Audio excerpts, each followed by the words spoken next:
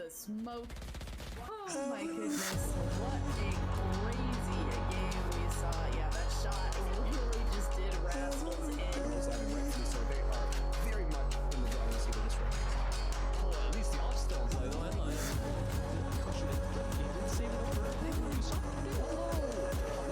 like you mentioned, Project A. It's actually named Project A, but at this point, the honestly is how they get that shots are it doesn't make any sense. The first one was in the air, the second one was on a rope, and finally things come. Maybe things start making sense. He's able to take one. Does he have a dash? Oh my god, he's actually got the DP entirely. What was from?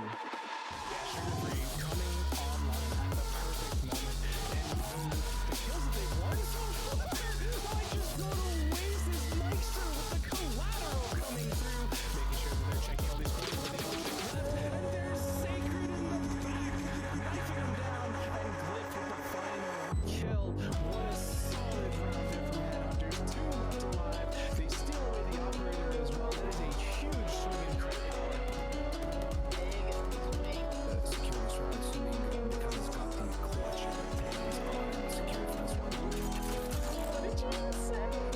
Clutch pants, you know what I mean? Like, you never heard that saying before, like clutch pants? No? I know. Maybe it's a counter strike. Ignore it. Don't ignore that. That's a robbery. You see, there it is. What did I tell you? You called it. Holy smokes. Exactly.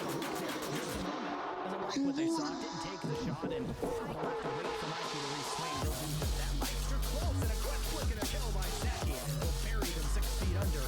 CP will re-swing this one, doing the jiggle peek to evade out the shot. The player step through the defender spawn section, but they can't step out of market. There's still one more player, small pizza, unaccounted for in market as of right now. Ty has to play smart. The spot interlace first, they're aware maybe there's a player on the name. There's not a 2 on Staples in it early. The Lemons will swing towards the side, and they will gain themselves a net positive kill, but it only puts them at 3 James is still up inside too. They'll send Andrea to the afterlife and hit fire. Kill their third. And Hunter's turning not on the side of the Gogi, but instead fought for the side of Crazy Goblins. Just zoning away the last remnant of the Gogi. Laisha will not survive against Jay. Looking to fight at the beginning, continues to go into a tumultuous point. Whoa, I hit record a drop, you can't ignore it. I'm transforming now these cars and planes, I'm always boarding. Just out touring down in Charlotte like I play for Hornets. When I'm performing, never boring, now you can't afford it. Champagne Perrier, finish friends on my face. Looking like I'm from the deep, these no Cartiers. Pockets deep, deep, deep, bro. I can make any mistake, bro. Do you, I'm doing me, bro. Making noise, use a beat, bro. I press the button and the doors go off like that money come and start and do not say. Upgrade her diamonds, now her girlfriends are like. Neighborhood on the scene, neighborhood on the stroke, neighborhood be the name, neighborhood no grip, neighborhood that's me, neighborhood that's name, neighborhood do the dance, neighborhood do the deal. Okay, thought I'd never make it like no way. I'm the real deal, no rope play. My days off, there's no day. Shorty on rose, even the shooter that's cocaine. Now it deals like rose, got no pay, on no say. Okay, this the news, tell them read it. Been the one since a fetus. Don't sleep on me, Tempur-Pedic. That's a no, no, no. Spending dope for no reason. Got a ball head, Mr. Cleaner. Heard the big bags overseas, then we gon' go Oka. I press the button and the doors go off like. That money clip us not and do not look like. Nicely dodged. Upgrade her diamonds, now her girlfriends are like. Ready for final. Range against a rifle. Chance to trap on side. Flashy does much. That money clip us not and do not look like. Per se, but King Phil is not going to go and buy the gun. But again, the seesaw mentality kicks in here. You have to find a solid 1 to 2 rounds consecutively to build that momentum. And I think this is the key chance to do so as they go right on to this B site. A lot happening. Executive so good. With the tripwire with the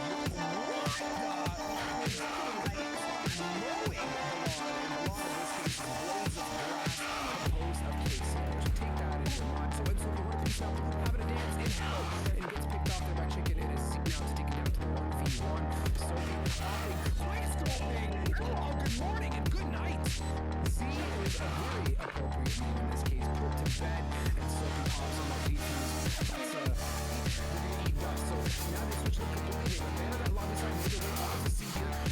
Blue is completely blocking off the garage. She would finally trades it up, but two brothers have been dropped. Meanwhile, three ultimates loop for Dice here, but Z, the platform game and with the three-piece combination, Z has held that back corner area really well.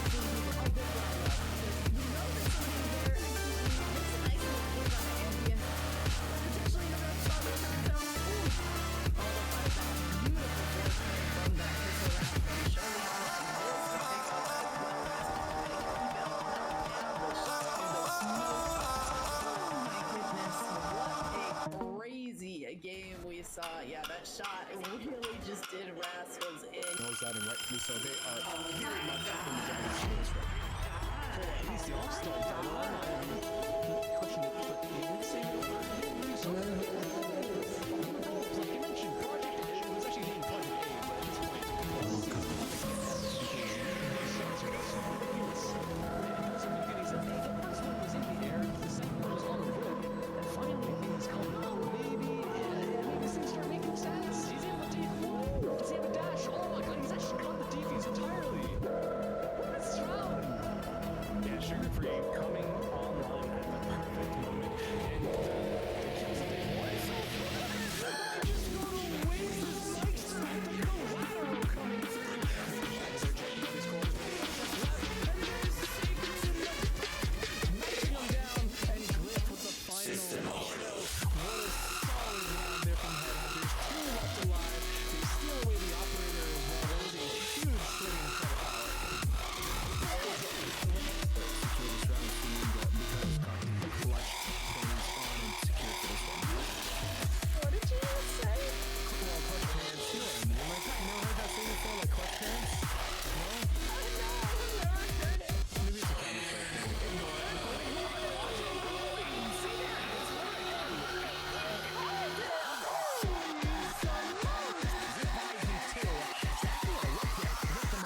Doesn't like what they saw, didn't take the shot, and they'll have to wait for Mikey to re-swing. They'll do just that. Monster close, and a quick flick and a kill by Saki will bury them 6 feet under. Zippy will re-swing this one. Doing the jiggle pizza. They will bait out the shot on the player, step through the defender spawn section, but they can't step out of market because there's still one more player, small pizza, unaccounted for in market as of right now. Ty has to play smart. They spot interlaced first. They're aware maybe there's a player to be made. There's not. It's 2 on stand. Early. The women's will swing towards the side. They will gain themselves a net positive kill, but it only puts them at even odds. Jinx is still off inside too. They'll send Andrea to the afterlife and a hip fire kill their third. And a hunter's tree not on the side of Agogi, but instead pops for the side of Glizzy Goblins. Just zoning away the last remnants of Agogi. Leisha will not survive against Jay Wolf. The fight at the beginning continues to go to its merchant's points. Well, Tango cannot eye to assist them. They're not. Mixer does fire one. It's good trade back. They're short-lived.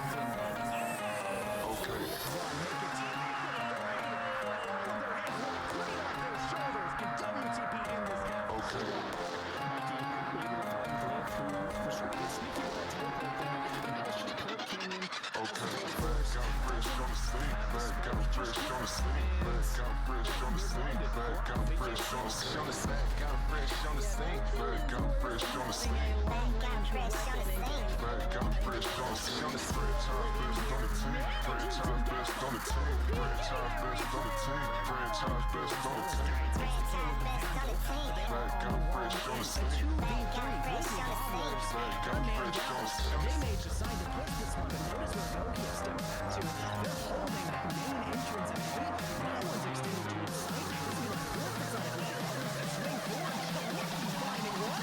He's finding two. The third kill for them in this round. Now it's just one. It will be the last of them all as a 4-can. That's for Jay Wookie with the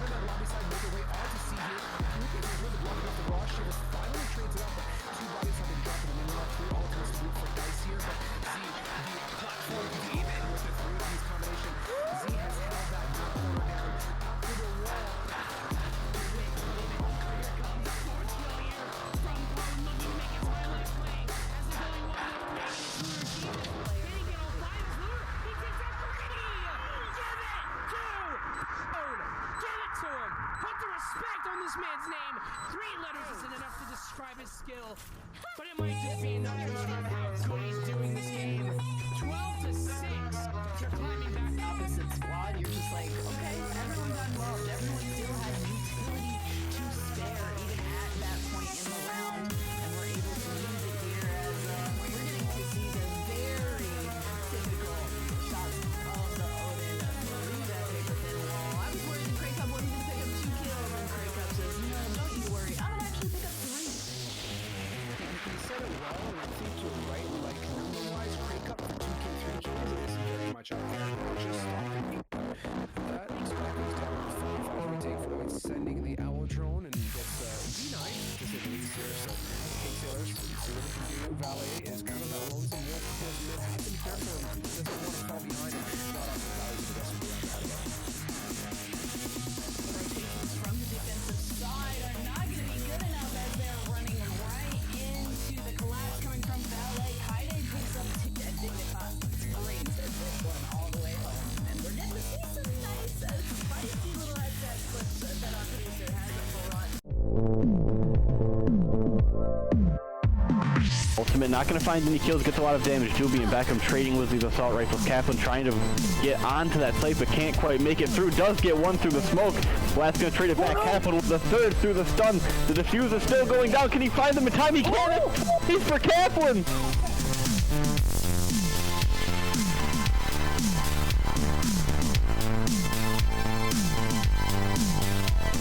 The opposing opponent picking up from garage, could move to position, but the site opens up, and immediately 2 down here as AV strikes first and then strike quickly.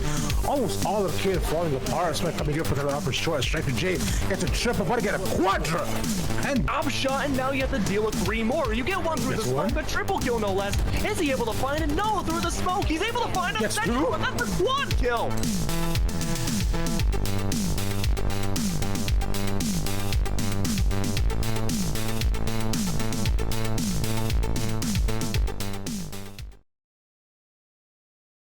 All right, everybody, welcome. It is the Pit of Valor. I have somehow shrunken it, but that's okay. Just got to take a step back. Welcome. POV number 101 is as live as can be. I am Strive, joined by the fantastic Eric, and we're going to be taking you through the rest of the evening's festivities. I say rest because for those that are joining us, and in case you do happen to follow brackets, which you should, we're getting into a round 2 matchup. So we've kind of done a bit of a hop, skip, and a jump. But regardless of that, Eric, how are you? It's been a while since you and I have been on desk, but most importantly, after a banger Pit of Valor number 100, 101 was a bit of a hiatus last week, but we're here now, so the saga continues. And man, good to see you again.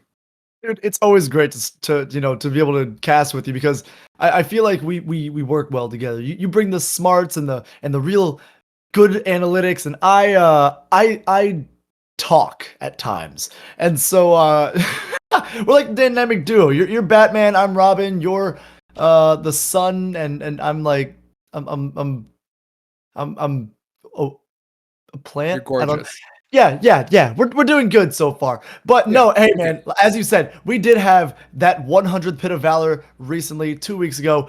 Absolute banger of a tournament. I mean, we had such a huge turnout. We had 2 separate streams going at the same time to cover all the action that we did have between the teams that were playing through.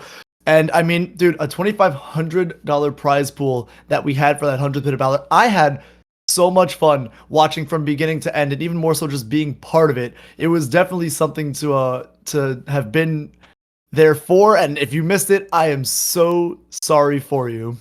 Yeah, it's kind of unfortunate, but I mean, 100 is a milestone. 200 could be a milestone. Realistically, every week is a milestone. So we appreciate our community. Of course, we had amazing sponsors. We had Control. We had Metafy. We had MSI giving away a fantastic G273 monitor, which went to Coburg from Roy's Kitten Lounge was the winner of that one. So yeah, amazing stuff. And the show doesn't stop, and it will not. Week after week, we continue rolling. So for those that have signed up for this week, thank you so much for joining us. For those that have not yet signed up, of course, next week's opening, or rather sign up is open. So please take the time, head over to communitygaming.io, sign up for Pit of Valor. And if you are so interested in signing up for various other titles of different types, Valorant or not, fear not, Community Gaming has you covered. Check out their page, click around, browse around, and get yourself involved and compete, have some fun. But getting down to the nitty gritty of the matchup of today, we started off on the most humble side of Valor, going to Ascent with X13 and Akron. Great opener regardless. It's a round number 2 map again, so for those that are following that bracket, keep your eyes peeled. Yeah, I'm ready to go, Chief. It's a great, comfortable start for us in this week. Yeah, see, for me, again, coming into this new week, 101, and listen, man, I mean, technically, this could be like a reset for us until we get to 200. This is the first of the next 100 Pit of Valors, and hopefully I get to be part of all of them, because realistically, man, I do enjoy coming back week after week and watching these teams, whether they're new, old, kind of in the middle, whether they're seasoned veterans, whether they are, just novices to the game, compete and more so enjoy themselves in what is, in my opinion, a great way to really, spend a Wednesday with your friends, competing for a prize pool, or just, having fun, trying to get better with your callouts, with your aim, with your strategies, things like that. Yeah, that's the whole fun of it, of course. And it don't got to be serious. You can keep it, low key if you want to. But we know for a fact here on Pit of Valor, we have some great reoccurring and new talent showing up. So if you're so keen as to sweat your way to the final rounds and the grands, of course, feel free to do so. $250 is on the line for that. But if you're like, Eric said, and just want to have some fun, play a couple games and enjoy yourself as well, if you're at it, might as well join that Pit of Valor. So as we get into agent selection here momentarily and seeing where we land up on Ascent, primed, set, and let's see what these two teams got in store for us. Yeah, again, for me, 2 teams that I've never seen before, X13 and excuse me, sorry. X13 Akron. Akron? I think I'm saying it correctly. Akron. Yeah. Akron. Okay. Well, yes, 2 new teams for me. So I'm coming to this fresh off of not knowing who either of them are. So I'm excited to see how both of them play, more so how they take the map, more so how they go, as well as their picks. I mean, I saw the map bans and whatnot, so I'm really interested to see how these 2 teams kind of fare against each other. Yeah, totally. And we're getting the, I guess, run-of-the-mill selection, seeing KJ make a return as usual, finding some good comfort. Got your Omen selection as well coming through. And for the rest of the picks here, we got the Sova, we got the Jet, locking in more or less what's panning out to be mirror matchup. If maybe will happen to select Sova, et voila. There she is. Bask in the mirror matchup here on Ascent. I mean, great way to keep things neutral and fresh. Absolutely. Now, not exactly fresh because we do have Ascent being a map that we've seen over and over and over and over and over again times a million. But I mean, sometimes what you're used to is okay. You know, we're comfortable with this map. It's obviously where we hold our own little bit of prime real estate since we see it so much. So we are going to get into this first round with X13 on the defending side and Akron on the attacking side with the full lineup set, all agents locked in. Round 1, we're getting on our way. That indeed, and that initial look here, a little bit of a caboose towards that A side here for the attackers, kind of keen on hitting that. Where that gets them, though, is TBD here. Of course, pistol round, things can get spicy. I do like that setup, that solo KJ playing that B area. The rest of the crew kind of playing that 2 and 2 respectfully, covering that mid as it is a critical choke point here on Ascent. Tracks are being made, and initial presence detection with that KO, getting some early intel and such. But Acorn has got that dash primed and is looking to dash on through. Smokes are in. Not even having to really commit too much there. It's kind of an open sight here as they waltz right on through to A. It's time for that crispy retake opportunity. Absolutely. And as Panda's going to put this spike down, time starts to tick as one kill is going to go over to the side of X13, now making it a 5 versus 4. Door is going to go down. Nico in heaven, awaiting a potential poke out of this smoke, and it's going to happen. Shots going to be fired as Panda's going to take out Fluky, and WKD is going to, oh my goodness, 5 bodies drop, and now a 2 versus 1 situation in favor of X13 is going to come out. Panda, the lone survivor of the side of Akron, going to have to do everything he can with a frenzy and a dream, going to have that fake defuse happen and decay. A 3-piece on this first round, beautifully played.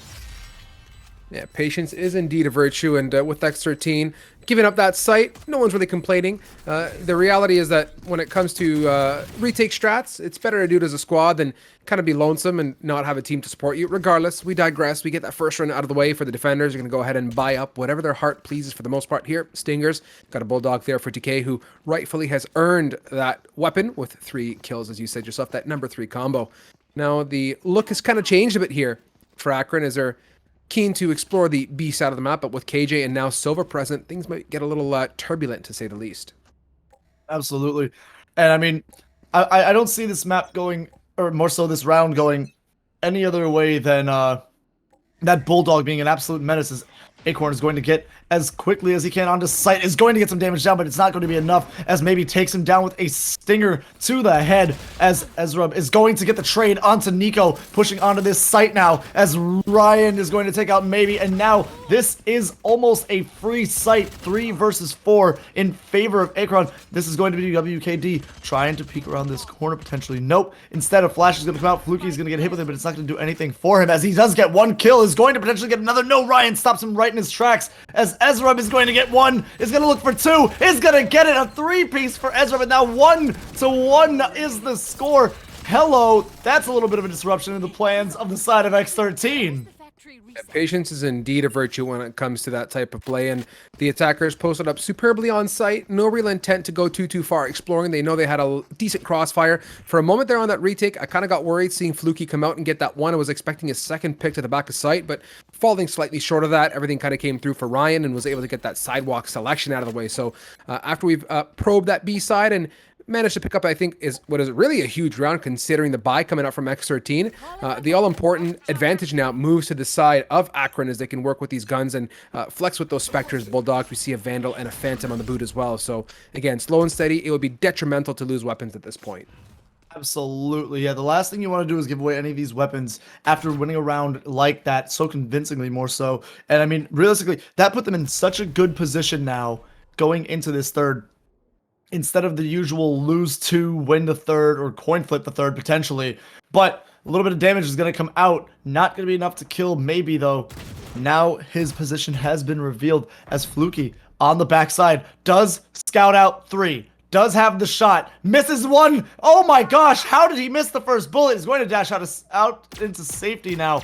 That could have been devastating. Oh, what a shame. Here comes that attempt now to get on site. KJ and Co. East Rub just making moves and tracks here. X13 kind of in shambles. Massive bit of contact from Maybe there. Good pick and good selection on the Vandal to carry on through. Exploring the back end. East Rub is so hot with this gun. My goodness, another number 3 combo on the side. Give it a side of fries and a Coke while you're at it, Chief. But on the verge of success. DK, high hit points equals Vandal award, but this is again that advantageous position for Akron in this 4v2. They got no reason to leave sight here. The retake is in the hands of X13, but they're going to have one heck of a time getting over there. Yeah, the 2 remaining members of X13 are going to get taken out by Ezra, and that Bulldog going absolutely rabid. That's a 5-man for 1 man in 1 round. Beautiful ace by Ezra coming out there. Huge. And getting into that now all-important attempt after taking a bit of a beating. I can see the desire for Akron to go ahead and bonus on through. No real buys coming out on their end, but X13 have a second attempt at the what's the term here? Another kick at the can with this round, as they've got their guns in their hands and hopefully can settle in. Yeah, a little peek here to this A site. I don't know if they're going to fully commit to it just yet. Getting a little bit of utility out, maybe to try and bait out a rotation, or more so a little bit of aggression from the side of X13. But X13 just lying in wait. 1 on B, 1 in this mid, 3 on this A site, as we're going to see a 3-man push up through this catwalk area, as Decay, laying in wait, is going to be here with 30 bullets, ready to take someone out, but gets taken out himself by A Smith, and that is going to be a huge pick for them now to go ahead and move on through. WKD now on the angle, does not land the shots, is going to have a blind come out. Acorn now knows exactly where he is going to get taken out by him regardless of knowing his position though. Battle here for Fluky continues towards the back of site, making an attempt to hopefully get back to it, but One enemy remaining. Okay, well this round has been absolutely turned around now by X13. Ryan though, getting a beautiful poke out and a headshot right there on WKD, now is going to have to play this very, very well, as there are 2 members ready and waiting to take this next trade. Oh, okay, so now they know exactly where he is, and a hard trade to take at that. He's going to go down, and that is the round going in favor to the side of to X13.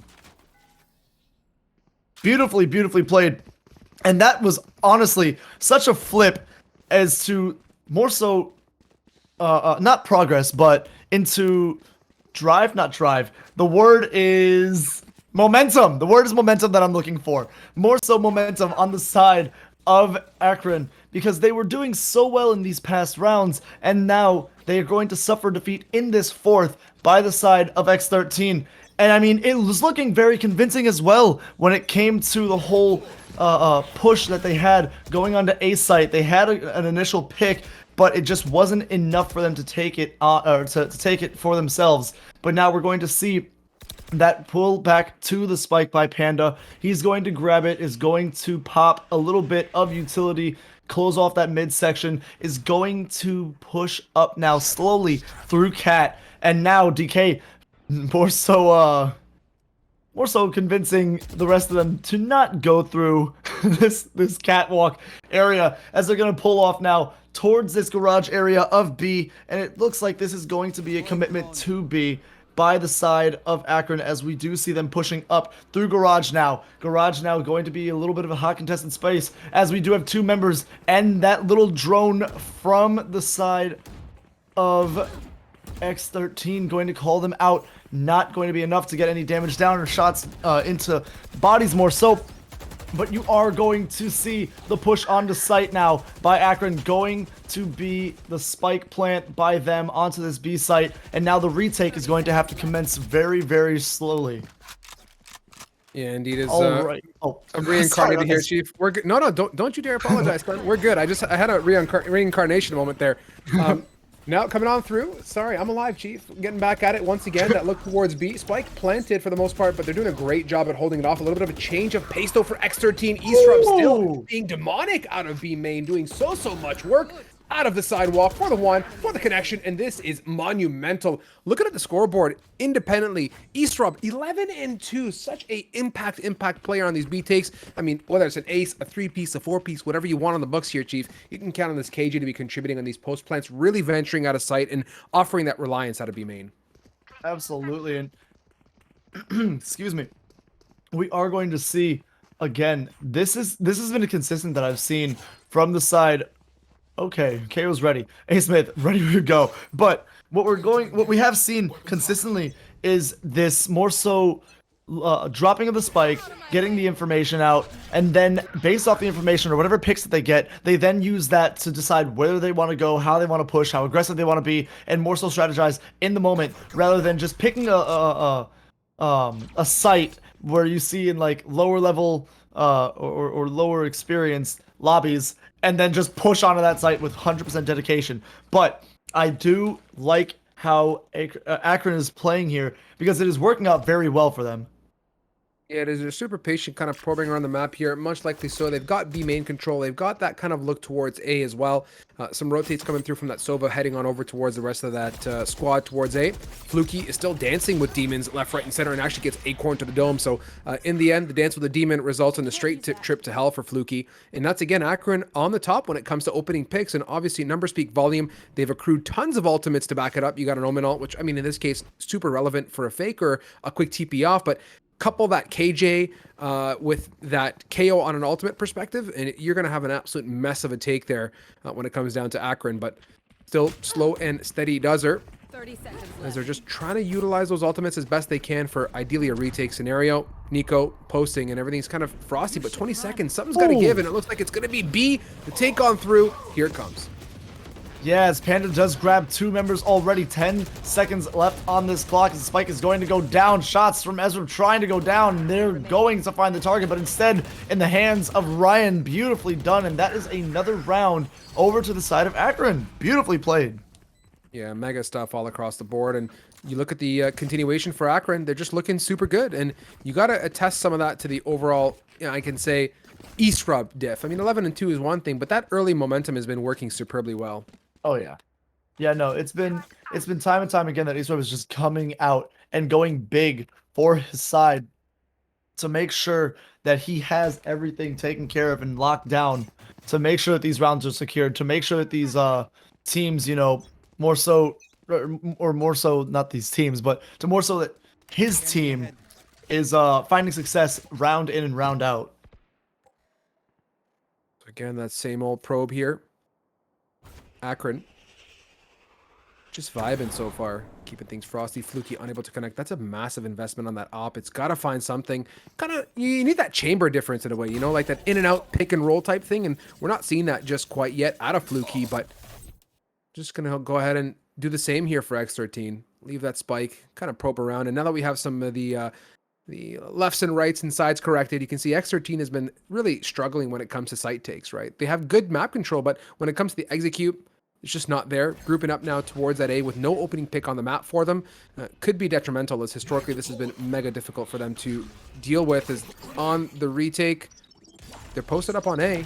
Sova and KJ aren't coming over just yet, and this could be that explosive opportunity for Akron. Oh! Okay, and as we were talking about struggles, they heard you. They must have heard you, because that was a flawless round from the side of X13. Coming out huge here. Not losing a man, getting 2 kills on that op as well, and the rest cleaned up by the rest of the remaining members more so that were on this site. That was beautifully played and exactly what they needed to get right back in and make sure that they're not falling behind in this deficit that almost started growing for the side of Akron. Yeah, well put. And I mean, for X13 to get those critical picks like that, Fluky ended up connecting. I was kind of heartbroken as we didn't see that cat pick come out or any kind of real venturing out, but it seems like despite the initial turbulence, they're not looking to change up their play too much. You have that Silva and KJ probing that B main area early on, and the rest of the team just posted up on A.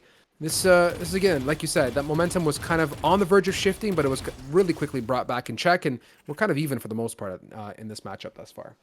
Absolutely. These teams are not giving, you know, much leverage when it comes to round by round. They are going tit for tat almost. And ooh, that little poke out is going to be seen as Acorn is going to grab maybe Ryan, also grabbing Nico through the smoke. And that is going to be the push onto this B site now. A spike is going to go down on the side, excuse me, of Akron. Beautifully played. And now a 3 versus 5 in favor of Akron. This is not going to be easy for X13 to come back and take now, especially with that op in hands of Fluky and these close quarters as A-Smith does take out Decay, furthering my point. And now again, A-Smith taking out Fluky. One member left on the side of X13 in form of WKD. He's going to have to play this perfectly as he does get hit. He's going to have information grabbed out for the side of Akron, and Ezra is going to take out the last remaining member of X13, making sure that they further the lead 5-3 in favor of Akron.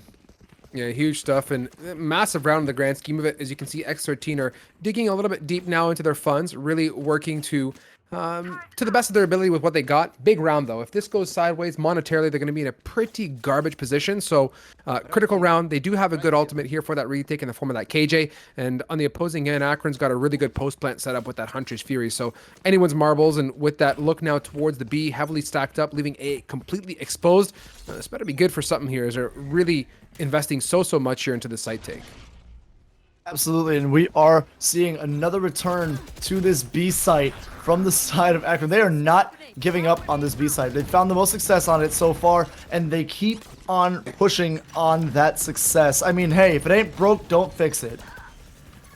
Why not? And still, plant goes down. The unfortunate part is they've lost that KJ for that post plant to hold off the Akron retake, which is super heartbreaking. And Omenal's not going to save you in this case. Akron, at this point, it's a matter of, I think, save the Sova, play for your lives, and allow X13 to ideally get on and try and defuse. But that's going to be a little bit difficult with Fluky open to one. Acorn is so intently watching on the sidewalk here, falling back to sight. But massive one there for WKD. Acorn holding for the one, holding for the two potential. Nice trades, 4-piece. Do we got the ace? Brace for it. Oh, we do have the ace come in. Oh my goodness. I mean, Acorn just going absolutely ballistic and really frag hungry, not afraid to venture out of sight for the initial pick, and then obviously falling in and utilizing team play to get those two other picks towards stairs. So this is that kind of stuff that makes you feel good and fuzzy inside for Acorn.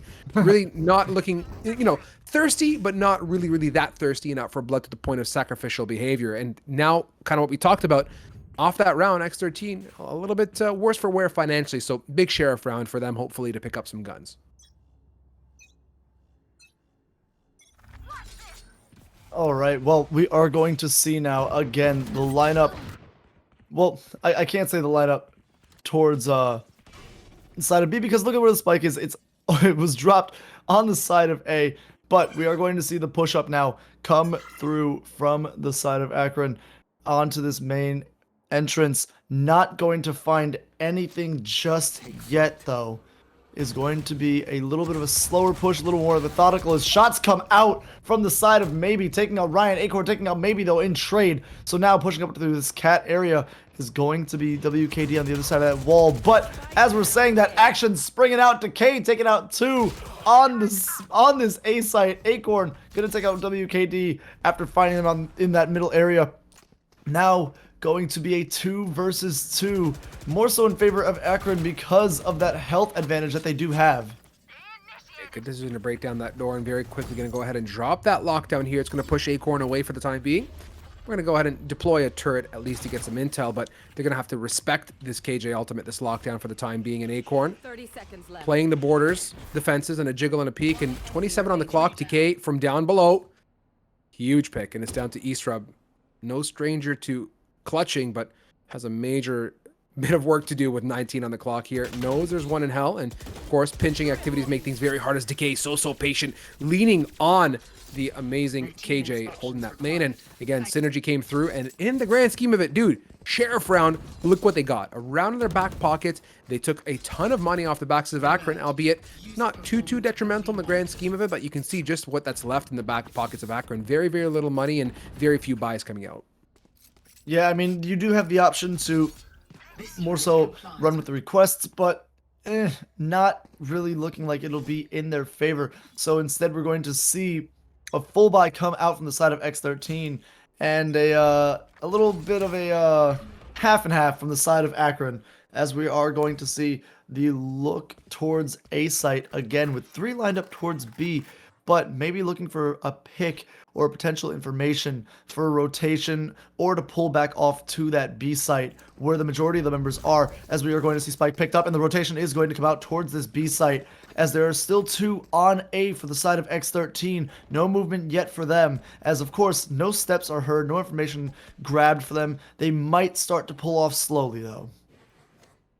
And giving up that A control, I have to say X13 is pretty darn good at respecting the, I guess, attacker side territory. They don't venture too far out of their comfort zones, getting pushy towards mid or cat or A or B for that matter. And it's proving to be turbulent as they're relying heavily on the post, but WKD playing that distance, respecting the pushes, gets one onto Acorn, who's kind of keen on pressing that button. And again, doubling up in backside for the 1. For the 2, Nico swings out, but for the most part, we got to see maybe trade it, and we do as Decay comes in for the support. Gotta love the patience, gotta love the shots connecting, and overall team synergy, mighty on good that round. X13 bring it together, holding on steady to their funds, and continue to keep Akron hella broke as we get into the last bit of this half. Yeah, Akron coming into the last round of this half, not in the best position. Half shields all around. Acorn with only a classic, but of course the ult available. So he'll be knives out this round. This could be a full reset for X13 going into this next half. Could be. I mean, we take those Ascent 6/6s. It's a good vibe here. Akron feeling out the same main area. Have left that KJ venturing outside of B for control, and kind of begs the question as to, is it really that value add considering X13 has not really been pushy whatsoever? So Ryan, knowing that it is last round, says here's a Hunter's Fury. I may not even get to the plant. Might as well use it for some intel. Acorn about to dash into absolute death. Woo! Ooh.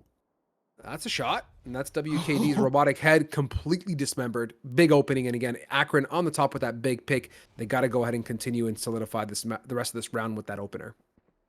Right, and they're going to pull off this A after that pick and look towards this mid area. Very interesting choice. Now, 2 and 2 on the split for X13 on each site. I would say more so B would be the harder site to push onto because of the utility by the KJ. But now we're going to see a potential spray through the wall. Yes, as members are going to drop in health, but not drop to hell in general. We're going to see the pullback as well towards this mid area. This looks a little bit like a mess right now. X13 kind of pulling ahead on this round, getting that trade back onto Nico. And now Fluky is on the flank, and the smoke is gonna pop out. It's gonna get 1, it's gonna get 2, it's gonna get taken down. Spike is going to get taken by Acorn, is going to get planted now on this A site. 13 seconds left. 2 versus 2 health advantage is to X13 though. Is that all it's going to take is some health and love? Maybe here, a bit of a recon out. Shock Dart, a low HP Acorn down below. Do we got a bit of a lineup? No, we don't. Just dancing around here at this generator. Panda, fake TP, maybe for the 1, a low HP-ish sort of omen. Panda so good with the shots, but unable to solidify. But talk about a major banger of a last round. Given the early damage that was done off of the paper mache walls of B by Nico, to come down to the 1v1 for the clutch and to round off the 6-6, it doesn't get that much closer round-wise and overall half-wise. Switching sides. Yeah, this has been an this has been a really crazy first round for us, second round for the tournament, but first game of the stream more so. This has been a back and forth, and as you see coming into this switch, this side switch, we are going to be all tied up. So now this this is it right here. You're going to see these two members, more so these two teams now in the opposite side of what they were just doing now, in terms of X13 being the aggressor and now Akron having to be more so in the defensive side, where they looked really convincing early on in these rounds.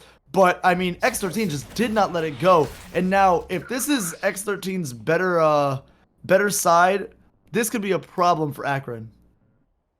Could be, but I mean, with this one way so far blocking the initial look towards A, and some info gathered from the respective KOs, They're looking for that explosive play here. Pop flash, recon dart close.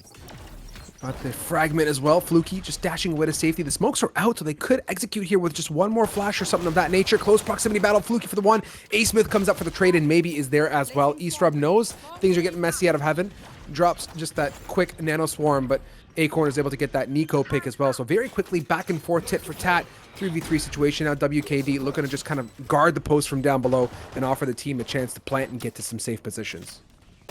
Yeah, as I mean, kills are going to start coming out left and right. Beautifully played so far by the side of X13 on this aggression, but 2 members still left on the side of Akron, and Israb, is going to get taken down by maybe. Now another trade coming in. Acorn, does he have it? He does not, as maybe takes him out with that frenzy. That round going to the side of X13. That indeed, and in the summary of it all, 7-6, and that's going to be no. The side should have swapped, and I believe, yeah. Now we're I think in a good place, or are we? No, we're in a good place. I'm not losing my mind. Indeed, that is the 7th round to X13. Everything's corrected now. They're going to go ahead and look mighty on good, Chief. It's only pistol round, so don't get too far ahead of yourself. We see Acorn purchasing that Marshall as well, and could be a determining factor for some good opening picks. Struggles though, minus that KJ and Jet on top. Oof, absolutely. Now, we do see this lineup coming towards the side of B through this garage area, as damage is already going to be placed onto a few members, as Decay is going to take out Easrub, as Nico is going to take out Acorn, and now we're going to have Fluky looking for a pick as well, as WKD does get this spike down onto the B site. Now, lying in wait is Ryan, but through the wall is what we can see. Ryan cannot see that, so he's going to have to push up with this Marshall in hopes to get a pick or two, as that owl drone comes around the corner. Guardian takes one out. Nico getting traded for A-Smith. Now, Decay coming around the corner to grab Panda. Ryan going to get taken out as well by WKD, and that is 2 rounds in the hands of X13. Yeah, so far with the way these gun rounds have been looking, it's been pretty good for X13. They haven't been struggling too much. They bring a really good precedence and tempo when it comes to the site takes. So for Akron to change things up, part of me is wondering what's it going to take, right? Play a complete retake. Is going to be a get aggressive and get a pick type scenario. This being the gun round is that time to showcase what their plan is going to be and what their intent is for this half. If they can't establish this round, I'm going to get a little bit worried. I'm going to get uneasy, because you can see on the back end of it, X13 is very light in terms of weapons and such. Spectre is a guardian and a sheriff. So yeah, big decision-making factor ahead here. Decay getting into position for a pick and goes ahead and says, nope, I'm out of here, bounces away and regroups with the rest of the team. Yeah, that could have been a little rough, but nothing happening yet early on in this round. We're going to see a little bit of a slower push going through this mid here, as we see everyone, well, not everyone, but 3 members of the side of X13 kind of grouped up here and waiting, checking angles, making sure that every nook and cranny is covered so they don't get picked off, pushing onto this B site, as well as a 4th member through the garage in form of Nico is going to get potentially taken out. No, Nico does grab Israel, is going to be huge for them. Now pushing onto this B site. Spike is going to go down as the back side is going to be checked. Decay now. Spike planted, and retake has to be mounted now by Akron. This is looking very convincing so far already by the side of X13, as the Owl Drone is going to go out, try to get some information. They're going to see nobody around here. Ryan going to grab one little bit of a snippet of information on the side. Oh, but a really nice one-way here by Decay. Oh my goodness. 4 versus 1 now. Akron dropping like flies.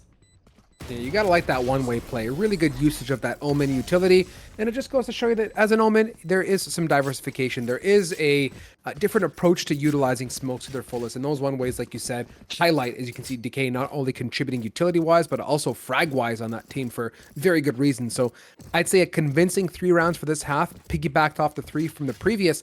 good momentum, good looks all across the board. And with Akron now having lost their weapons they bought up, it kind of makes me uneasy, man. I told you I feel uneasy, and I genuinely do. It's been a very, very difficult hold on this B side. A's been a little bit interesting, though, and we'll see how they can mount an attack towards its side if they choose to explore. Akron, maybe adventure. Go for an aggressive pick if possible on a gun round. Maybe this isn't the round to do it, but utilizing some ops and leaning on a jet might be quite helpful, perhaps. Yeah, now what I do like is that there has to have been, well, more so, there. You would think that there was some sort of adjustment made, right, to the side of X13. There had to be some sort of talk. There had to be some sort of reset for them to be able to come back into this, play calm, cool, and collective, readjust, and start, taking these rounds into their own hands. And I mean, pretty convincingly as well in these last three, I'd say, at least from what I'm seeing so far, it looks like, X13 is a little bit of a different team coming into the second half than what they were in the first. Yeah, Mega, and again, just really, it's all coming down to the wire when it comes to Akron. They're playing the fences, being very diligent, but being cut off. As Panda is in a position to get picked off, and Fluky picks off Acorn. There is really not that much synergy in the grand scheme of it. No trades, no crossfires, and X13 just kind of walk on site, pick ahead, dome it, and off they go to the next one. Their first to hit double digits, 10 rounds now, just stomping their way through this attack side. And what a clean take of that A site. My gosh, there was so much that just went into that. It was the oh my gosh. It was the flash out of the smoke, as well as the smoke thrown onto site for Fluky to dash into.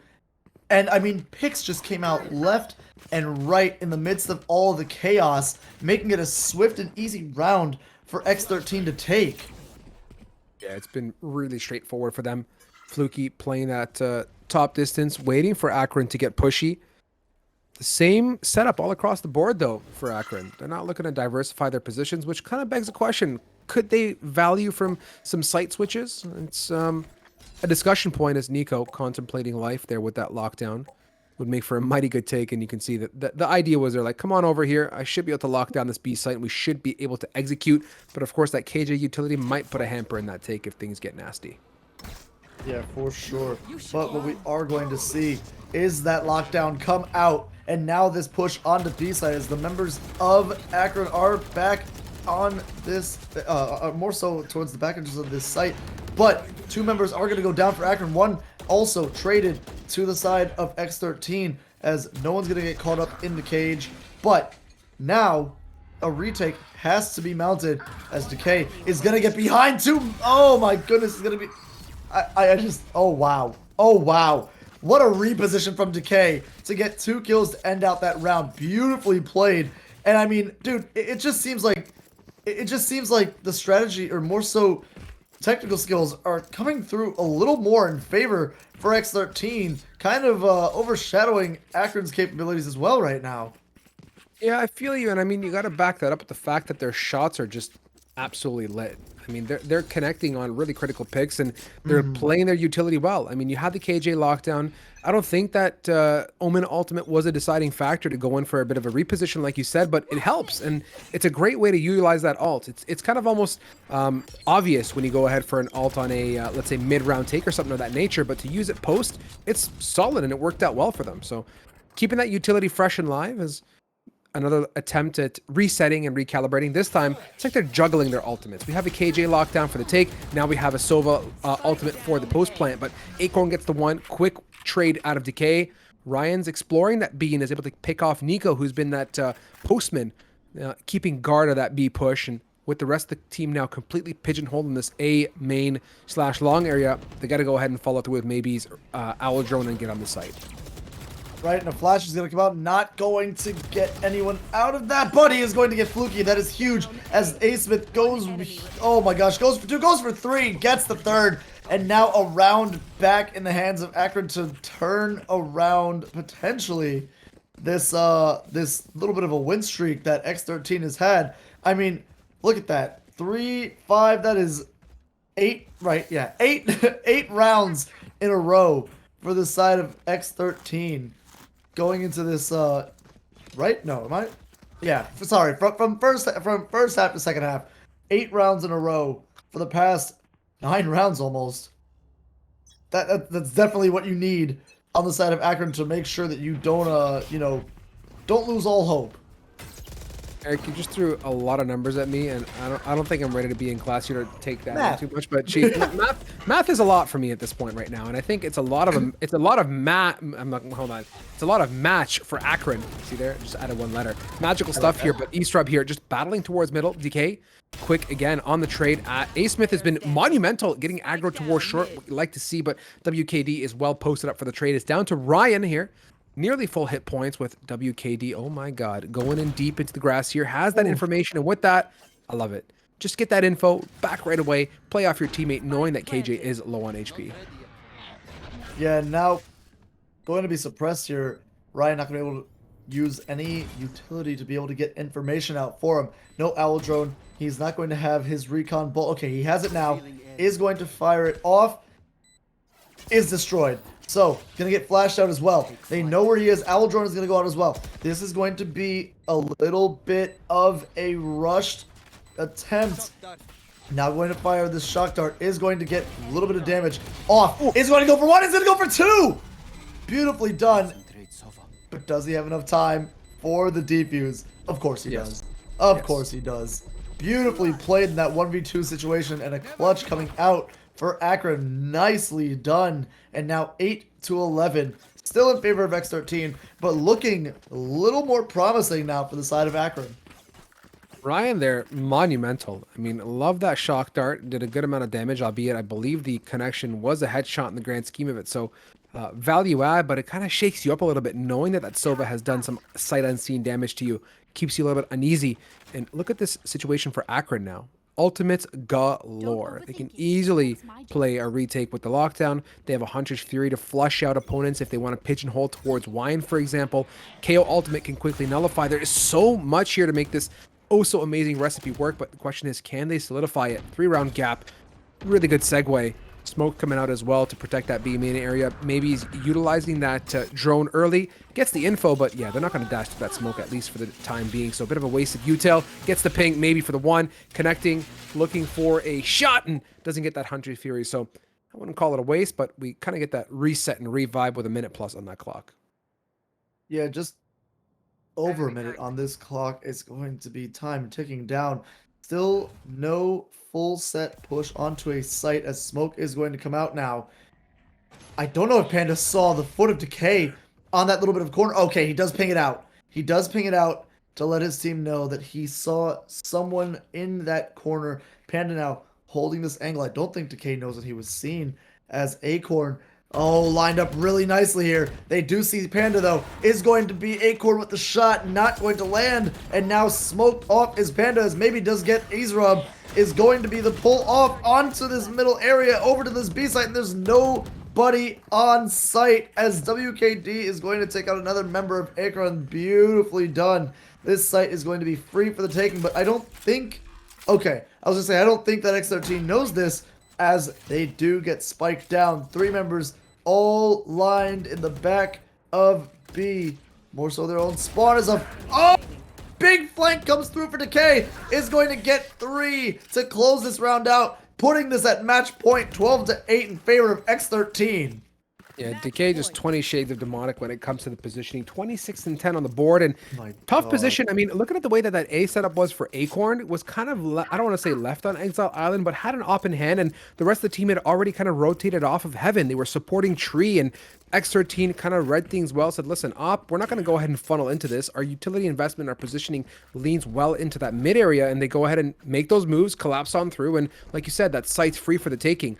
Akron is still holding on to 2 big ultimates, in my opinion, make that 3 actually. So it's very much up for grabs. They have to just lean into this here. It's not over, Chief. I truly believe that they can make this happen, but X13 is so dominant on their side takes.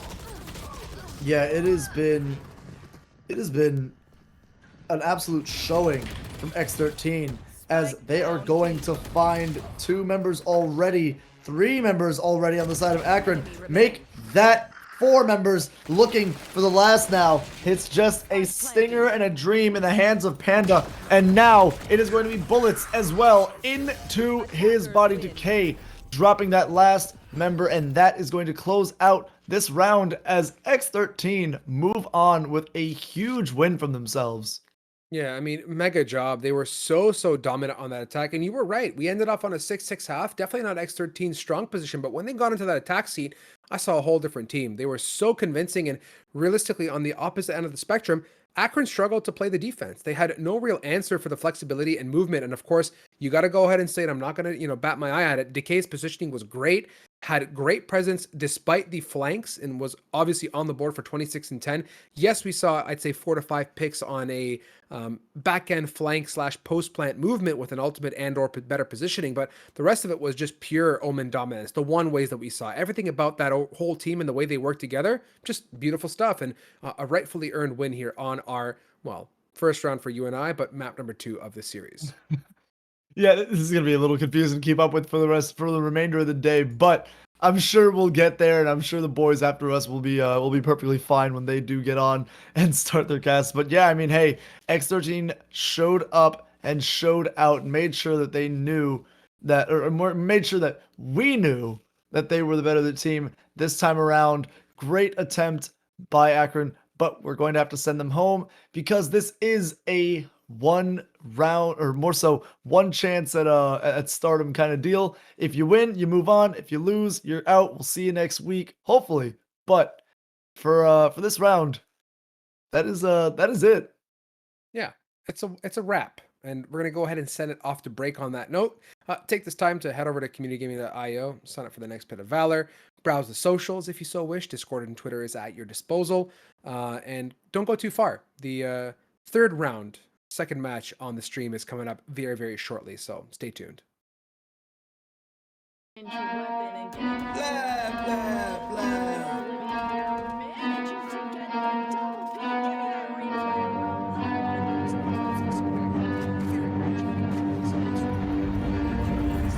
I got problems on problems on problems on problems on problems on problems I solve them. I run through the money, the pressure be calling. Left on my blessings, I feel like I'm falling. The birdie is back, tell me I'm garbage. I'm going through something, that's why I ain't calling. Phone and progression is all that I wanted. The phone and affection, I summon and dub it. Cause I got problems on problems on problems on problems on problems on problems I solve them. I run through the money, the pressure be calling. Left on my blessings, I feel like I'm falling. The birdie is back, tell me I'm garbage. I'm going through something, that's why I ain't calling. Phone and progression is all that I wanted. The phone and affection, I summon and dub it. Why you be all on my line about nothing? Why won't you go get you $1 or something? Don't hang with a who line for nothing. I see that we different, you riding, I double. I don't do discussions on bragging about hundreds. Don't go to your places, I know that they sunken. Don't call me your brother, I barely could trust you. I talked to a shorty, she bagging the bugging. And I'ma need all of my dollars on corporate, so hand me the money, I divvy the pie. I'ma give all of my people a portion to build them a fortune on flipping the ride. I can't be mixy when iffy the vibe, and 40 on 50 is really the time. Why are you all on my phone like you want me, like you wasn't pushing the kid to the side? I don't know if you thinking I'm blind. Cross on my crosses and dirt on my eyes. Done with your efforts, I'm dealing with pressures. I know it's a lesson, that's word of the wise. Dubbing the mixes I'm mixing, I know I've been missing. I needed some personal time. All the pictures, dimensions, I don't what you did this. I mean it, I'm staying inside. Cause they got problems on problems on problems on problems on problems on problems I solve them. I run through the money, the pressure be calling. Left on my blessings, I feel like I'm falling. The birdie is back, tell me I'm garbage. I'm going through something, that's why I ain't calling. Phone and progression is all that I wanted. The phone and affection, I summon and dub it. Cause I got problems on problems on problems on problems on problems on problems I solve them. I run through the money, the pressure be calling. Left on my blessings, I feel like I'm falling. The birdie is back, tell me I'm garbage. I'm going through something, that's why I ain't calling. Phone and progression is all that I wanted. The phone and affection, I summon and dub it.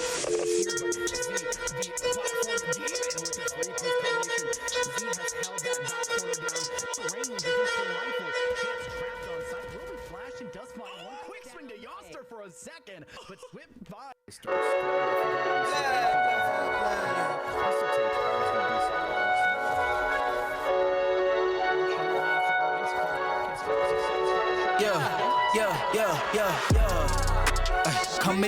Coming in, yeah. Flex, I just wanna win, yeah. LABB, who we running with, yeah. 2, 2, 3, 3, I'm on 10 again, yeah. State your name. Big been dope on flame, I just switched the lanes. Damn, he did it again, I just flipped the pain. Stripping and dipping in bass, slab on everything. Swimming, you sinking away, cause I got big racks coming. I put my low racks on it. I ain't skip past losses, I had to get back off it. See the fit lab on it until they whip my coffin. Money clip, I tossed it, I heard it's big bags on big bags on big bags coming. Coming in, yeah. Flex, I just wanna win, yeah. LABB, who we running with, yeah. 2, 2, 3, 3, I'm on 10 again. Pump up the action. I'm active. If he never heard of been dope, he just snapping. Jackson's off the rapping. Keep it on my body, bitch. I'm broke if you asking. Don't gotta sell him, most of y'all is flawless. Broken whips as long as it is foreign. Heard you want it cause the yam's enormous. What's in since she isn't gorgeous? Live my life, last name of Morgan Freeman. Trying to touch a forest. Do not know when knocking on the door is. Came in, I came in, I came in. Did it like the Porsches humming in. Coming in, yeah. Flex, I just wanna win. Yeah. LABB, who we running with? Yeah. 2, 2, 3, 3, I'm on 10 again. Okay, alright. Coming in, yeah. Flex, I just wanna win. Yeah. LABB, who we running with? Yeah. 2, 2, 3, 3, I'm on 10, 10, 10. Yeah.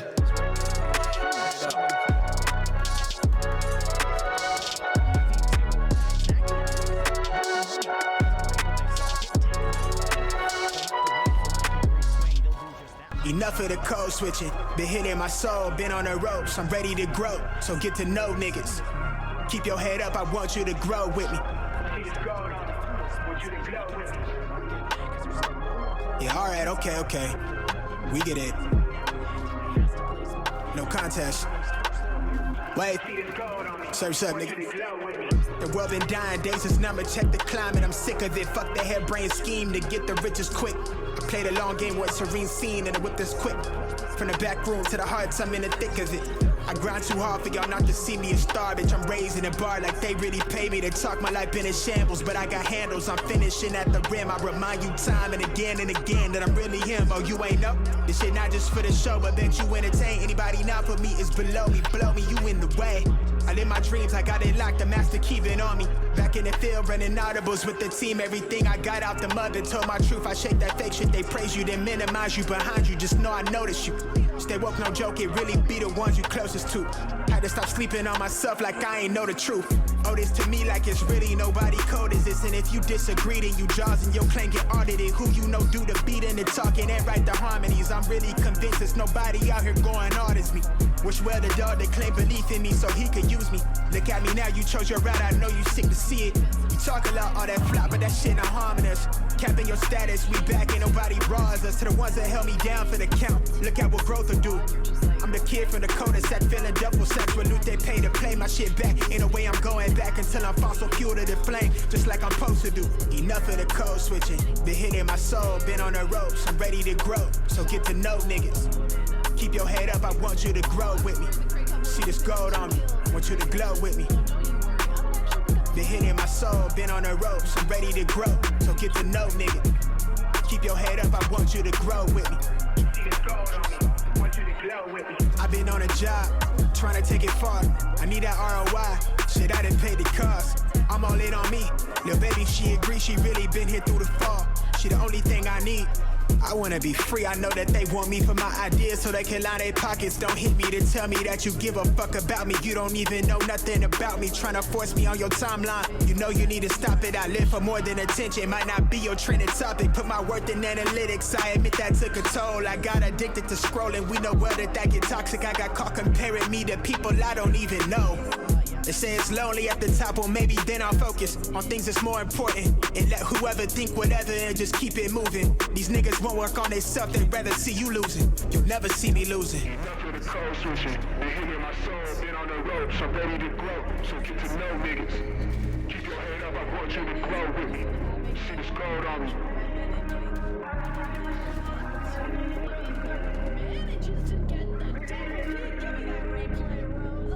Want you to grow.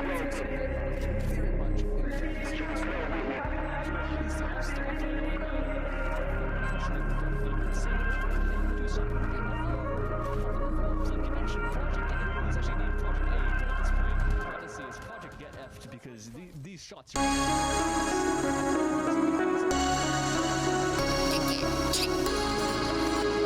go, go, go! Go, go, go! Go, go, go! Hit for my wins, I need my hands. This life is real, don't play pretend. Came off the bench, I get it in, I get it in, I get it in.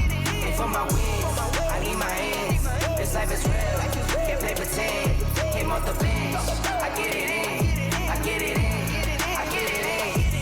my job, I get it done, but you should know that.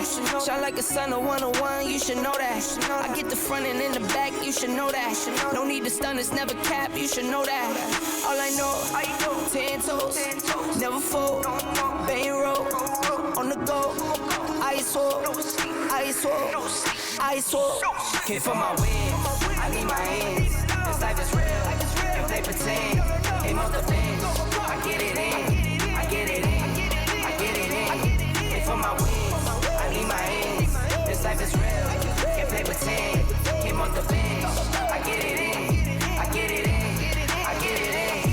I miss my baby, so I hit them on the FaceTime. I need it all for them, so no, I cannot waste time. Facing these oceans, feel the water on my waistline. We trust the process and I only know it takes time. You can get it. Got no worries, I'm gon' make mine. Going global, I'ma get it out the state lines. Paying taxes at a more than what you make now. Different bracket, eating off a different plate now. For my wins, I need my hands. This life is real, if they pretend. Came off the bench, I get it in, I get it in, I get it in.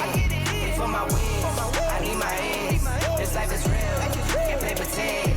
Came off the bench, I get it in, I get it in, I get it in.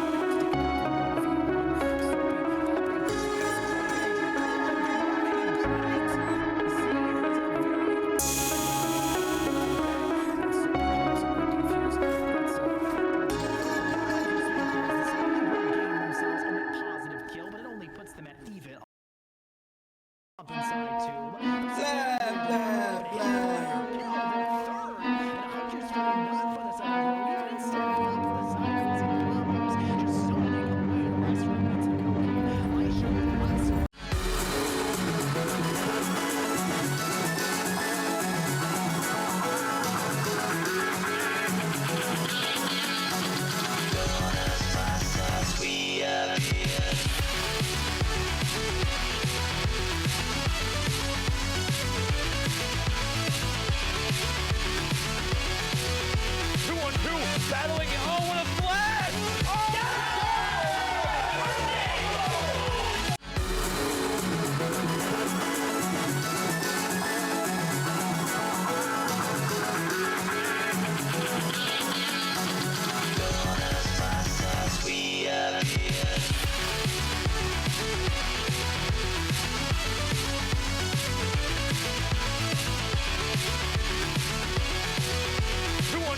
Battling, oh, what a flash!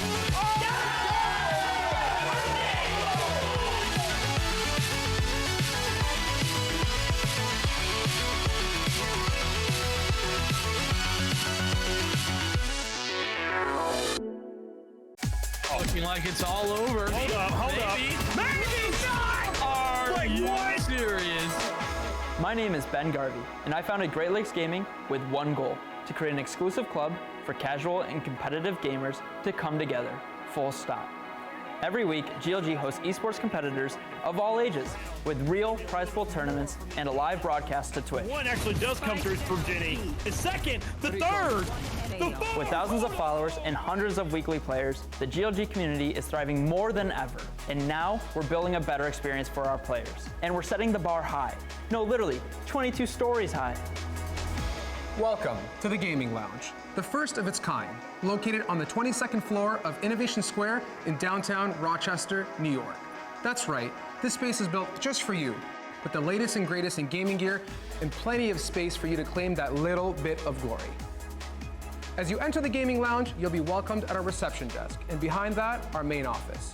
Here, we'll produce our professional broadcasts and turn those sick plays into the GLG highlight reels you've come to love. LAN tournaments, viewing parties, that all happens here in the viewing room. And if you need a little practice to start actually winning for once, spend some time in a team practice room. At some point, you'll need to touch some grass and maybe grab a bite to eat. So we partner with local cafe and restaurant, Bite Rochester, to provide fresh and healthy snacks at our cafe in the clouds. And of course, the crown jewel, the gaming room, stacked with hardware from limited edition consoles to top-of-the-line gaming PCs. Yeah, that's right, we've got GPUs. And if that's not enough, we've got 2 more private streaming booths fully prepared to take your following to the moon. The GLG Lounge is the ultimate space to stream, host, and hang, with no compromises, all built for your next win in the clouds. Grab your GLG membership today at glgaminglounges.com.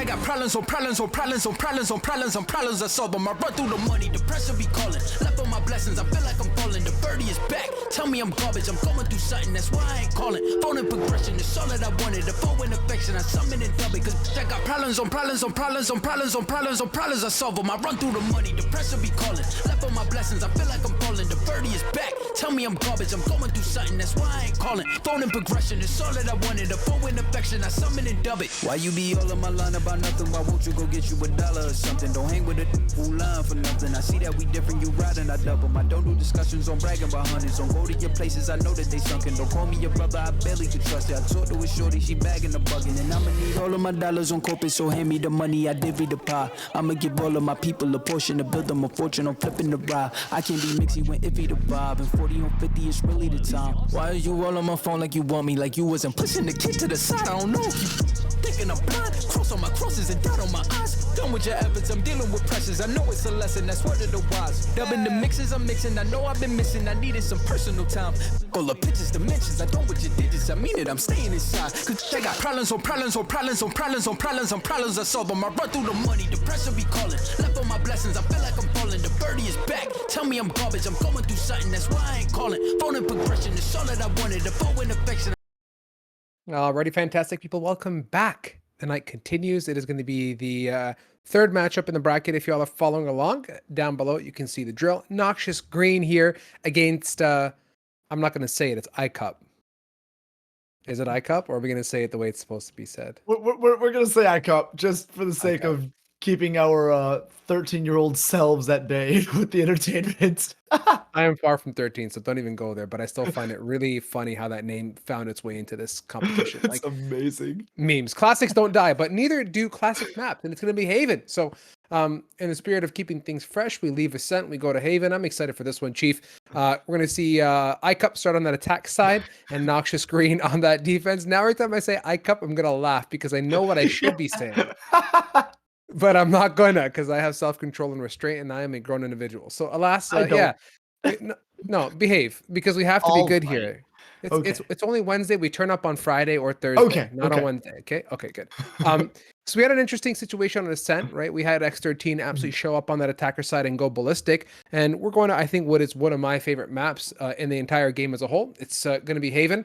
I love Split. Don't know why they got rid of that, but this was always right up there with Split for me. So yeah, keen to see as we get into agent selection here what these two teams want to run. Yeah, you know what I'm waiting for? When are we gonna see another 3-site map come out? I'm waiting. I wouldn't be upset, but I think what Riot did is instead of saying, hey, here's a 3-sided map, they gave us Fracture and said, here's a way to get to a site through 4 different ways. Like they just the X factor of what Riot comes out with next has to be a play on some sort of exorbitant number of either sites, entry points, or what else can you do that can be like an odd number? What if they introduce a competitive game mode that's 6v6? How would that make you feel? I mean, I'd be down for that, but what if they implemented a whole map with teleporters, right? Portals, kind of like how they have on Bind, right? Right? Is it Bind? It is Bind. Kind of like they have on Bind, but 5 sites. 5 sites in one map. What? You heard me. One man on each site, and then 8 different spikes. So you can just drop as many spikes as you want onto as many sites as you want and go absolutely ape with it. Yeah? Get a little crazy, get a little unnecessary. You're not following as well as I thought. No. I'm entirely following. I just need time to absorb it, and I just realized that I'm talking to Eric, right? I'm not talking to anyone else of that nature. It's only he who comes with this stuff. And once you appreciate the fact that it's Eric, you kind of say, yeah, I'm kind of down for that. That's a vibe. So yeah, you know what? Just for you, Chief, it's Wednesday. We'll turn up on a 5-sided map with teleporters. Let's get into this matchup here. Great rundown all across the board. Good differences that make me all warm and fuzzy and excited on the inside. And what makes me more keen to watch is seeing good old-fashioned Rays come into this. when executed correctly or on this attack side, even on defense, can get super aggressive really quickly. And we have a lot of good counter plays on the opposing end. We got that Cypher to kind of halt the pushes, the breach, the KO, the Omen. So it's pretty much run of the mill with the difference of that Fade as well, who's going to be, I guess, unique. So iCup with the unique name and unique composition. And talk about uniqueness, it looks like Noxious Green not being too different out of the books with great opening picks all across the map. In about 4 seconds flat, we're down to a 4v1. Oh, I think that's the fastest I've watched a team drop ever in the history of Pit of Valor in the first round. That was a little much. No time to really, list off what was happening, but Monkey02 just kind of stuck now on this chamber in a 1v4 situation, as his whole team absolutely, instead of getting like fly swatted, they just all simultaneously flew into that bright little lantern of death and all got zapped at once. As we're going to see just kind of a little slow play here by Monkey02, but I don't know how much there is for him to realistically do, as he's going to come around the corner. Artie holding is going to fall back as the sheriff is picked up, is going to get fired upon, and interesting choice of movement there, as Yugi is going to take out Monkey and close out this first round. Noxious Green taking it 1-0 so far. Yeah, good stuff all across the board. It's a comfortable start considering they absolutely dominated the first 6 seconds of that round. And given if that's going to be the precedence we're setting, I'm down for it here. But patience. I think there's going to be a lot of opportunity for iCup to get aggressive and play into their composition. They are also sporting the chamber, which may not necessarily excel as much as we want on attack unless we're looking for some crazy solo plays. But Monkey02 will get some time to shine on the defense, especially with a map like this where venturing out and getting an opening pick on one of the 3 sites can really earn you a lot. Yeah, absolutely. And I mean, already getting into this second round, excuse me, Bulldog in hand. That is going to be a recipe for disaster potentially for iCup. And I mean, already as you see them pushing up towards this B site, 1 of 3 as Ben is going to pull off, getting a shot out, but not into anyone of the opposing side. Going to hold this angle, going to wait as he loses a little bit of health himself, as Yugi trying to hold this angle is going to get shot down. Gashi taking him out, but Astino making sure that he gets a trade, as Jwoo is going to also take out Coffee Maker. This is going to be a 4 versus 2, about to be a 2 versus 3, as Monkey's gonna get the knife to the back, and that is Artie dropping as well. Little bit of style points with the knife to the back, as now Spike is going to go down. Fate is going to have to hold this with Monkey to make sure they get this win on this map, or on this round, I should say. Yeah, tricky positioning here, but in a 3v2, Noxious Green, I don't think they're too concerned. Monkey's got that Ares and could be the difference maker. Indeed, 1 difference in the form of a Panda getting clapped, and Ostino dropping down. Fate doubled up, like you said, working together. The synergy's good. The flash is massive, but Jwoo, no connection, is Monkey02, the big Lurk Meister flex. After venturing lonesomely into A, my heart sank. I'm like, Monkey02 is not really contributing to the C-Tag. Hello. And then, of course, it came down to Fate being present on that long. Great rotation and map coverage as a whole. They pick up guns, they pick up a round, and they get themselves the almighty reset now, as we've kind of got that 1-to-1 across the board. Yeah, and now Noxious Green, that first round almost meaning really nothing, getting that advantage, as guns all in the hands of iCup, and Noxious Green now only with a shorty and 4 sheriffs. This will be interesting as we get this third round underway. Panda's going to grab this ult orb to try and get those knives out a little bit faster, but push up now into B. 4 members of the side of iCup. Now Flash is coming out. Blinds happening as well. Mist is going to push into this back as Joshy's going to get this plant down. 1 member dropping though on the side of iCup, as Fate is going to trade back for that 1-for-1. Now 4 members on the side of Noxious Green as they do get another pick. This is actually looking really good right now for Noxious Green. This is potentially a thrifty round for them, as Fate is going to get shots into Yugi, is going to get concussed as 2 members go for him. Astino is going to grab him with that shorty as Josh is going to grab Artie. Jwoo's going to grab Joshi, and Yugi grabbing Monkey. That is a thrifty round 1 for Noxious Green. Yeah, huge stuff. Big round, like you said as well. And you appreciate it. You got to love it for them to get that in their back pocket. Interesting type of events, though. Would you have expected that? Potentially not. No, probably not, actually. Is that a sign for you to go buy the lottery ticket or pray to the Riot Gods to make a 5-sided map? Yes, it is indeed. So, what? No. Oh, it is? Oh. I was going to say again, no. Oh, okay. So I go play the lottery? You should. Do you play the lottery? Only if I don't. I try to stay away from gambling because I'm not very lucky. Wait, no, hold on. Don't say anything. We're about to get striped again. For those that follow our socials, you know the whole deal of what's going on with that. No, shush. No gambling. This is Great Lakes Gaming Lounges here. We don't gamble. Regardless.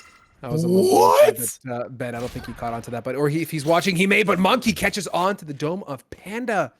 The great ballistic headhunter. Reuniting with Fate and Co. One more time. iCup. Just vibing in this 5v4. I mean, that's going to be a huge pick already for the side of iCup. I mean, again, we're seeing a less fortunate round already taken advantage of from the opposite, or more so from the team with the gun disadvantage. But Fate now pushed up onto this A site. Spike still in long, now coming through sewers. Slowly but surely for the side of iCup, looking into this heaven. Oh, as Artie's going to spot one out, is going to peek, is going to get one, is going to get the information down. The Spike is there, now going to hide himself, make sure that he cannot be seen as Jwoo is going to take out Fate, and the ring around the Rosie for Monkey comes around, but Coffee Maker saves him, taking out Artie. 2 versus 3 now. iCup still in favor of this man advantage as Astino is going to be in heaven, going to have the angle advantage now on this side. But Monkey, I think, saw his gun pop out of the window, has his number, and he's going to call him very shortly. Not with good news, though, as we see him hop out. Actually, Astino says, don't even worry about it, hangs up the call, takes out one member of the opposite side, but ooh, it's not enough as Joshi closes out the round and makes it a 2-2 again on a less fortunate round of purchases. Very well done by iCup. Totally well done. And that ring around the Rosie on A site with Jwoo just had me absolutely bamboozled. I'm like, when is this pick gonna come through? Instead, it was just a dance of flashes left and right. The intent was there. It just didn't really come to fruition. But on the back end of it now, we've kind of found that reset. It's like we're repeating history with a set in a way here. Just feeling things out, getting the lay of the law. And I think Haven is, part of the reason why Haven feels so good for me is it just is that map that allows so much opportunity for both sides to excel.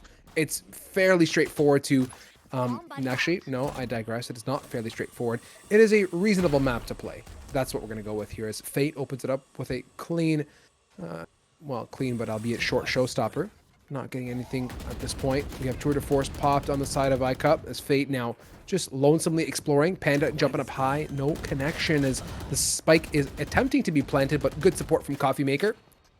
He's able to get Artie. That's their intel gathering retake Maestro Cypher out of the equation. So Spike now down. Panda's got to make a move, and the rest of the team here just kind of waiting for an opportunity to get on site, but Omen does such a good job at delaying retakes like this. Right, and already one member down on the side of Noxious Green as another does fall, and now trades coming back, but it's not going to be enough. Wait, maybe it will be, as 1, 2, is the third going to come out? He's going to have the sight on him, and Jwoo clutches this out in a 1v3 situation and gets the defuse to make it a 3-2. Beautifully done. I think Jwoo kind of heard what was said on stream, low-key, and said, listen, redemption is imminent. And clean picks, especially that last little flick connection to the head there. So give me some of that replay sauce here. Watch how this unfolded. The retake was all lined up. They had their paranoia. They had everything good. Panda got to a comfortable position. Dropped down. A little bit of a whiffaroni as Coffee Maker traded it. So that was the opening. And you can see here the retake attempt was viable from Noxious, but Jwoo for the 1, Jwoo for the 2. And this last little bit of icing on the cake there, the cherry on top to bring that round together. Massive play. Jwoo waking up very, very well there. Absolutely. Jay Wu coming out huge for that. I mean, realistically, that could have been almost disaster to have iCup more so pull ahead, you know, and start getting even more momentum going.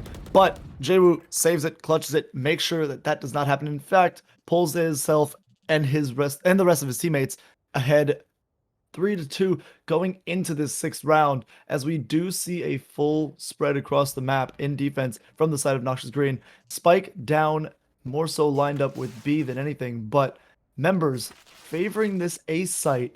One already out, well, almost out of sewers. One member venturing in, one on long, and now Spike picked up. It looks like we are going to see an A site push again. That's the plan here. Going to mitigate some of that early, I guess, usage of bodies to spread around the map, and now getting onto this A site. Artie here, just having a Polaroid moment, admiring the take, and says, listen, they're here for sure. If you all didn't have your headphones on, I can tell you with my 2 eyes on this camera that they're taking the site, but now how do you follow that up? You've given up the site for the full retake, consumed some utility with the form of the Aftershock, and Fate goes for the swing onto that KO. Still can be brought back to life, and they're getting aggressive to defend that body, but the team is here to support. We should get KO into this mix momentarily, and it should be that 3v2 take on through. Joshy playing the angle, eager, flashing back and forth. It's a fiesta, is now a pin breach, makes it difficult, and the swing is so good.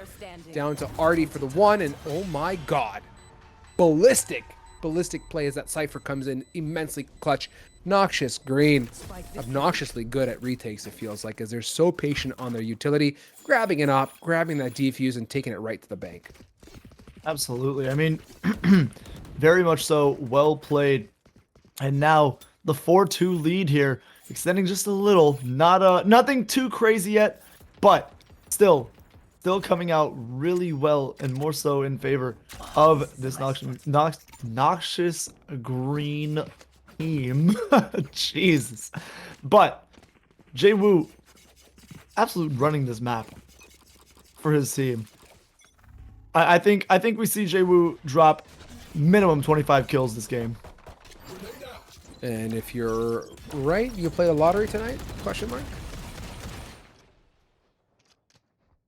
We don't talk about gambling on the stream. Yeah, you're right. No, but I'm with you there. Jay Wu's been monumental. I do respect that notion. But speaking of monumental, iCup looking to bring forth something fresh and exciting. Because, oh my God, Yugi brings forth nothing that is really fresh nor exciting. It's the run-of-the-mill Noxious Green opening pick, and a good one at that. Missed here. Wants a second crack at the can. Good crossfire. Yugi just swings out so wide, and iCup are just falling mano-a-mano to these individual battles. And down 2 here with a minute left, it's kind of struggle in iCup Town is getting onto these 1 of 3 sites without much utility and or bodies to throw at it. It makes it just so much more difficult to consume. And you gotta love the Omen just continuing to blockade some of these takes and making it just that much more harder for iCup to execute.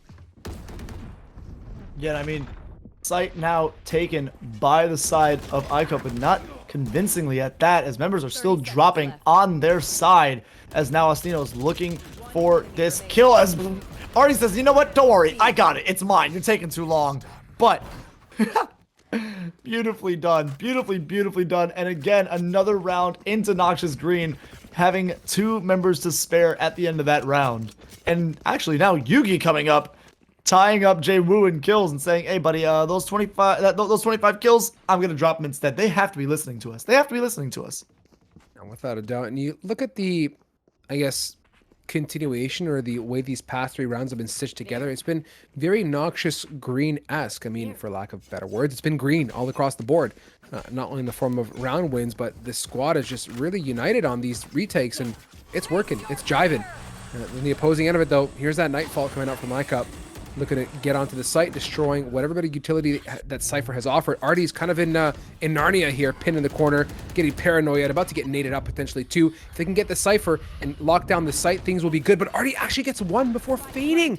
Amazing job. Fate trades it, but is it too little too late here? Monkey on the backside of things, getting Panda to the face with that op. Huge flank, missed. Continuing, Ostino out of window and co, but they got a good bit of positioning and are getting aggressive towards Garage, which is exactly what you like to see. Venturing out, looking for openings. Panda for the 1, my goodness, with a dash, and another one to back it up. a huge turn of events now that leaves it just down to Mist to play that's immensely clutch. Oh my goodness, as Mist is going to get peeked out here by Jay-Woo, and Panda now going to push up aggressively, is not going to care, but loses his life. He should have cared a little bit more. A little bit reckless with that play. Jay-Woo going to get the defuse down to half as he's going to get spotted out now. He's going to get shot at. It's not going to be enough as Jay-Woo close it out. Beautiful clutch. Wow. Yeah, Mega. I mean, to see iCup bring that together and run that down to the wire in the grand scheme of it, Jay-Woo had the right intent. I mean, I do appreciate the fact that we had the aggressive push. Panda wanted to play off of that fault line and get the pick, but it just really didn't matter. Regardless, now 5-3 by what was it, 0.28 of a second. Skin of their teeth, but iCup make the magic happen and have built themselves up what I think would be a great opportunity for a beautiful Rolling Thunder take onto a site. And they're, you know, teetering on the verge of a fake showstopper as well. Rolling Thunder, showstopper. It sounds like a match made in heaven to me. Yeah, absolutely. Excuse me. But we are going to see Monkey catching out Panda. Not what he wanted. A little too aggressive there for his own good, as Monkey is going to get traded by Yugi. Not before he takes a little bit of damage, but Artie grabbing Fate through the smoke. They know he's in heaven now. As the spike is going to go down, Joshi is going to get this plant set, done, initiated, and now the retake is going to have to be mounted from the side of Noxious Green. Yeah, here already popping the cage, looking to get on, dropping below. It's going to offer that coverage, that good comfort for the time being. But I think Coffee Maker knows exactly where that Cypher is, having to reload as well as it comes down to Yugi, who just comes in so clutch. Felt like Artie was the distraction. Artie was the, not even the sideshow, it was the masterpiece of that retake, just buying so much opportunity and time for the rest of the team to collapse. And of course, 6 rounds now to their name. iCup looking reasonable, to say the least. Yeah, they had they had a first good few rounds back and forth, but now, I mean, it looks like Noxious Green is, you know, taking a little bit of advantage of them, as Artie hopping and bouncing, trying to get this camera angle set up. But the lineup looking like it's going to be towards A, where we've seen time and time again the push by iCup made, as Concussion is going to come through. Not going to do enough. Fate is going to get hit by it, but is not going to be entirely affected, as now we do see a slower, more hesitant push come out from the side of iCup, now rotating off to potentially B or C. We'll have to see where they go with this, because it doesn't look like A has been the most favored site for them in the past few rounds, as Yugi now going to hold an angle as one member, Fate, hops into this window only to be taken out. Now another member onto this C site is going to get dropped by Panda, and now through this one-way, Coffee trying to do something for his team, but not really much for him to get out of this, as Panda does know where he is. And now, yep, Jay-Woo and Yugi grabbing a kill, one apiece, and one member left in form of Joshi with, is that a frenzy? Or is that a that's the new frenzy skin, Chief. It's okay, that is right? pretty. I haven't seen this yet. I like that. Anyways, not enough. Someone can go pick up that frenzy to have it next round, as Jay-Woo takes out Joshi. That is going to be a flawless round for the side of Noxious Green. Beautifully done. And a timeout coming for the side of iCup. It makes sense. Yeah, you go ahead at this point for very good reason and say, listen, we got 3 rounds to our name. There's some cushion to work with. Is it enough to feel great in the second half? Nay. Would 5 rounds feel better? Yay. So the intent is to get there. The question remains, what are they going to have to do? How many hills and what type of hills they're going to have to climb?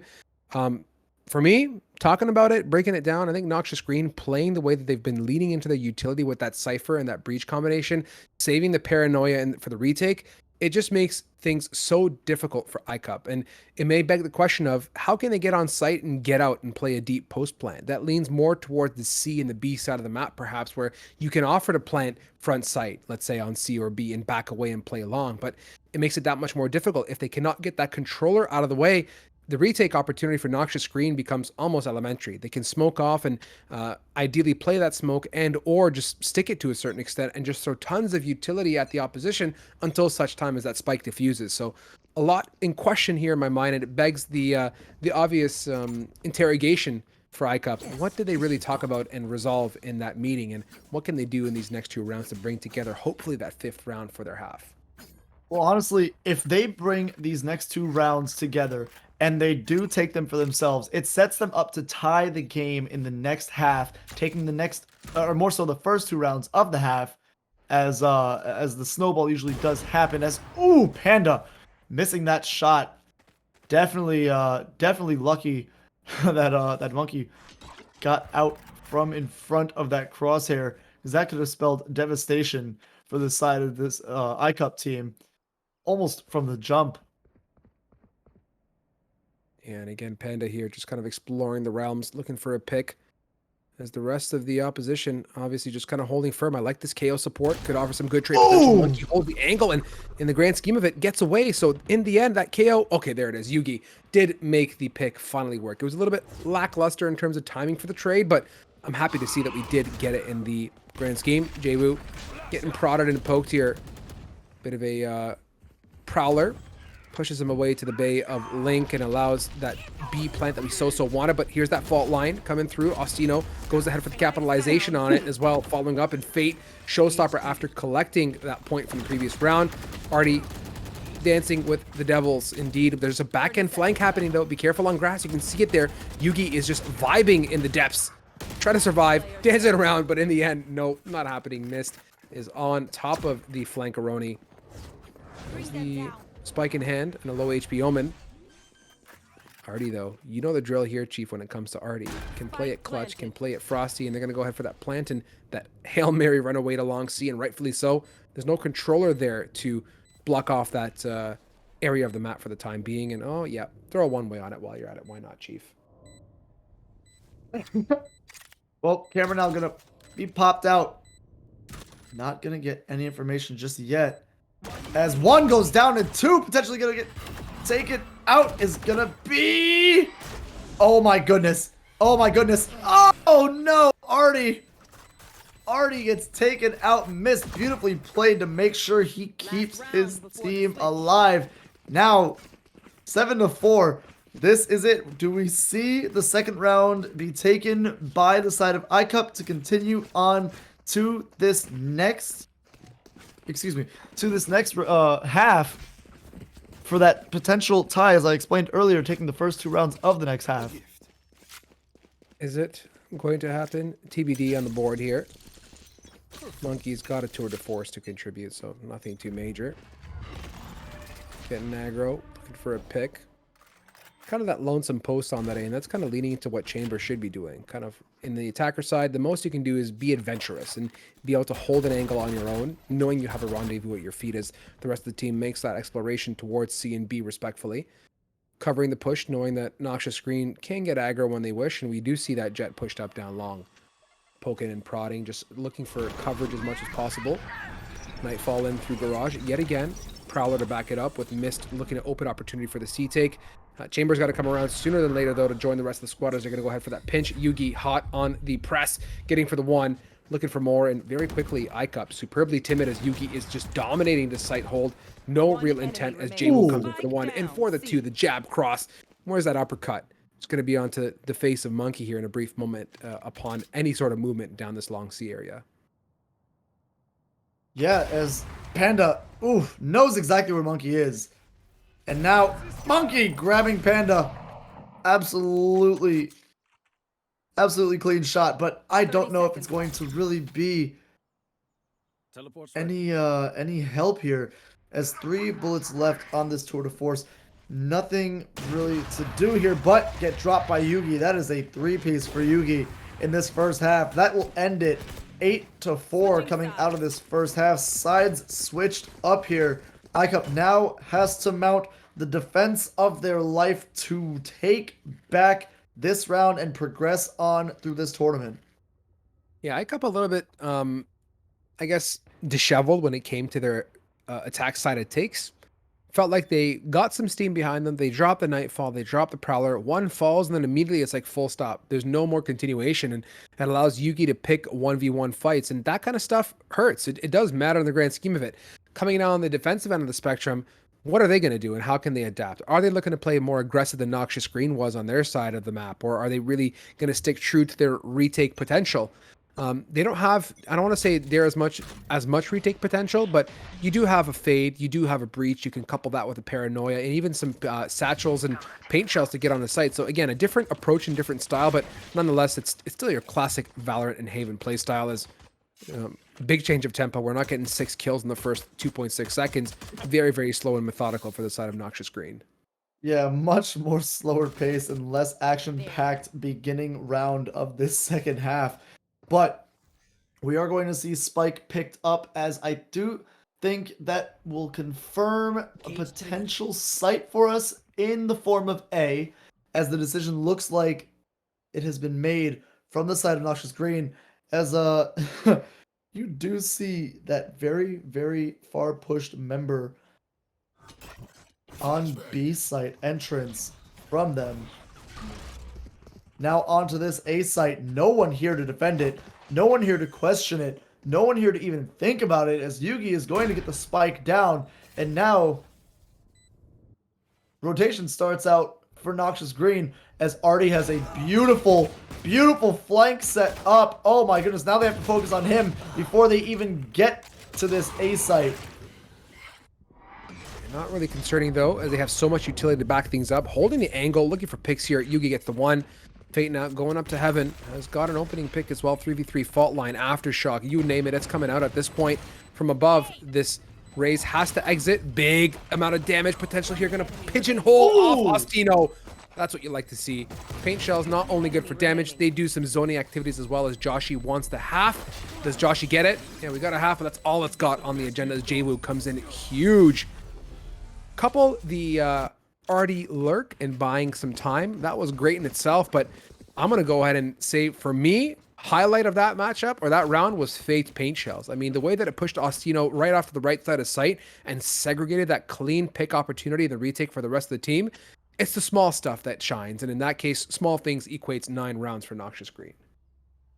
Yeah, that is a timeout, though, coming again from the side of iCup. Now going to have to kind of reassess, I guess, their defensive strategy. I don't know if this timeout is the smartest thing just yet. We're only 1 round in. 2 rounds in? 1 round in? Yeah, 1 round in. Yeah, I'm confused about this call, but maybe they know something that I do not. So, I mean, maybe they maybe it's pep talk time, a little bit of readjusting, and then the success to follow. But yeah, this time out a little confusing to me. No, I mean, confusing or not, it's really about getting your ducks in a row early on, Right. I think, right? You're 5 rounds down. It's just not a good time. You're not feeling superbly good. You got to pull a rabbit out of your, back pocket or hat or wherever else you keep rabbits in your near you. But it's critical at this point. If it's going to happen before Noxious Green hits double digits, it's going to be now. And we know, I think for, one thing that I appreciate, you can see on that scoreboard, the 3 consecutive from Noxious Green, when they get going really nicely. And I felt early on that really the map started to turn towards Noxious Green's side. And, it just speaks to their approach to the game, really leaning in and digging deep and keeping the pressure on when it gets messy for iCup. So off that timeout here, nothing too major has changed. We've kind of played or decided to play that A as a retake approach, which is good. Leaning on that C and B and link type thing, it gives them a lot more opportunity to rotate when the time does come. Right, now I think I realized what the timeout was for. I think it was more so making the decision to buy rather than to just try and take this as a pistol round. So you did see guns get put into the hands of the members of iCup, where I think they needed more than just the 30 seconds to talk about it and decide on it. So now, I mean, I think Miss is the only one without a real gun in hand. I might be wrong on that, but we are going to see Miss nonetheless pushing through the smoke, as all the rest of the members of iCup are going to be pushing in pairs of two. 2 on flank, 2 on regular catch-up, 2 their already existing member on site, as Yugi is going to catch one of the 2 on the flank, as Yugi is going to get the second one, and now this is devastating. Jay-Woo taking out the third, and now sprays through the, oh no, through the smoke, and it does not matter, as only one member on the side of Noxious Green drop, and that is going to be devastating now to the economy of iCup. Yeah, I'd say that's a good way to summarize it. Devastation to the economy, devastation to the rounds as they hit that double digit. It's been mono battles, and Noxious Green are just taking them and winning them like it's no one's business. Yugi's been killing it, 20-8. Jay-Woo's right on behind, 18-5.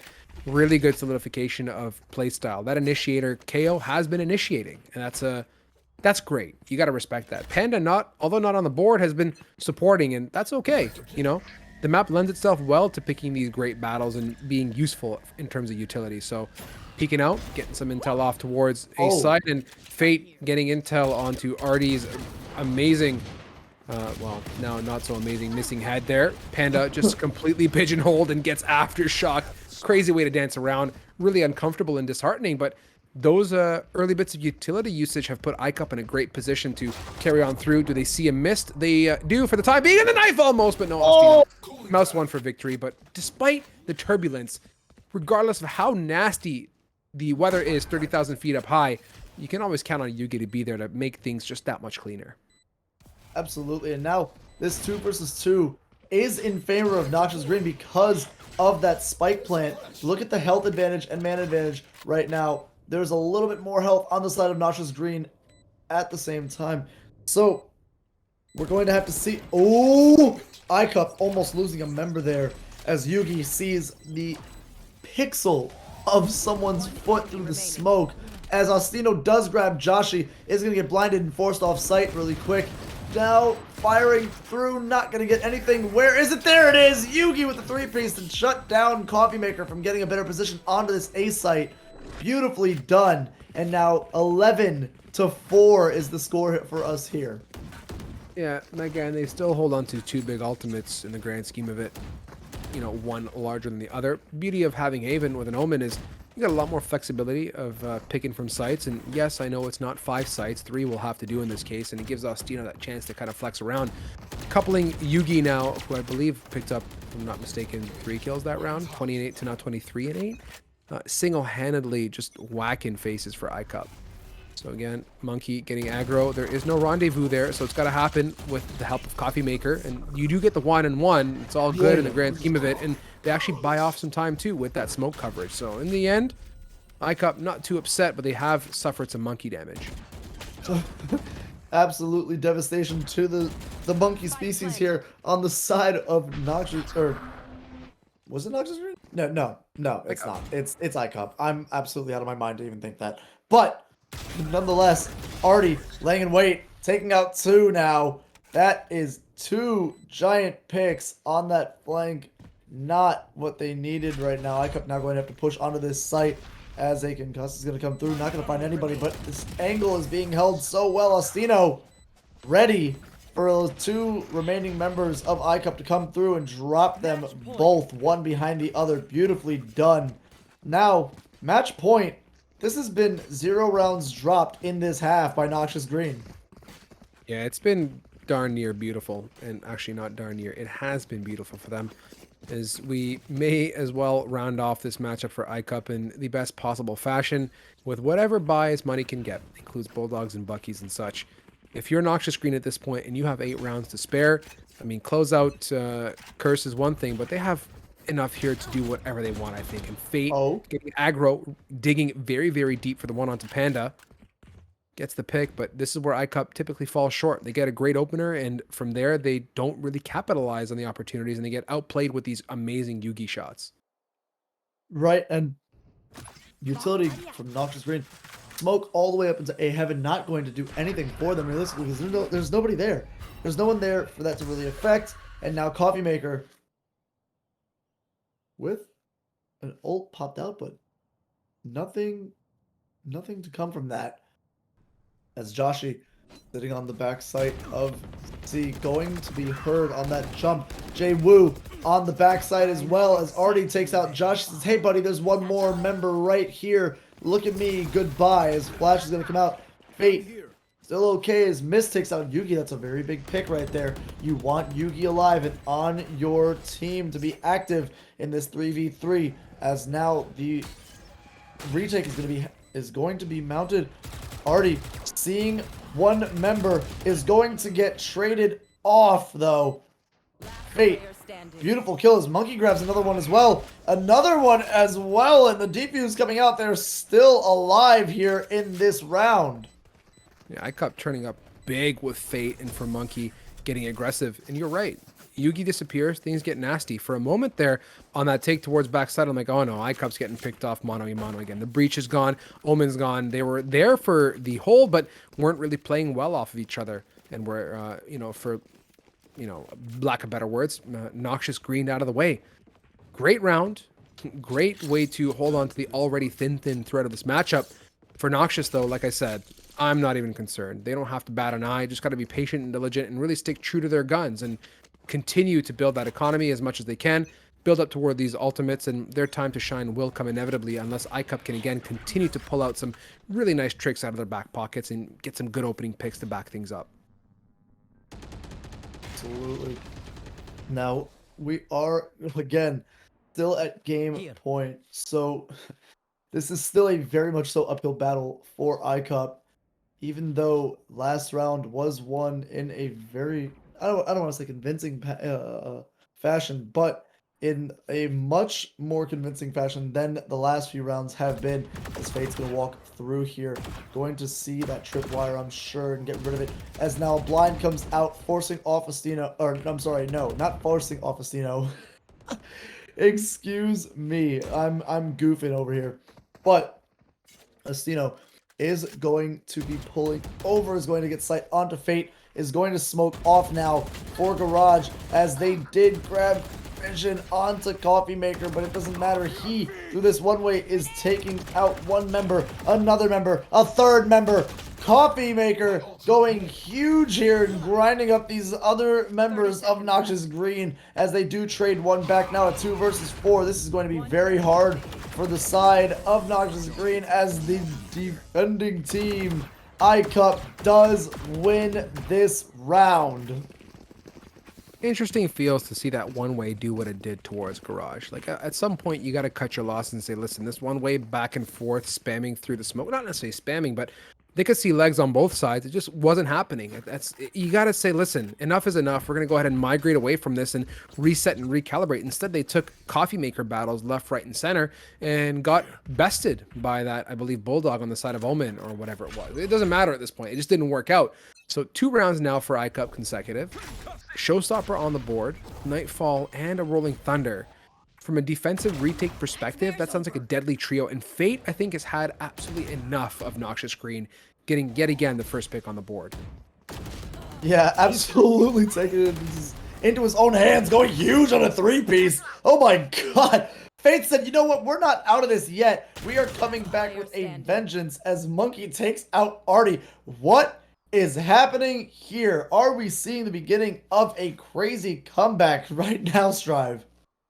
Potentially, if you look at what Fate can do, but what does that make you, how does that make you feel? If Fate's not there, then what happens? No opening pick, no crazy shots to back it up. It becomes very, very troublesome, kind of like that Yugi equivalent. So I'll take it. I mean, it's just a matter of keeping Fate alive as long as possible as Yugi now in 1v4.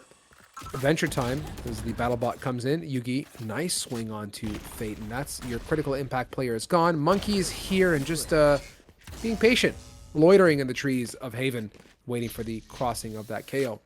Again, reiterating score at this point, I don't think it really matters as much as the difference between them at that 12-7, a 5-round gap, and what is panning out to be a big save here for Noxious Green as well.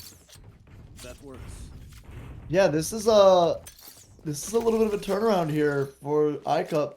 Not entirely. It's not the guaranteed win because, let's be realistic, Noxious Green is still the team that has been battering them for the last few rounds before these 3 came up and into iCup's hands. But now iCup, I don't know, change in pace or the wind in their sails has been absolutely that of a category 5 because they are full speed ahead right now in taking these rounds. Already some damage done to one member of Noxious Green from the side of iCup, but now pushing on to this B site is Noxious Green. Already on. Joshi going to take out Panda. I think they're getting a little too ahead of themselves right now. A little too overzealous as now Mist going to take out. No, Astino does escape just barely as Joshi taking out Astino. Artie though trading onto Fate now. More members dropping. 1 versus 3 left. Yugi not going to be able to do much as the pulse grenade goes through. Not enough. Not enough. But yeah, now 4 rounds separate these two teams. Still on this match point though, as to be expected, Noxious Green going to take this timeout and calm down before any more rounds get just handed over to iCup. Tough situation. That's 2 times now that Yugi's been playing clutch, and what does that really tell you? Is Yugi playing super conservatively and passively in hopes of surviving and being able to be that impact fragger? Or is it really coming down to the rest of the team outpacing what Yugi really wants to do? This timeout should be that opportunity to recalibrate and level ground a little bit and say, listen, if we're going to lean on Yugi, we have to lean on Yugi. That means we got to play with that KO in hopes of fragging out. I only say this from a frag perspective. Take it with a grain of salt. There's still a total of 5 members on that attacker side that can make a contribution to a round. But when you have such an impactful player that's been time in, time out, delivering the goods, it's really heartbreaking to see that KO be the last man alive. So Noxious Green off a timeout. 3 ultimates in their back pockets, one of which is Yugi's, and back it with, I'd say, 2 more utility / support based ults.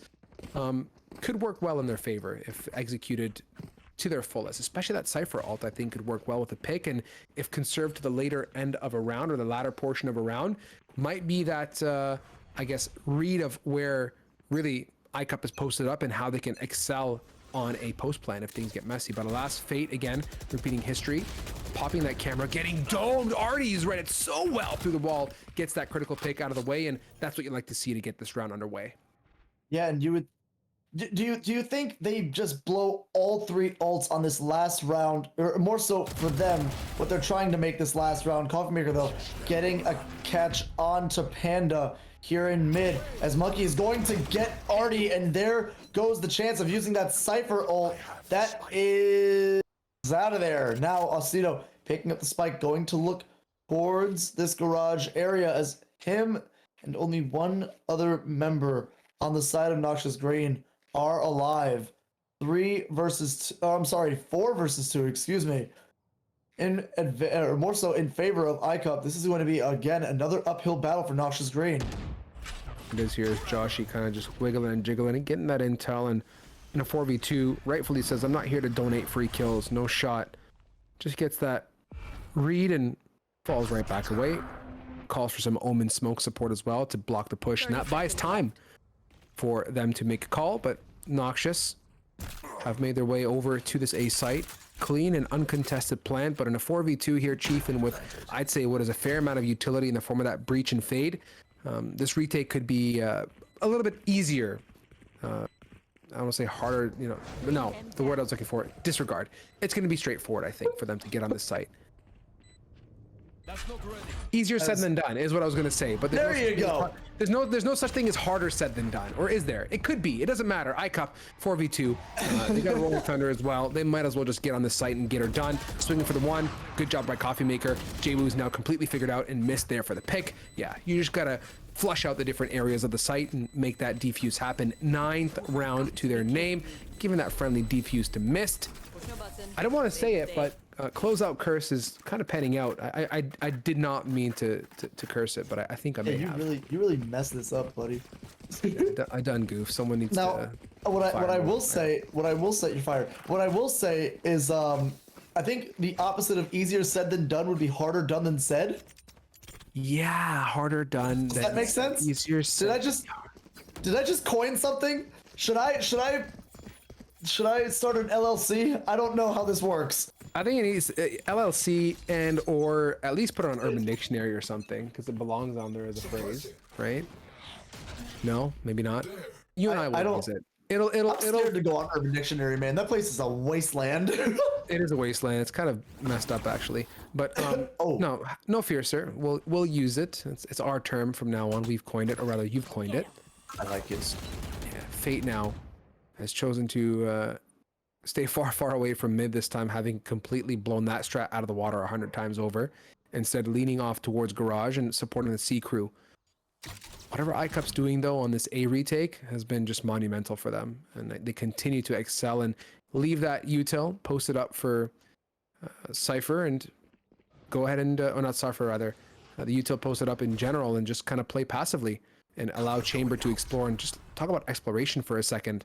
Really deep down lobby. That's the intel you need to heavily push over towards that C. Panda gets a big pick though onto Fate again. Solidification is near. Yeah, this is actually going in favor of Noxious Green. This is huge for them so far, as that last Cypher ult does finally come out. Panda gonna take out Joshi. Monkey is the only member left in a 1v4 with nothing but an operator in hand. Is going to look for one shot, is gonna miss, is going to grab Panda though. That is now a 1 versus 3, still in favor of Noxious Green. Is going to give away his position, popping through this cage. Now is going to have to watch these angles, but there is a time limit, sir. You are tick-tock running down the clock as he picks up a Vandal. Is going to push onto this site, is going to have to take out 3 members before anything's going to take out the camera. Artie still knows exactly where he is, as this pulse grenade is going to take him down little by little as Yugi closes out the round, and that is going to be this map going to Noxious Green. Beautifully played. Yeah, mega job. Beautifully played indeed, but turbulent without a doubt for Noxious Green. Yes. To round that off the way that they did, I did not expect that matchup to carry on to that extent. They suffered a lot. They had a really difficult time getting a hold of iCup and dealing with the Fate aggression towards mid. They got absolutely whack-a-mole multiple times, and finally it came down to Artie saying no, halting down Fate in middle, and said no more entry for you through I believe it's a wall bang through mid window rather. And that pushed Fate off to a different part of the map. Said, listen, I'm going to go ahead and explore garage. 8 absolute dust. And from there, it really came down to Noxious Green just catapulting onto that site, getting the job done at C and bringing that match to a finish.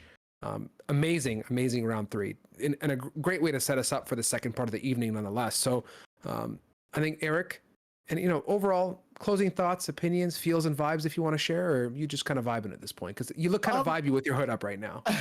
I did just realize that I have put my hood up. I have just been relaxing and enjoying some close Valor. I mean, listen, man, that was almost a convincing run at a comeback by iCup. I was feeling that the closeout curse was in full effect, but no, Noxious Green pulls it back, does make sure they close out that one last needed round to move on to the quarterfinals of this tournament. I mean, still though, I felt like the second half, when that comeback was starting to be mounted, it was a lot closer of a game, a lot more explosive and entertaining of a game for sure.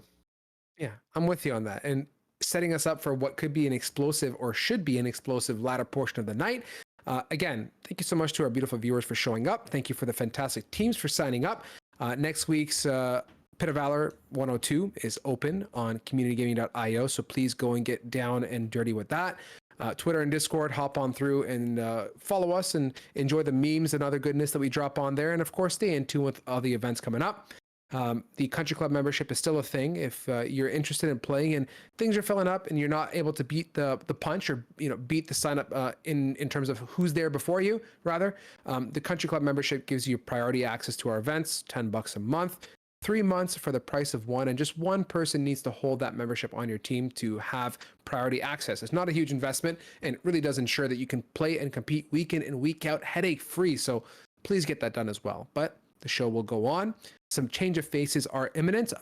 Eric and I are signing off for the night. You're going to have good old Dallas and Infernosis here to take you through. That is Mick and Infernosis, rather, for the rest of the night. 2 fantastic faces. And for their likely, I want to say, almost imminent followers in the viewership, stay tuned. Don't go too far. And we'll come back to you with the latter portion of this night after we do some swapping and get down to it. So catch you guys on the flip side.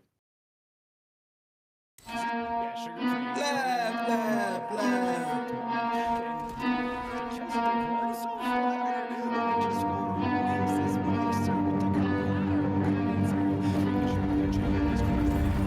got problems on problems on problems on problems on problems on problems I solve them. I run through the money, the pressure be calling. Left on my blessings, I feel like I'm falling. The birdie is back. Tell me I'm garbage, I'm going through something, that's why I ain't calling. Phone and progression, it's all that I wanted. The phone and affection, I summon and dub it. Cause I got problems on problems on problems on problems on problems on problems I solve them. I run through the money, the pressure be calling. Left on my blessings, I feel like I'm falling. The birdie is back. Tell me I'm garbage, I'm going through something, that's why I ain't calling. Phone and progression, it's all that I wanted. The phone and affection, I summon and dub it. Why you be all on my line about nothing? Why won't you go get you $1 or something? Don't hang with it, who line for nothing. I see that we different, you riding, I double. I don't do discussions on bragging about hundreds. Don't go to your places, I know that they sunken. Don't call me your brother, I barely could trust you. I talked to a shorty, she bagging the bugging. And I'ma need all of my dollars on corporate, so hand me the money, I divvy the pie. I'ma give all of my people a portion to build them a fortune, I'm flipping the ride. I can't be mixy when iffy the vibe, and 40 on 50 is really the time. Why is you all on my phone like you want me, like you wasn't pushing the kid to the side? I don't know if you thinking I'm blind. Cross on my crosses and down on my eyes. Done with your efforts, I'm dealing with pressures. I know it's a lesson, that's word of the wise. Dubbing the mixes I'm mixing, I know I've been missing. I needed some personal time.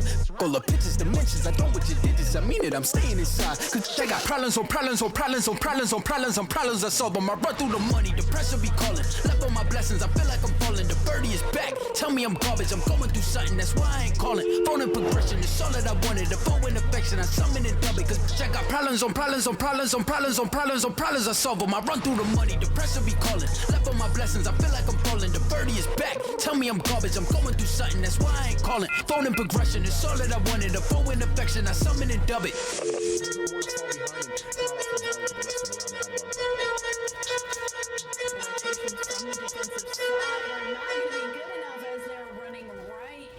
To the collapse coming from Valet, Kaide picks up two opposite squad. Everyone's still had utility to spare even at that point in the round, and we're able to use it here as Coming in, yeah. Flex, I just wanna win, yeah. LABB, who we running with, yeah. 2, 2, 3, 3, I'm on 10 again, yeah. State your name. Big been dope on flame, I just switched the lanes. Damn, he did it again, I just flipped the pain. Stripping and dipping in bass, slab on everything. Swimming, you sinking away, cause I got big racks coming. I put my low racks on it. I ain't skip past losses, I had to get back off it. See the fit lab on it until they whip my coffin. Money clip, I tossed it, I heard it's big bags on big bags on big bags coming. Coming in, yeah. Flex, I just wanna win, yeah. LABB, who we running with, yeah. 2, 2, 3, 3, I'm on 10 again. Pump up the action. I'm active. If he never heard of Ben Dope, he just napping. Jackson's off the rapping. Keep it on my body, bitch, I'm broke if you asking. Don't gotta sell him, Cialis, flawless, broken whips as long as it is foreign. Heard you want it cause the yam's enormous. What's in since she isn't gorgeous? Live my life, last name of Morgan Freeman. Trying to touch a forest, do not know when knocking on the door is. Came in, did it like the Porsches. Coming in, yeah. Flex, I just wanna win, yeah. LABB, who we running with, yeah. 2, 2, 3, 3, I'm on 10 again. Okay, alright. Coming in, yeah. Flex, I just wanna win, yeah. LABB, who we running with, yeah. 2, 2, 3, 3, I'm on 10, yeah.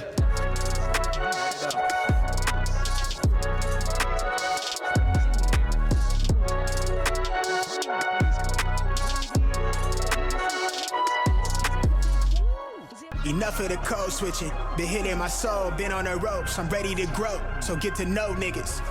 Keep your head up, I want you to grow with me.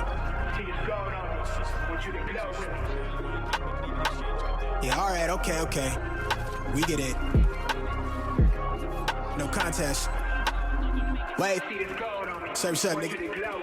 The world been dying, days is number, check the climate. I'm sick of it, fuck the harebrained scheme to get the riches quick. Play the long game where it's serene scene and the whip is quick. From the back room to the hearts, I'm in the thick of it. I grind too hard for y'all not to see me a star, bitch. I'm raising a bar like they really pay me to talk. My life been in shambles, but I got handles. I'm finishing at the rim. I remind you time and again that I'm really him. Oh, you ain't up? This shit not just for the show, but bet you entertain. Anybody not for me is below me. Blow me, you in the way. I live my dreams, I got it locked. The master keeping on me. Back in the field, running audibles with the team, everything.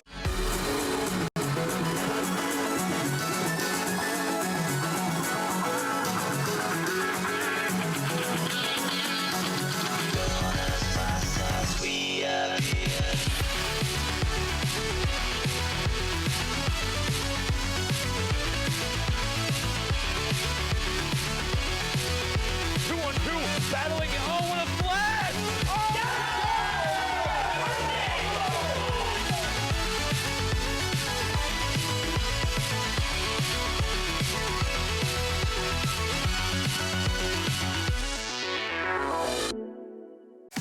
Looking like it's all over. Hold up. Maybe not! Are you serious?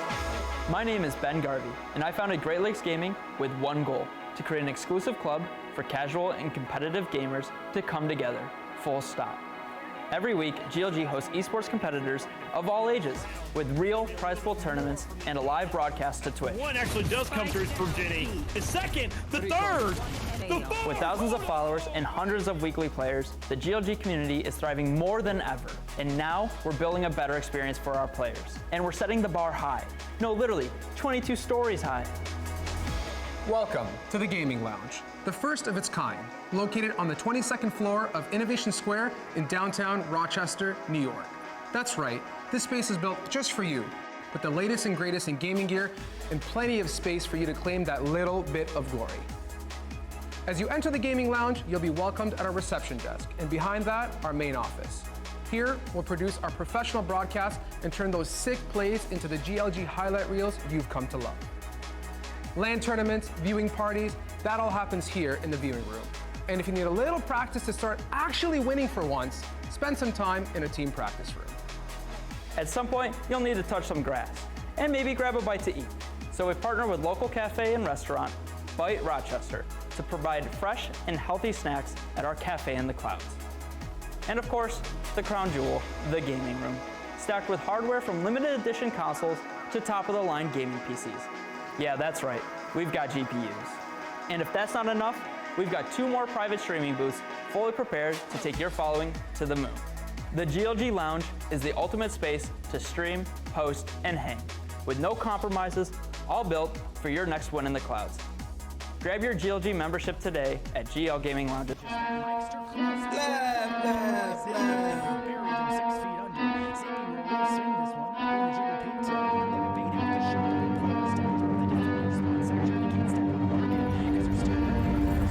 I got problems on problems on problems on problems on problems on problems I solve them. I run through the money, the pressure be calling. Left on my blessings, I feel like I'm falling. The birdie is back, tell me I'm garbage. I'm going through something, that's why I ain't calling. Phone and progression, it's all that I wanted. The phone and affection, I summon and dub it. Cause I got problems on problems on problems on problems on problems on problems I solve them. I run through the money, the pressure be calling. Left on my blessings, I feel like I'm falling. The birdie is back, tell me I'm garbage. I'm going through something, that's why I ain't calling. Phone and progression, it's all that I wanted. The phone and affection, I summon and dub it. Why you be all on my line about nothing? Why won't you go get you $1 or something? Don't hang with a who line for nothing. I see that we different, you riding, I double. I don't do discussions on bragging about hundreds. Don't go to your places, I know that they sunken. Don't call me your brother, I barely could trust it. I talked to a shorty, she bagging the bugging. And I'ma need all of my dollars on corporate, so hand me the money, I divvy the pie. I'ma give all of my people a portion to build them a fortune on flipping the ride. I can't be mixy when iffy the vibe, and 40 on 50 is really the time. Why is you all on my phone like you want me, like you wasn't pushing the kid to the side? I don't know if you thinking I'm blind. Cross on my crosses and dot on my eyes. Done with your efforts, I'm dealing with pressures. I know it's a lesson, that's word of the wise. Dubbing the mixes I'm mixing, I know I've been missing. I needed some personal time. All the pictures, dimensions, I don't with your digits. I mean it, I'm staying inside. Cause I got problems on problems on problems on problems on problems on problems I solve them. I run through the money, the pressure be calling. Left on my blessings, I feel like I'm falling. The birdie is back, tell me I'm garbage. I'm going through something, that's why I ain't calling. Phone and progression, it's all that I wanted. The phone and affection, I summon and dub it. Cause I got problems on problems on problems on problems on problems on problems I solve them. I run through the money, the pressure be calling. Left on my blessings, I feel like I'm falling. The birdie is back, tell me I'm garbage. I'm going through something, that's why I ain't calling. Phone and progression, it's all that I wanted. The phone and affection, I summon and dub it.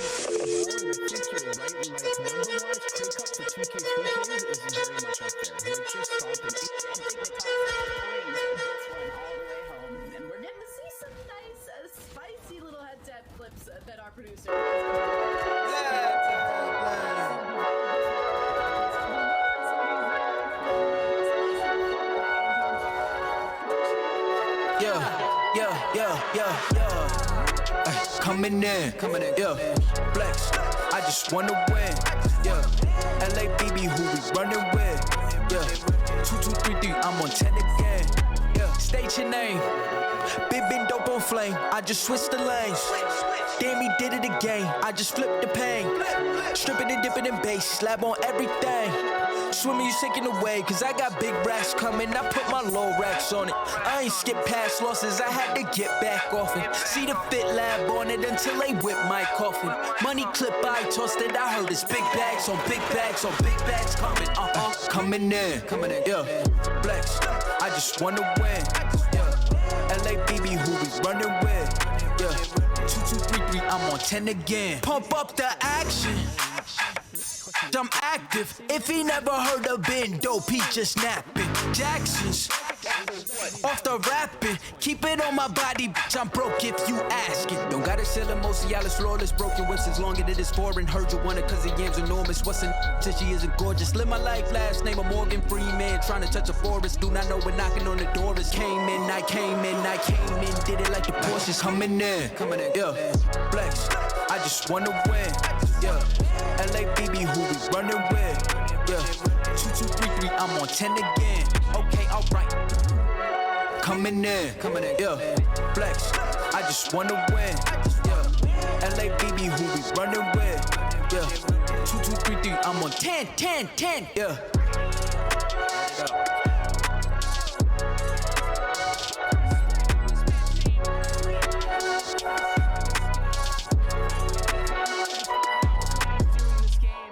Enough of the code switching. Been hitting my soul, been on the ropes. I'm ready to grow, so get to know niggas. Keep your head up, I want you to grow with me. Yeah, alright, okay. We get it. No contest. Wait. Surf's up, nigga. The world been dying, days is numbered, check the climate. I'm sick of it, fuck the harebrained scheme to get the riches quick. I play the long game with serene scene and the whip that's quick. From the back room to the hearts, I'm in the thick of it. I grind too hard for y'all not to see me a star, bitch. I'm raising a bar like they really pay me to talk. My life been in shambles, but I got handles. I'm finishing at the rim. I remind you time and again that I'm really him. Oh, you ain't know? This shit not just for the show, but bet you entertain. Anybody not for me is below me. Blow me, you in the way. I live my dreams, I got it locked, the master keeping on me. Back in the field, running audibles with the team. Everything I got out the mother, told my truth. I shake that fake shit, they praise you, then minimize you behind you. Just know I notice you. Stay woke, no joke, it really be the ones you closest to. Had to stop sleeping on myself like I ain't know the truth. Oh, this to me like it's really nobody code is this. And if you disagree, then you jaws and your claim get audited. Who you know do the beating and talking and write the harmonies. I'm really convinced there's nobody out here going hard as me. Wish well the dog that claim belief in me so he could use me. Look at me now, you chose your route, I know you sick to see it. You talk a lot, all that flop, but that shit not harming us. Capping your status, we back, ain't nobody raws us. To the ones that held me down for the count, look at what growth will do. I'm the kid from the cul-de-sac, feeling double sex with loot they pay to play my shit back. Ain't no way I'm going back until I'm fossil fuel to the flame, just like I'm supposed to do. Enough of the code switching, been hitting my soul, been on the ropes. I'm ready to grow, so get to know niggas. Keep your head up, I want you to grow with me. See this gold on me, want you to glow with me. Been hitting my soul, been on the ropes. I'm ready to grow, so get to know nigga. Keep your head up, I want you to grow with me. See this gold on me, want you to glow with me. I've been on a job, trying to take it far. I need that ROI, shit I done paid the cost. I'm all in on me, little baby she agrees she really been here through the fall. She the only thing I need. I wanna be free, I know that they want me for my ideas so they can line their pockets. Don't hit me to tell me that you give a fuck about me. You don't even know nothing about me, trying to force me on your timeline. You know you need to stop it, I live for more than attention. Might not be your trending topic, put my worth in analytics. I admit that took a toll, I got addicted to scrolling. We know well that get toxic, I got caught comparing me to people I don't even know. They say it's lonely at the top, well maybe then I'll focus on things that's more important. And let whoever think whatever and just keep it moving. These niggas won't work on themselves, they'd rather see you losing. You'll never see me losing. Enough of the code switching, been hitting my soul, been on the ropes. I'm ready to grow, so get to know niggas. Keep your head up, I want you to grow with me. See this gold on me.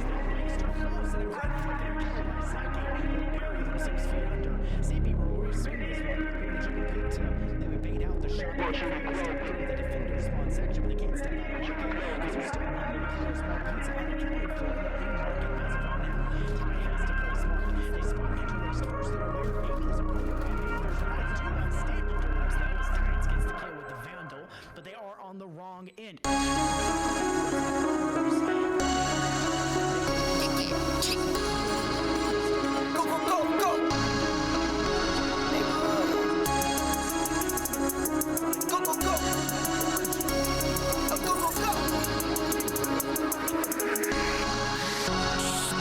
for my wins. I need my ends. This life is real. And play pretend. Came off the bench. I get it in. I get it in. I get it in. Came for my wins. I need my ends. This life is real. And play pretend. Came off the bench. I get it in. I get it in. I get it in. I'm on my job, I get it done, but you should know that. Shine like a sun, a 101, you should know that. I get the front and in the back, you should know that. No need to stun, it's never cap, you should know that. All I know, 10 toes, never fold, bang roll, on the go. Ice wall, ice wall, ice wall. Came for my wins, I need my ends. This life is real, and play pretend. Came off the bench, I get it in, I get it in. For my wins, I need my ends. This life is real, can't play pretend. Came off the bench, I get it in, I get it in, I get it in. I miss my baby, so I hit them on the FaceTime. I need it all for them, so no, I cannot waste time. Facing these oceans, feel the water on my waistline. We trust the process, and I only know it takes time. You can get it. Got no worries, I'm gon' make mine. Going global, I'ma get it out the state lines. Paying taxes at a more than what you make now. Different bracket, eating off a different plate now. For my wins, I need my ends. This life is real, and play pretend.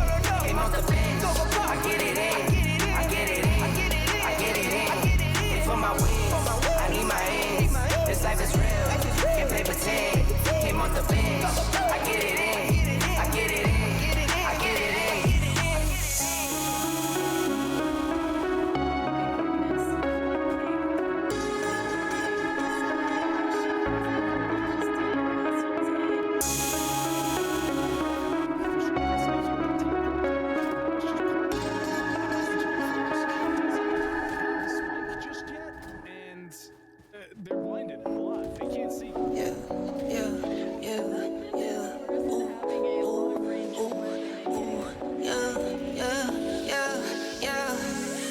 To the bank, like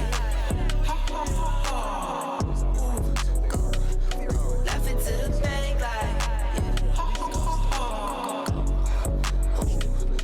I got it in 10s, 20, 50, 100s, 10s, 20, 50, 100s, 10s, 20, 50, 100s, 10s, 20, 50, 100s. Laugh it to the bank, like pedal to the floor, need no brake lights. In the dark, watch it make light. I'm a star, got no stage fright. Please don't get me mad, I'm a nice guy. My baby say I'm cute, yeah, I'm type 5. I be waking up when you go night-night. In a different zone, what's the time? Laugh it to the bank, like ooh, go, laugh it to the bank, like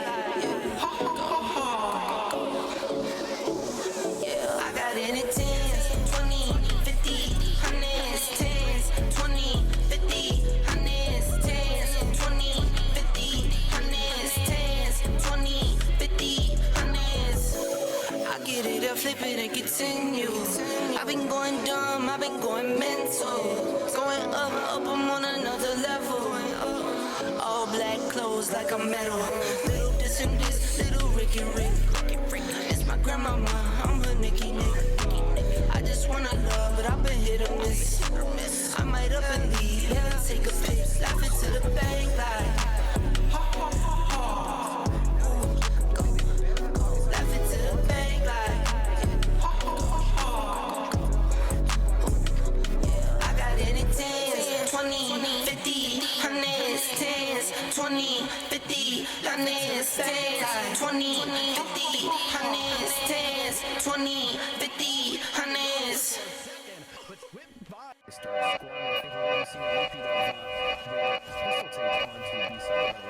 Yeah, talking to my mirror like I love you so much. Curving on my critics like I heard you, so what? You can't kill my confidence, I think I'm the man. Tally all the I ever gave on my head. Lately I've been living like I can't take a loss. They ain't wanna help me, that's what made me a boss. You can't kill my confidence, I think I'm the man. We don't give a that's what they don't understand. Back again like flu season, I broke records while loose leafing. I'm coming down my roof, leaving, don't give a I don't care. Did the by my lonesome, no wonder now I'm on one. No shortcuts on that long run. All I really want is my share. Get on my God, on my totem is nothing. In the discussion, got them feelings, I throw all my pain on percussion. It's disgusting. I hear them bragging about shit that they did, and it do not move me, not in the least. They ain't been dropping no seeds in the soil, but swear that you on my spot at the feast. I've been on go mode, showboat, rowboat, wave ride. Cool shorty, too naughty, pool party, wet for the face ride. Annie up, penny down, hand me down, thrift store, old drip. New money, too funny, old shorty, talk about old. I'm on they now, can't get a pass now. I'm a cash cow, keeping it brash now. It's trash now, I'ma spaz out. I've been killing my lows and living on highs. You see in the skies the proof. You could just see in my eyes that there is no lies. I cannot disguise the truth. I've been duck dog, getting in my new merch, color duck sauce on the new couch with my chucks on. Get the on with that hate. I'm big cool on the small chat, cause I know now that I'm all that. Got a hawk guy on the ball cat, get the out of my face. Talking to my mirror like I love you so much. Curving on my critics like I heard you, so what? You can't kill my confidence, I think I'm the man. Tally all the I ever gave on my head. Lately I've been living like I can't take a loss. They ain't wanna help me, that's what made me a boss. You can't kill my confidence, I think I'm the man. We don't give a that's what they don't understand.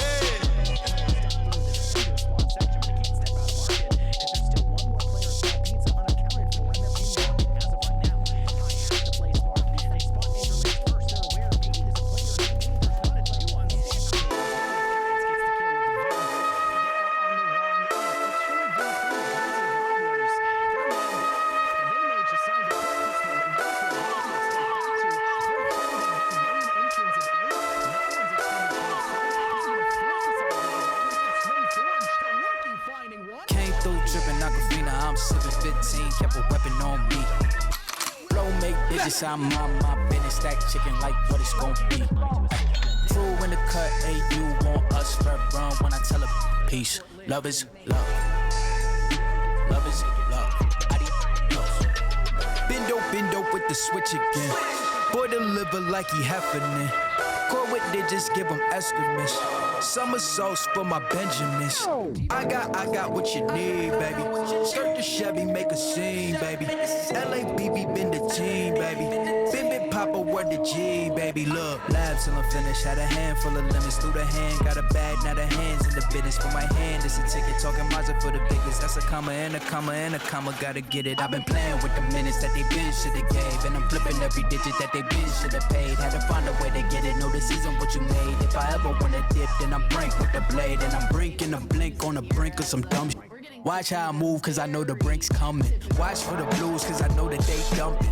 Nothing in my view, so it's hush on discussion. Hush on discussions, you know what you need to. I keep it in the fam to let you know that I don't need you. Y'all cats be see-through, head now to the piece. You been king, I'm regal, got it in my Abisu. Came through tripping Aquafina, I'm sipping 15, kept a weapon on me. Flow make digits, I'm on my business. Stack chicken like what it's gon' be. True in the cut, hey, you want us red run when I tell her peace. Love is love. Love is love. Hold up with it, got my back on Pippin, bitch, I'm back in kitchens with the tray. Windows tinted like how black my skin is. Scoop the shorty in it from a J. Swish, she got vision just like any women giving me the kitten. Way before the riches, nothing more to mention. I could light a block, a pot of aura glisten. Foreign on my body, that's Agora linen. I came through tripping Aquafina, I'm sipping 15, kept a weapon on me. Flow make digits, I'm on my business. Stack chicken like what it's gon' be.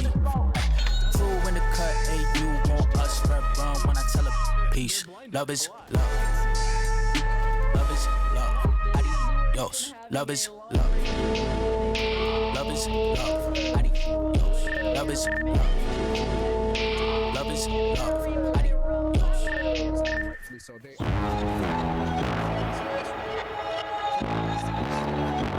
Tell them run it on. I wake up. Yeah. I wake up. Flex. Come down now. Check. No drip this. Tell them run it on. No sleep, no rest. Might crash, might wreck. But first I stretch. Time to run it up. I wake up, flex. Thumb down, now check. No drip, just whack. Time to run it up. No sleep, no rest. Might crash, might wreck. But first I stretch. Time to run it up. 9 out of 10 roll through my hands, I'm by my lonely. Turned to a savage, now my baby wants to hold me. I love my fans, don't need no friends, I got my homies. Thought I could trust you, I find out you tried to zone me. I'm number one up on that court, I'm Nick McGrady. The first one in, the last one out, can't call me lazy. Put in my hours, send the invoice and they pay me. I need 6 rings like MJ and Tom Brady. I wake up, flex, thumb down, now check. No drip, this tell them run it up. No sleep, no rest. Might crash, might wreck. But first I stretch, tell them run it up. I wake up, flex, thumb down, now check. No drip, this tell them run it up. No sleep, no rest. Might crash, might wreck. But first I stretch, tell them run it up. Y'all gon' make me take that trip way out to Europe. I call up Nigeria, come through in a hurry. Those London boys don't come to play, you should get worried. One false move, find yourself, they getting buried. Dance with the devil, used to love playing those games. Made some bad decisions that brought my mama pain. I made a promise to her, swore that I would change. I'm on the come up, bet I live up to my name. I wake up, flex, thumb down, now check. No drip, this tell them run it up. No sleep, no rest. Might crash, might wreck. But first I stretch. Tell them run it up. I wake up, flex, thumb down, now check. No drip, this tell them run it up.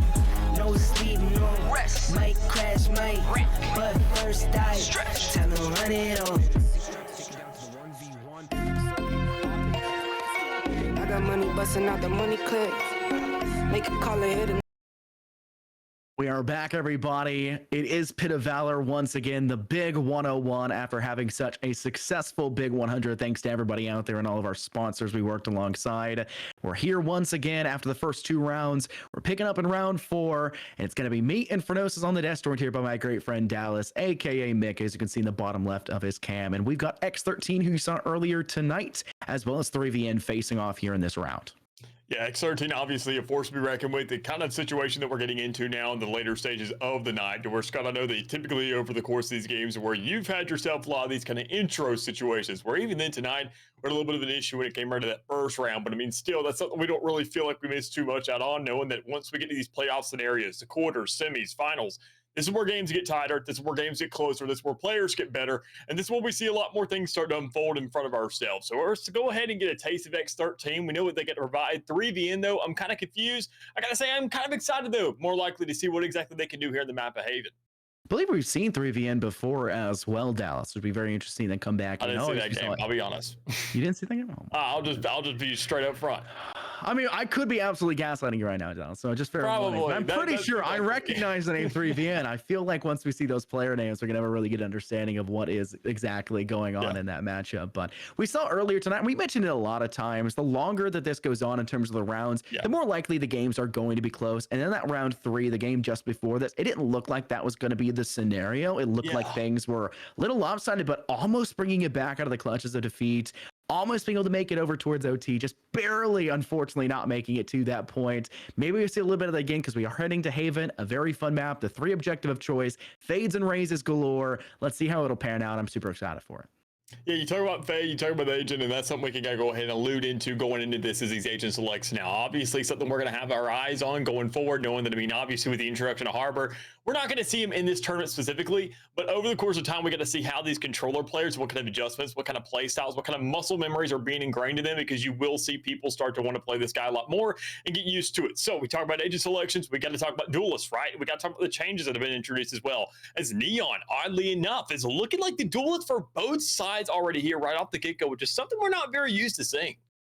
I mean, you expect it to some degree on Haven. If there's a map where I'm going to see it, it's this and Fracture, but every time, Dallas, that we have seen the Neon get brought out in Haven here for the Pit of Valor, they are either bottom fragging by a large degree, or they are single-handedly getting 5 aces in at least 3 or 4 rounds for the matchup. There is no balance between that. We talk about going further into the series and seeing those score lines either be really close or really far. It's the same thing in terms of ace, and I'm hoping that it kind of goes back to that direction. So they'll be playing that chamber for their side. That will be joined over by Fluky on the side there of X13. It looks like a near mirror matchup, if not a perfect mirror matchup as it is. And that's going to be very interesting considering that we had that sky kind of change come through with those guiding lights, a little bit more controllability, things along those sorts. It's going to be very entertaining to see more specifically these closer angles. But it's a little bit hard to initiate for yourself, but you're there to allow that Neon to get that extra slide distance in, knowing that they can safely stand back up and get those shots going. Yeah, I got to say I'm very interested by these compositions, but I got to say both these teams, at least from a personal perspective, I may have a little bit of bias with the Neon and the Sky being introduced here, but I got to say this is the best kind of honestly composition you can get in a team. You got to consider the Sky, the Swiss Army knife when it comes around to initiators. Gives yourself a little bit of initiative and also lets you know that intel to say, okay, somebody's on site. It's going to let you know because that bird's going to ring out. Guiding light can't be shot down now. Is going to give yourself that much to work with. It's kind of playing a little bit of a decoy game. Even then, the Neon can speed the game up. You got the Astra. Oddly enough, that's something that's crazy to me, is seeing that we're not getting an Omen for either side. We're getting Astras for both. So, I mean, this entire map is going to look like nothing but a star chart, because we're going to get, I mean, these galactical little plays, these pulls, these smokes, where you can really think of. And already here for round 1, we're seeing some influence of that towards the middle of the map, but we're not seeing too much play just yet. It's all about keeping that little bit of a balance, especially here for the pistol round, where you're not really sure how much utility you truly have to your hands. You got to play a little bit smart and also at the same time have some calculated aggression. A lot of smart decision making by X13. They send all 5 bar just the Neon up close. Sorry, their chamber they left up close over in A Heaven. To go ahead and push up through Courtyard, now started to take that backwards position to apply pressure. But look at what 3VN have decided to do. They've actually pushed over towards Defender Spawn, flushed Fluky out of Heaven, and now Kyoto is able to find a second player in the process. Decay and maybe join the feed. Christian and Viking find one of their own, and it's down to the 1v1, and Christian Dior has that frenzy. No chance for Decay to survive, as it will be a 3v1 attacking round win. And that's to be expected here. More importantly, meaning with it being a 1v1 situation, they need to get these attacking rounds. 3VN does. They need to have themselves an introduction. They got to get themselves an entry round of sight. They have to get this attacking side to go into their favor. Otherwise, things are not going to look good for them. These compositions that we're seeing from these squads, with a double initiator, with that Neon as the duelist, you're looking for straight aggression. That's going to be really playing a lot of influence towards the retake scenarios. But for the attacking side, you got to set that precedent. You got to get those kills, and you have to make sure to make a statement immediately. Otherwise, these rounds are really going to fall short. Bulldog, though, in hand right now for the side of 3VN. A bit of aggression employed by the Neon on the side, though, of X13. Like I said before, a little bit of calculated aggression is kind of how you want to play this one out. But 3VN say, hey, anything you guys can do, we'll just take advantage of the space you're giving us and quickly start to send ourselves deep on over towards the A site. Quick opener for Christian Dior to make space and take control. Now looking to be a little bit more aggressive with that Spectre and a closer range engagement. Kyoto makes to ensure that that spike does go down. And once again, we're seeing Fluky up top in Heaven. Where we now see one of those constellations be dotted across this map, possibly to cut down and place a smoke to make things even more precarious for the side here of X13 on the retake. Fluky forced to drop down, and Christian Dior will remove their head in the process. Maybe he's trying to send out a little bit of eruption, trying to get a little bit more to help their teammates pushing out through Hall. It doesn't seem to work out. Nico and Maybe will fall. A great turn here by the side of 3VN as a flawless round now for round 2 off the back of having that great bonus for themselves. It's going to have a really good look going here into the third round now. When you look at the standings, when you look at these guns available to work in their hands, I mean, not really sure all these assault rifles to be playing off of, but you do have Zeta there towards the bottom, working with that Bulldog in hand, even then to follow up with all these Spectres and full armors, playing for these closer angles, working into this aggression, looking to see the kind of gameplay that 3VN is starting to encourage here. These guns work perfectly in that play style to pick off a couple of these players, or at least one or two, get those guns, make the job a lot more difficult, and then maybe look for somewhat of a plant afterwards. But honestly, it just comes down to the execution, stretching out the map a little bit, seeing what these defaults are looking like as you all know. That now Fluky's playing right there towards garage and ends up getting stunned, but doesn't get a bullet in the meantime to make it worth his while.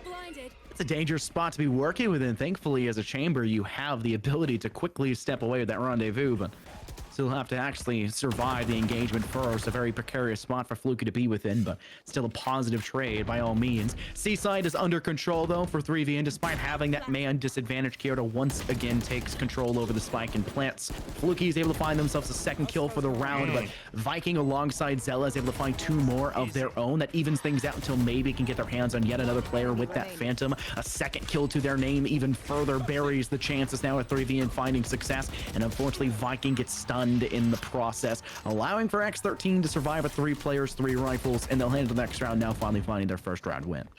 Yeah, it took them a little bit. They got 2 players dropped in the meantime, but X13 making sure they can manage that round, get themselves onto the board, and have some relevancy here is going to be good for them. I mean, in a round like that where you're getting to 3, you have yourself the advantage, guaranteed in terms of guns because of how you saved up in that second. Yeah, so just go ahead, cut your losses, see what you can work with, and see what you can carry over. So now with that Sheriff to employ at least by Fluky, honestly, not even really a necessity with the Headhunter kind of being in that back pocket. That could be a really nice tool to utilize, but instead you're going for a little bit of shift up. So already, I want to see what this default's looking like now. Obviously not nearly as many guns, so we're going to see that level of same aggression that we saw in that last round, pushing towards Garage. We're going to see these players pushing towards A main again, as that was the one thing to work in those first 2 rounds, but was it purely just because of skill, or was it because of guns maybe? We don't know, because Nico's already gone ahead and given us a taste of what this defense can do with that first blood here. A lot of assistance behind Nico as well to really give them the chance for that first blood. They were able to find another, but unfortunately, Kyoto gets the upper hand there for the refrag, and the teammate that had just fallen before had also managed to find one of their own fairly quickly as the player was pushing up through that short ramp where we saw Christian Dior just fall.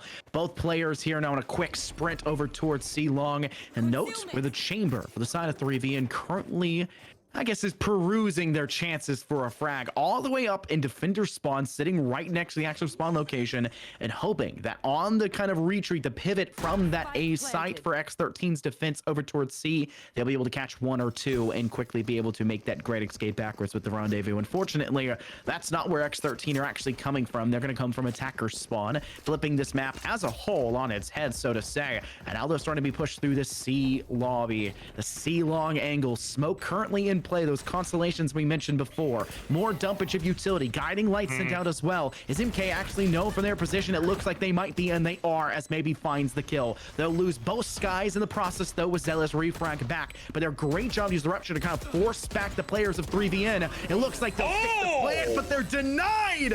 Just barely! A double swing, and they'll both fall as X13 fail to get the defuse. It seemed like that was less than a millisecond available. I mean, nothing but pixels between the lights, if that. Even if an actual pixel, probably half of one remaining in that defuse timer to go off there, but still, just almost the actual execution of that. The flawless little ping, the double tap there, working off both those squads. It was something I seen out of a story player game rather than actual multiplayer. Something you can't really typically replicate or even find a way to execute without things just lining up so well for you. So obviously 3VN, they now get themselves a third round to work with on the board, and they have themselves not too much in terms of ultimate kits just yet, but still they at least have that rolling thunder to get themselves an entry into sight. But they already know Nico, after these past couple rounds, is going to be playing that contestion game, kind of pushing up towards that A main. And honestly, it's a luxury that you can get for the rest of the squad. That's a free kill you can find every single round if you get a pensive swing on that. But instead, you're just looking to play it safe, play it sound, maybe back up, maybe play for somewhere else. But honestly, you're just waiting to see if your chamber can get a pick towards the middle of the map while the rest of everybody else is bringing that aggression towards A, where you say is the most retakeable site in the map. But we'll see whether or not that actually lives up to the tale. A little bit of factoids bringing out there. I was pulling out my dark history of saying the same thing over and over again. We all know how that is. But for 3VN, and I guess for both sides here, the notable absence of both the Fade and the Raze makes that engagement over towards A main and A lobby itself very precarious for both the attack and the defense. X13 takes the fight very early to their face with Christian Dior picking that one from the side of 3VN, and both sides have been able to come out with at least a frag apiece when it comes down to the actual engagement. That's not the case in this round, and that makes it so that not only do 3VN take that A site, now to fight for the post plant, but they also have to deal with the full 5 players against them. Zella on the flank, trying to catch a player off guard. They do succeed, now finding a second. Well, Weekend is the only player coming up from that heaven side and finally will deal with them, but they lose their player Fluky, who was only able to find 1 kill first through the wall. WKT comes up big. Now has the opportunity to player inside Helen, another one holding close wall. They'll flash the player on wall, but they can't deal with Viking escaping through this round. 3VN, they looked quite solid once again to find another one to their belt. It's just good executions here, utilization of that rolling thunder to get themselves on the side. I mean, they made sure they could use all the stuff they had available to them, and then knew they had a trade-off as well. Said, okay, we can use one right now. We're probably going to get 3 more for the next. So what's really going to go wrong here? Absolutely nothing. So it's going to cause a little bit of time out here for X13, figure out what they're doing wrong, or even then just really what they're doing and just kind of getting countered, because X13 hasn't really had a bad game, a bad performance, at least in my opinion. I think they have a lot of potential. I think their defensive holds are looking good. They're finding the nice aggression in these areas of the map. But the one thing I'm seeing at least is towards this A push every single time. You talk about being the most retakeable. Heck, I say it's the most hittable site here on the likes of Haven, because you see so many teams looking for that aggression, finding that control right there towards A long, right off the get-go. Even in the professional scene, collegiate scene, whatever it is, every single time you see people going and just pushing for that, finding control, pushing to spawn through there, flipping it up. So got to look for a little bit more here, looking to get that aggression, looking to see what 3VN can accomplish here. But going forward now, X13, I think, honestly, if they could just double things down, look for some reinforcements and get some utility to actually back up this aggression into spawn, things could look a little better for them. And we'll take note as well. We usually don't say the game has started till about round 4 or 5, truly, as you would see it. First pistol, then the bonus you'd expect to fall to one team. You see round 3 go the other way because it's finally when the rifles would head to the opposing side. That was X13 in this case. But since that point 3VN and the game being officially started, them able to have rifles and also facing the rifles of X13, though probably a little bit of a disjointed buy in round 4 considering they dropped 2 rifles. Still, that's the game starting, and 3VN has had the kind of go-ahead since that point. They're winning better engagements, they're playing a little bit smarter, and they're doing a much better job to push towards these sites. Yes, A is the most retakeable site in Valorant, but it also is the most hittable, considering how easy you can get past those choke points. It's a double-edged sword. It may be easy to get there, but you've got to survive past that point. Early aggression, though, by X13 here, Dallas, and what do you see? No one finding a kill just yet, and the plant is already going down. Nico's over-expenditure of their life and of their positioning causes them a loss. And MKY steps back to keep their player alive inside attacker spawn. They'll deal with all 3 of the presence of X13 pushing them. Yeah, not the best idea coming out from X13. I mean, it's a little bit of a desperate attempt I have to give them, but I mean, already you got to go ahead. If you're fluky, have an idea of what these percentages are looking like. If you're going to be playing that operating role, sure, you want to throw a curveball out there, but also you just got to stick to the tried and true. You know they're hitting that A site. You know they've executed on top of it. And sure, it's a little bit of a budget round. That's why you see that tour de force being employed here, but just not too much to work with. DK trying to play for a little bit of an exit frag scenario with nothing but a frenzy in hand, and it's going to be running into a chamber with the shorty. So there's Zella saying, you know what, there's one more for the count. A flawless round here on the board for the likes of 3VN as they get themselves to a 5th round now on the board, and they're just kind of chugging along, man. At these kind of situations, even then with that operator now being introduced, you got to have some more here to work with. And honestly, I got to say, I mean, X13, play for your sites, play for your execution, put more players towards the middle of the map, because even then, these retaliations and answers just are coming a little bit too slow. You have no way to really buy time either for the side of X13. 3VN's tempo that they've been kind of employing is...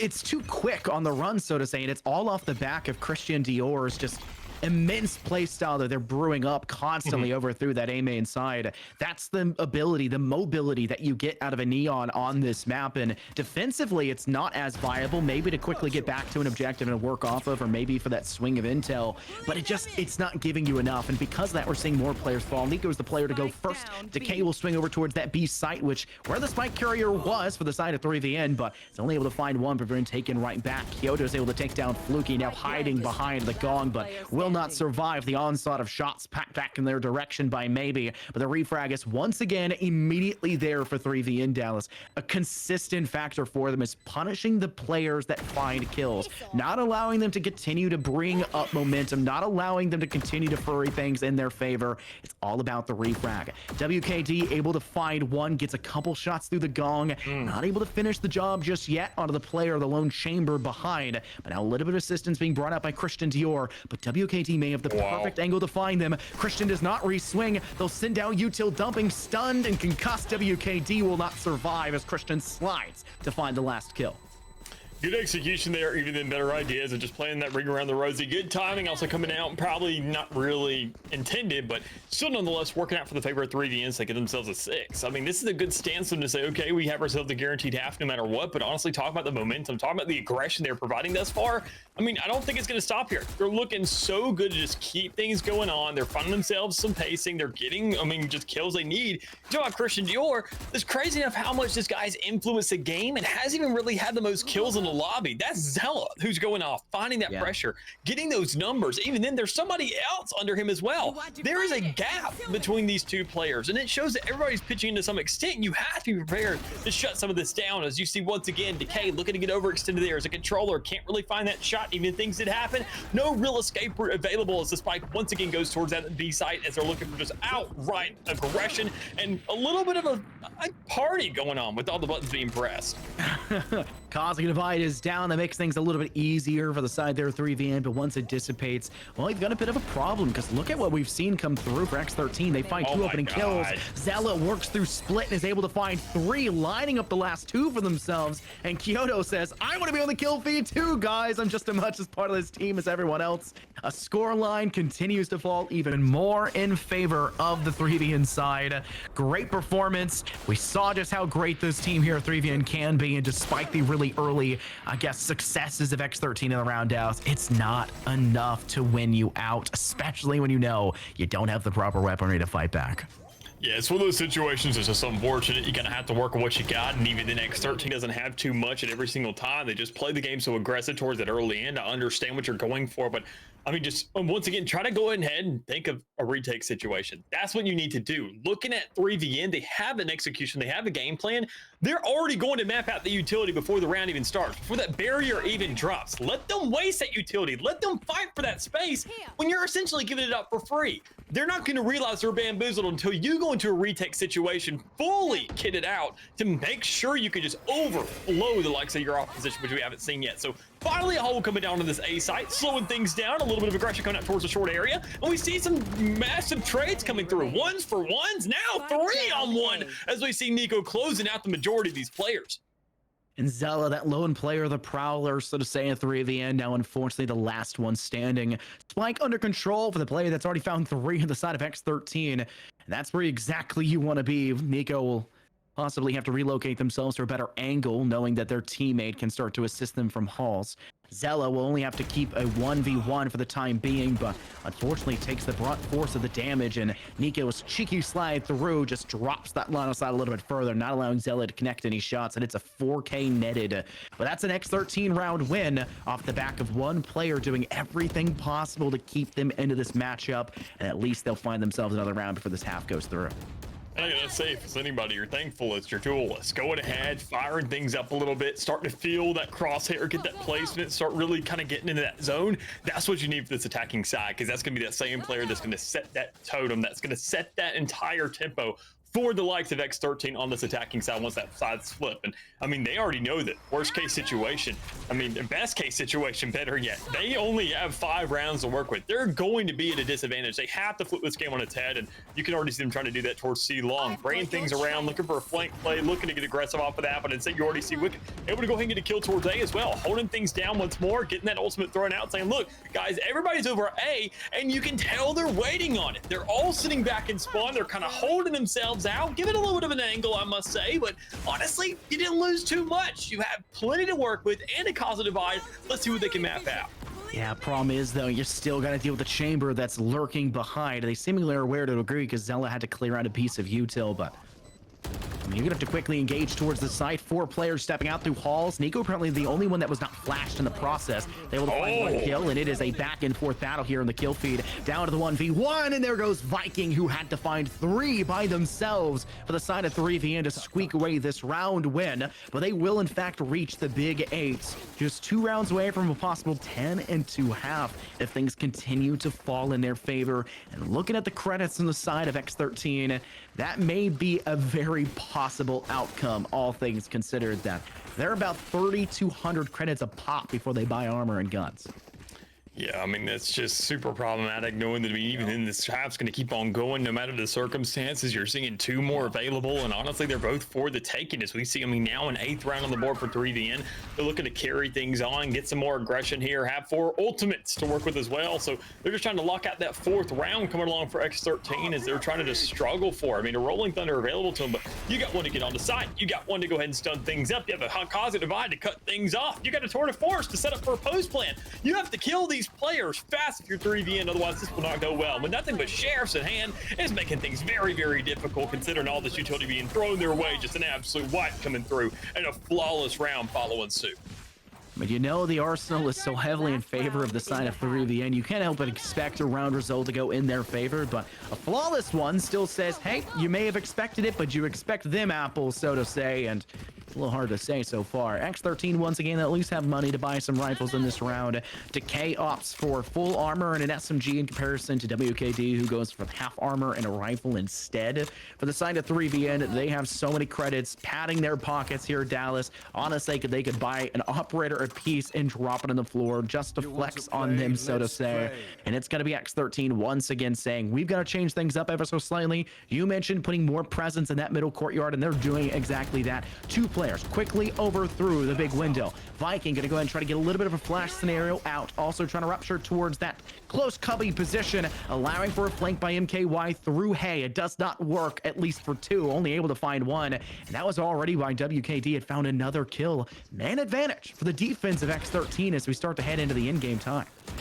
Yeah, looking to go ahead and finally get some player momentum working out here, some player advantage better yet to be working off of. You see that, I mean, X13, they're managing to get these numbers working in their favor. Only one player remaining against the likes of 3. It all comes down to Kyoto trying to keep this game at a 10-2, trying to prevent that 9-3 lineup, and you see one player already coming out. You can't hit those shots, so you know when a second player comes around, it's going to be much, much worse, resulting in that half coming to a conclusion. Sort of force available, but not really employed there because that came off that last kill. So 9-3 to me, you're standing for the half. 3VN, I talked about how they needed themselves a darn good start on this attacking side, and good God, did they live up to that.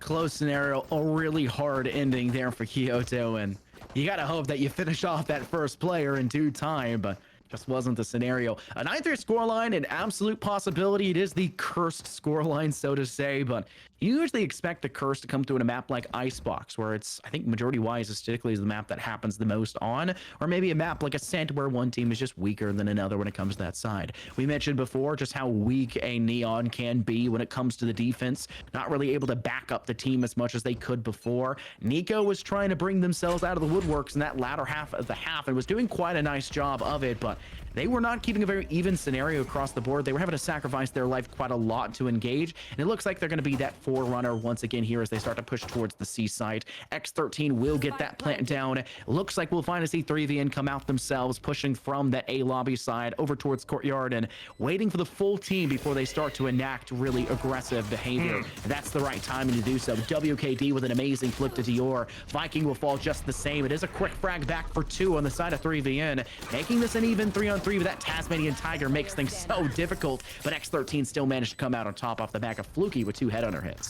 Able to go ahead and get those kills over those players, find those trades, work off those numbers, and win your ones. That's what it comes down to. X13 finally found that momentum on this attacking side, and especially in a pistol round where they can get a force to follow it up. And that's the cushioning they needed, quite honestly. Just win that first round, forget everything ever happened. You're running the same exact composition. So, I mean, what stops you from warranting the same exact results that your opposition just laid out in front of you? Absolutely nothing. It just comes down to, honestly, you could do that much better knowing that you were just in those shoes. What was working so well against you? Employ that same ideology. Make sure to take advantage of that. And even then, maybe find better results and slow things down a little bit. Get your opposition on their toes some and make them start really considering how this game's going to start going. As you see that full stack almost over towards that seaside, looking to wrap around into spawn. A big player trying to hold things down as Fluky does get the idea that one's there, saying maybe there's another. There most definitely are, Chief. There's 2 more right behind him as well.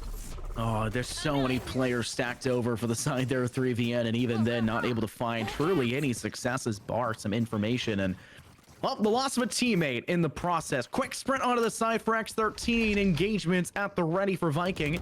He's the only player nearby, so either wait for the team, but this smoke's not going to last forever. It will dissipate. The shorty is out, but does not fire in time. Their Doco gamer maybe finds the kill instead. Zella does find themselves a nice headhunter shot, and Christian Dior has managed to take control at least over towards heaven. But these rifles firing back in their direction, things become even more precarious. Dior with the frenzy does find one, swings over for a second, but just before they can find the kill, it's stolen by MKY, and Decay gets the refrag back. X13 will take the pistol and the bonus, much like we saw 3VN do just in that first half.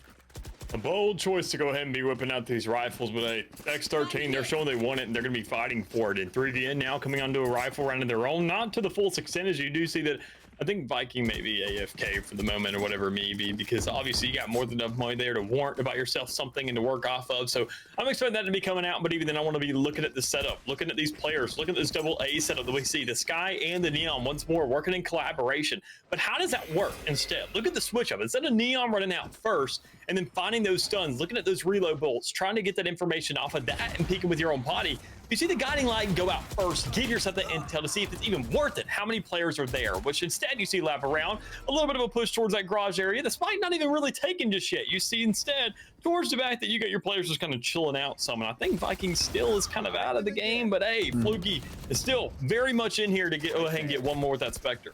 I'll point out as well, Viking will have a rifle for this round should they choose to engage towards that point. For some reason, Zella was actually able to use their rendezvous and get away, but they died in the process. So their body is actually at the gateway, so to say, from defender spawn into the seaside. So their weapon is on the ground for the taking. But it doesn't look like Viking is going to go there just yet. It's going to go ahead and join MKY. They've called out that the weapon should be there, toss the util out, and they're just going to engage. It's not actually on the ground. They don't know what to do, and it's just going to be an ultimate loss of that player's life. That is just biding a little bit of time. It looks like the remaining two are just going to say, okay, guys, we're going to save the weapons we have purchased, maybe play for an exit should they choose to push our way. But this round is ultimately over, and it will ultimately fall to the side of X13, who, unlike we saw in the first half, Dallas, of 3v&'s pistol and bonus, they'll find 3 in a row this time around on the attack.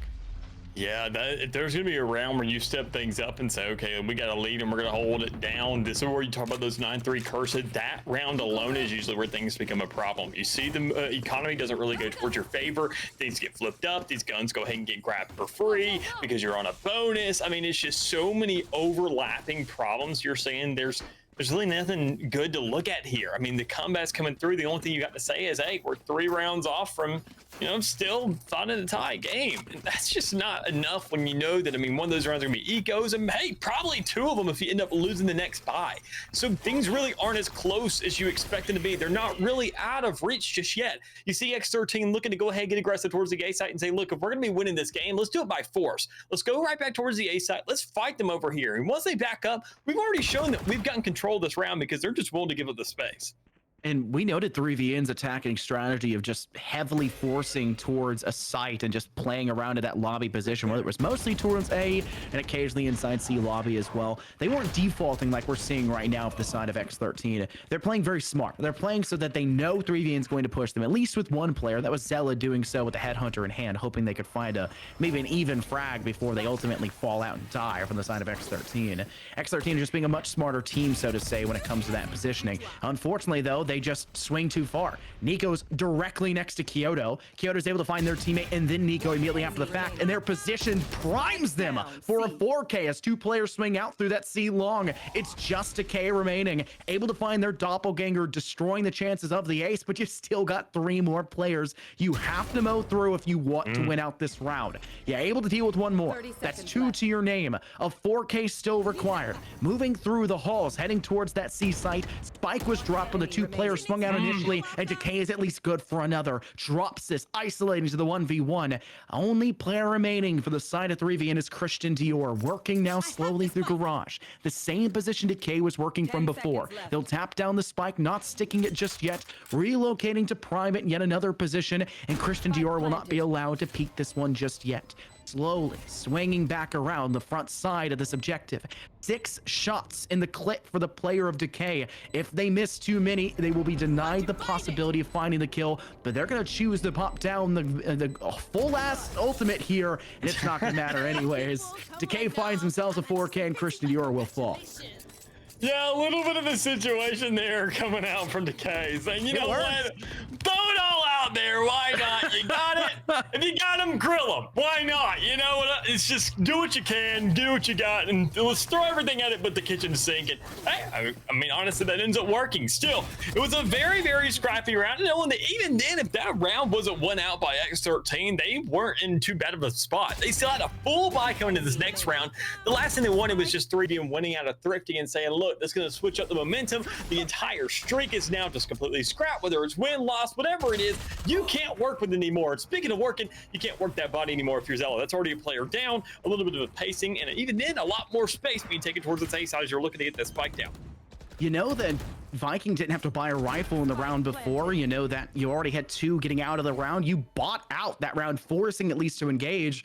So for the side of X13, they're in a scenario saying, okay, well, 3v, there's no way they have proper weapons across the board. Maybe a player like Kyoto who gets a 4K does, and so they'll have a rifle for it. But they still got to even out the position. Spike is down. X13 in dominant control. WKD on the flank, just watching from inside short, takes down 2 more players. You've got a player up in heaven looking to drop at a moment's notice, but they're having to hastily retreat and join their teammate. Viking falls to the aggressive stance employed by Nico, but Kyoto will get that refrag back. Kyoto, the player that was highlighted just last round for that 4K, and now needs to get an ace because the rest of the team cannot come up clutch up close, and it will be denied very swiftly. A round 1 once again by X13, and that 9-3 curse is looking even more likely the more this goes on, Dallas.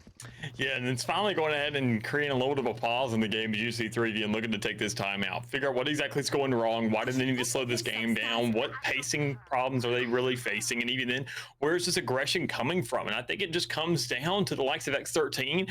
Once again, just kind of doing that same situation. Went on the attacking side. You chose these compositions for a reason. And honestly, you have to look at 3VN. They are the ones who are expected to win this thing out because of how they already had the benefit of seeing what didn't work on the defense. So why are you going for that same kind of ideology? Why are you employing these same exact game methods?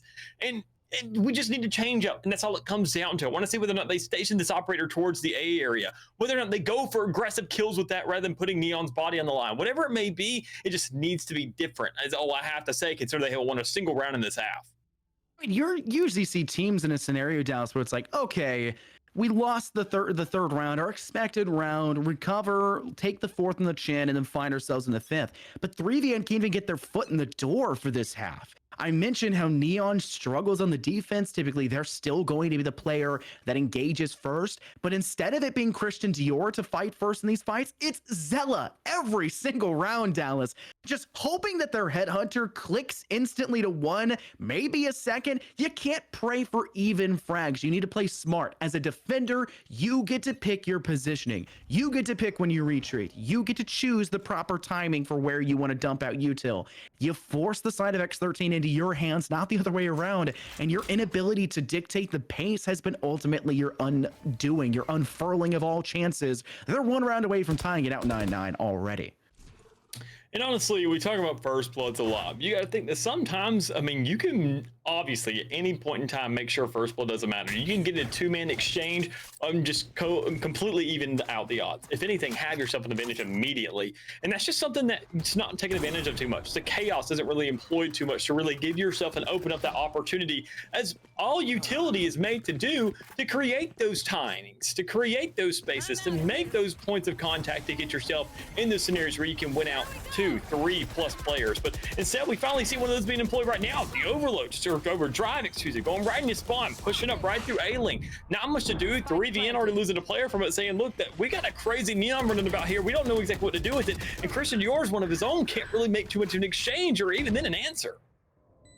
It's not another round for 3v, and it looks like, and Zella's operator will more than likely be saved back towards spawn, but Nico now finding their 3rd target and saying, well, I know there's a 4th out there just ready to be killed. Avoid the initial shot of the operator, and you may be in a good spot. They just barely avoid the opportunity of the first. Dilla doesn't take the shot, though, but they will clean up after the fact, and though they do lose Nico, they drop the operator at a 3VN's hands, and they ensure that they will be entering that next round with nothing to say to their name, and even less credits between them.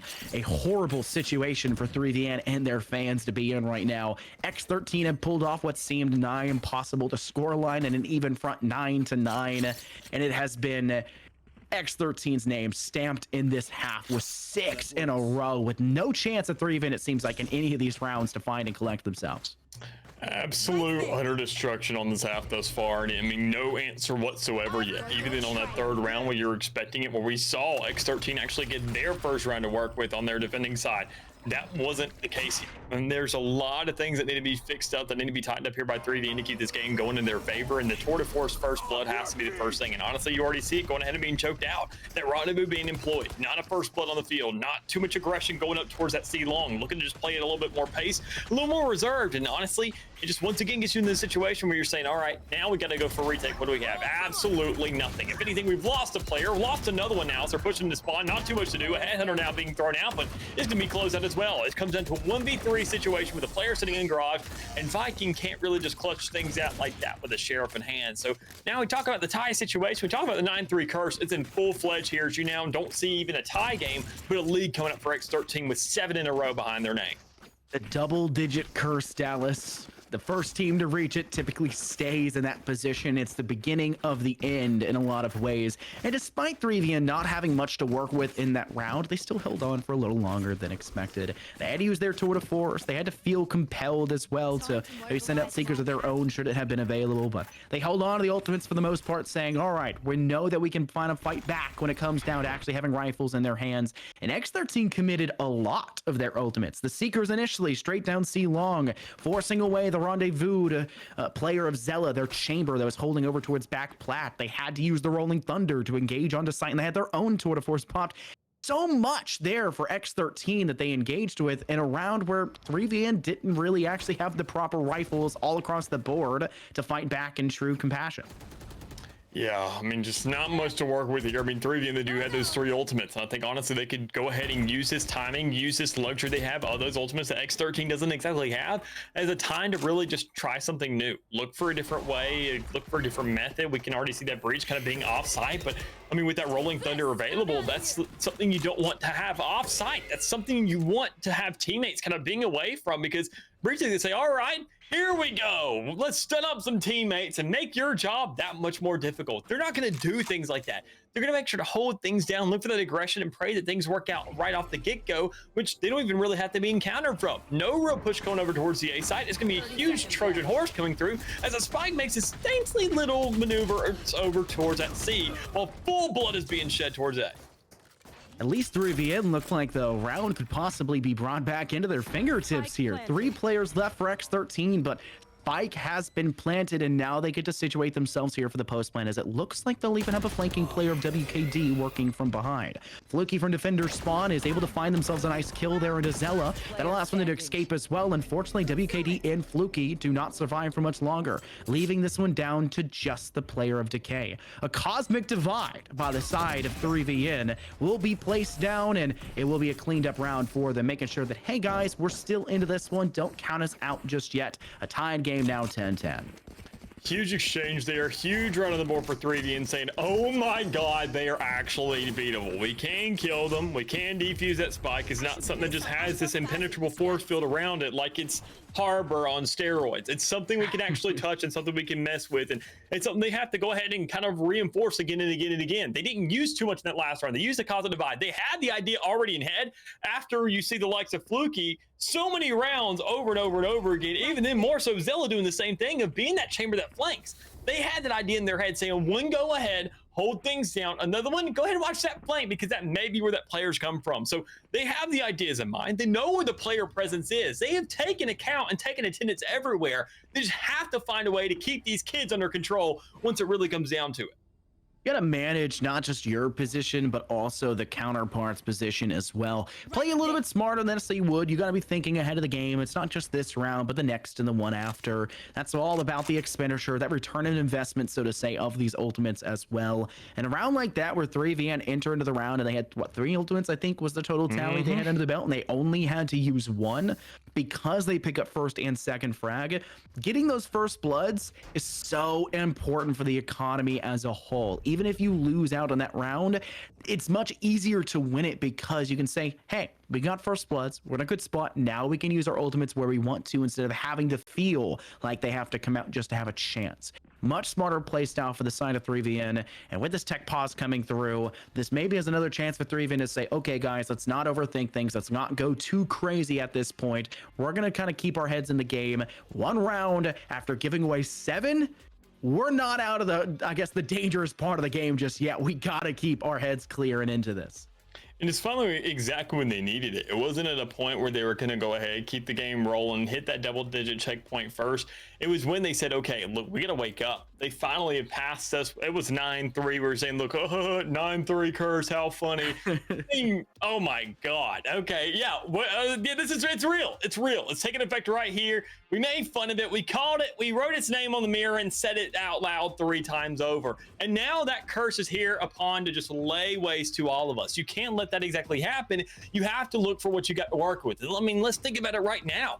We see them right back into a point. 3VN is looking good again. They have 2 ultimates, a Rolling Thunder, more importantly, to work off of. They still have a money to buy themselves up on weapons. They still got a game on their hands because the one ultimate on the side of the attacking side isn't an initiating ultimate. It is a retake. It is a hold. It is something when that spike goes down. If you can just stop that step from even going through, you have no concerns whatsoever besides the guns that are laid out in front of you that you beat time and time again during that entire first half. Big problem though here, Dallas, is with that win there by 3VN, if they lose this next round, despite everything kind of being more in their favor than it has been for quite a while, they've lost the stacking bonus of that loser's bonus, right? They've lost the incremental increase in credits at the end of each round.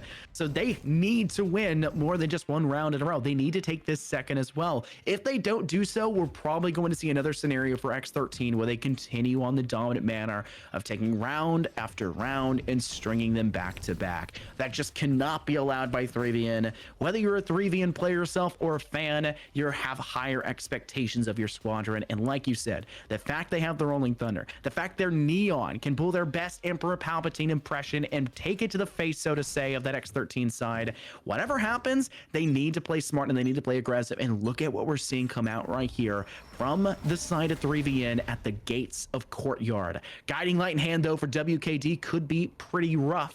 Could this go out and blind more than 1, and 2 players will send themselves through the middle, right through window, and they'll find 3 players because of it. Right idea by 3VN, but perfectly countered by X13. What a play.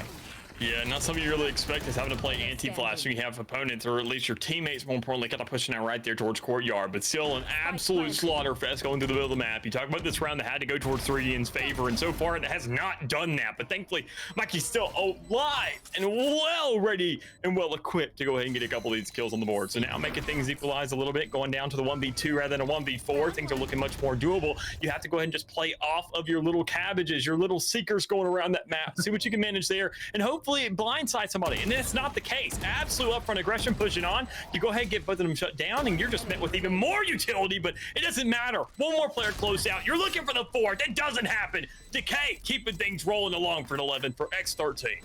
Confidence for the player of Decay, having known that their player just got their head lopped off their shoulders just moments before on the swing. And you're saying, all right, they tap down that spike. They're going to stick it for a little bit. They won't stick it for the full time. I'm going to make them feel the pressure right at the beginning. Even if I don't win the first fight, I can always pull backwards and still survive. They get the kill, and X13 say, that's the play. That's the way we want to run the round. And now we're running into the situation, like I mentioned before, Dallas. No longer is that loser's bonus just padding those pockets as best as it possibly can. You are pulling everything, bottom of the barrel scraps, to try to come into this next round with any success with the side of 3VN. Spectres, Frenzies, Stingers in their hands against 4 rifles and a tour de force in the hands here of the chamber on the side of X13, who has been so dominant in this matchup. It's one of those situations where if you go ahead and you let an opponent get that many rounds for 3, I mean, there are consequences. If you set it up to where things become that much more difficult, if you decide to fight back, you've already given up that control. I mean, not only, as you mentioned, just in terms of the game, but also in terms of the pockets. There's just that momentum, that streak. It goes ahead and gets scrapped. You have to win that first round by a dominant fashion. It has to be an absolute slap to the face to your opposition to let them know that you are still in this game and you still have a chance for the follow-up round as well. Because if you lose too many bodies, there's nothing to work with. One person's going to have a rifle. Everybody else is going to be looking, as you mentioned, for scraps to try and go ahead and have some relevancy here. So looking for Seekers already being thrown out by X13, getting a sense of where everybody may be, already getting those ideas of where these players are going to be at, and even more importantly, Spike going down as well towards C. Not too many weapons to work with in the hands of 3VN as they're trying to make an exchange to the rest of the map, just trying to go ahead and pick up these rifles, and they can manage that. Spectres and a Vandal, honestly, this is looking doable enough so long as you have the right approach. That was a really great play for the side of 3VN to make sure they could isolate the one player, but look how much utility was required by them to do that. Finally, we see these ultimates, though, being utilized. There's the Rolling Thunder. Christian DR once again opens for another kill, and though Mikey does fall, Viking is quick with that refrag back. There goes WKD, still on site, still playing nice now, moving back towards that C lobby. They do lose that player, but Fluky is still in a great position, coming from Garage. Oh my Two God. shots, 2 quick kills, and that's not going to happen. X13 will reach now match point, series point here for this BO1, looking to send themselves into the next round in a confident manner. Scenarios like that you just can't let happen. I mean, already going ahead once more we talk about taking attendance, and we just saw one of those situations where 3VN had the opportunity, they had the pressure towards C Long, and they say, well, what do we have? There's a player alive and we haven't killed him yet. He's got to be in garage, and he's got himself a tour de force as well, so that makes that much many problems just go ahead and pile on top of each other. So now situation, even in a round where they didn't really have too much to work with, to manage something that close, to talk about the utility being invested, even then, no real effect coming out from that because nobody got hit by that Rolling Thunder. I mean, you still managed to make it into a one-man scenario. Where is that same grit? Where is that same ideology, mentality, execution on rounds when you have these full rifles to where you can win these dominant games? We mentioned at the beginning that Haven can be a map that's so one-way dominated or so expeditedly close, and it looks like the close will be the way this one goes down. WKD, the only player to fall so far for X13, though Viking will make sure there's at least a second, but that may be all that the side here, 3VN, is capable of. Just Zello remaining now as the rest of their team has been decisively cut down. An operator in hand, not even a rifle to get those shots sung back the other direction. You're going to have to pray you hit those shots much like we saw just the chamber the round before with that tour de force. Zella's going to quickly try to move up. That not going to be allowed. Denied very quickly by a Rolling Thunder. Now option to follow through. Zella has to try and swing forward, but there's Decay holding that close corner. An easy round for X13 as they secure themselves that victory here in round 4. I gotta say, man, just situations like that, we talk about the 9-3 and sure, something we make jokes of a lot, but in situations like that, it's just not a curse. It actually comes down to the scoreboard. It just comes down to the players looking to be prepared for what's coming at them, and we just saw 3VN absolutely sell this game. We saw them in that round 3 where they were down a player there for the majority of it. Viking couldn't be there, not sure what happened in that situation, but that could be one player that was on site, willing to create those stalls, willing to throw that stun all the way down C long and actually create that halt that you needed.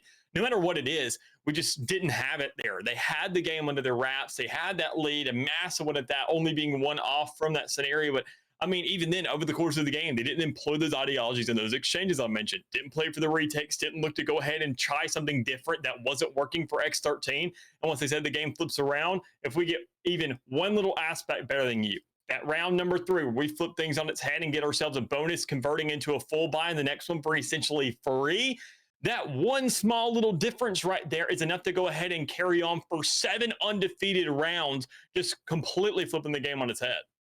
You're looking at a scenario where 9-3 comes true, and not on a map like Icebox or Ascent, but on Haven.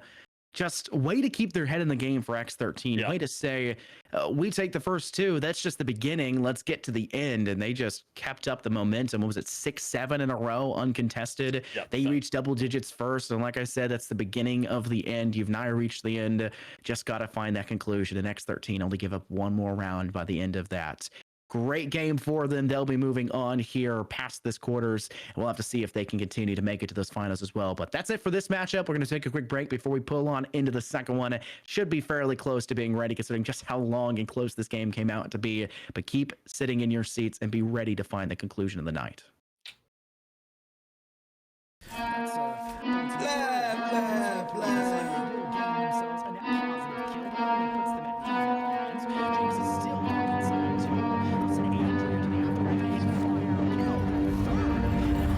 They got problems on problems on problems on problems on problems on problems. I solve them. I run through the money. The pressure be calling. Left on my blessings. I feel like I'm falling. The birdie is back. Tell me I'm garbage. I'm going through something. That's why I ain't calling. Phone and progression is all that I wanted. The phone in affection. I summon and dub it. Cause I got problems on problems on problems on problems on problems on problems. I solve them. I run through the money. The pressure be calling. Left on my blessings. I feel like I'm falling. The birdie is back. Tell me I'm garbage. I'm going through something. That's why I ain't calling. Phone and progression is all that I wanted. The phone in affection. I summon and dub it. Why you be all on my line about about nothing, why won't you go get you $1 or something? Don't hang with it who lying for nothing. I see that we different, you riding, I double. I don't do discussions on bragging about hundreds. Don't go to your places, I know that they sunken. Don't call me your brother, I barely could trust you. I talked to a shorty, she bagging the bugging. And I'ma need all of my dollars on corporate, so hand me the money, I divvy the pie. I'ma give all of my people a portion to build them a fortune on flipping the ride. I can't be mixy when iffy the vibe, and 40 on 50 is really the time. Why are you all on my phone like you want me, like you wasn't pushing the kid to the side? I don't know if you thinking I'm blind. Cross on my crosses and dot on my eyes. Done with your efforts, I'm dealing with pressures. I know it's a lesson, that's word of the wise. Dubbing the mixes I'm mixing, I know I've been missing. I needed some personal time.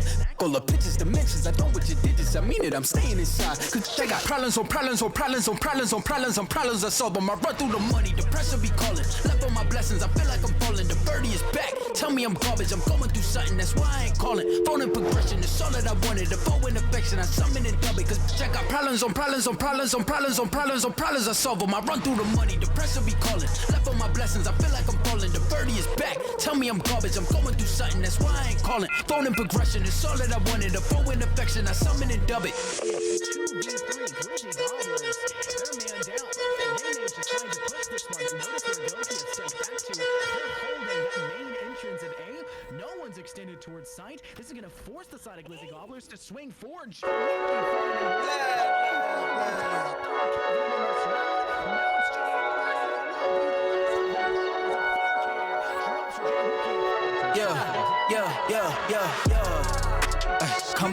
Coming in, yeah, flex, I just wanna win, yeah, LABB who we running with, yeah, 2233, I'm on 10 again, yeah, state your name, been dope on flame, I just switched the lanes, damn he did it again, I just flipped the pain, stripping and dipping in bass, slab on everything, swimming you sinking away, cause I got big racks coming, I put my low racks on it, I ain't skip past losses, I had to get back off it, see the fit lab on it until they whip my coffin, money clip I tossed it, I heard it's big bags on big bags on big bags coming, coming in, yeah, flex, I just wanna win, yeah, LABB who we running with, yeah, 2233, I'm on 10 again, pump up the action, I'm active. If he never heard of Ben Dope, he just napping. Jackson's off the rapping. Keep it on my body, bitch. I'm broke if you asking. Don't gotta sell it, most of y'all is flawless. Broken whips is longer than this foreign. Heard you want it cause the yam's enormous. What's in since she isn't gorgeous? Live my life, last name of Morgan Freeman. Trying to touch a forest. Do not know when knocking on the door is. Came in, I came in, I came in. Did it like the Porsches. Coming in, yeah. Flex, I just wanna win, yeah. LABB who we running with, yeah, 2233, I'm on 10 again, okay, alright, coming in, yeah, flex, I just wanna win, yeah, LABB who we running with, yeah, 2233, I'm on 10, yeah.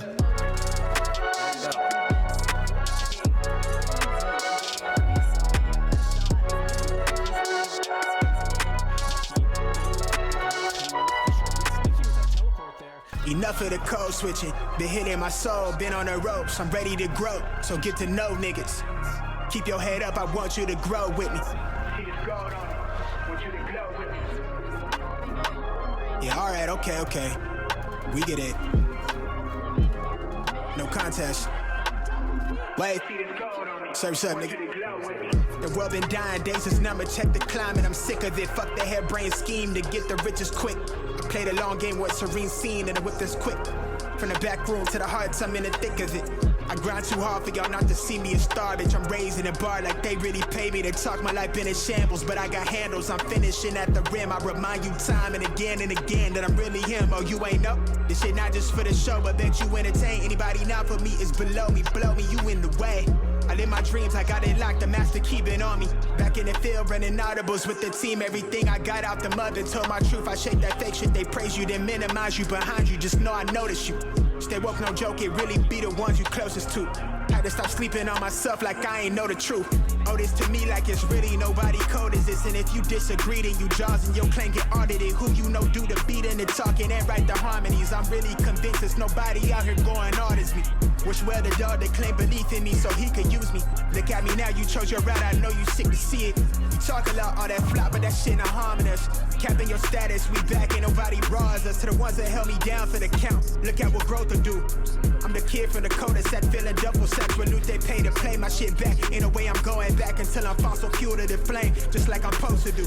Enough of the code switching, been hitting my soul, been on the ropes, I'm ready to grow, so get to know niggas. Keep your head up, I want you to grow with me. See this gold on me, want you to glow with me. Been hitting my soul, been on the ropes, I'm ready to grow, so get to know niggas. Keep your head up, I want you to grow with me. See this gold on me, want you to glow with me. I've been on a job, trying to take it far. I need that ROI, shit I done paid the cost. I'm all in on me, lil' baby she agree, she really been here through the fall. She the only thing I need. I wanna be free, I know that they want me for my ideas so they can line their pockets. Don't hit me to tell me that you give a fuck about me. You don't even know nothing about me, trying to force me on your timeline. You know you need to stop it, I live for more than attention. Might not be your trending topic, put my worth in analytics. I admit that took a toll, I got addicted to scrolling. We know well that get toxic, I got caught comparing me to people.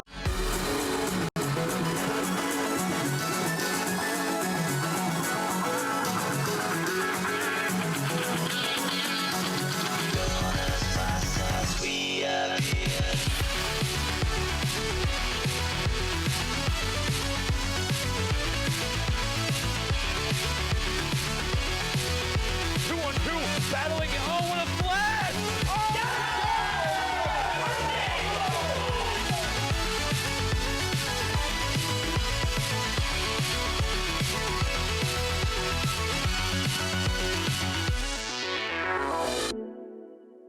Oh, looking like it's all over. Hold up. Maybe not! Are you serious? My name is Ben Garvey, and I founded Great Lakes Gaming with one goal: to create an exclusive club for casual and competitive gamers to come together, full stop.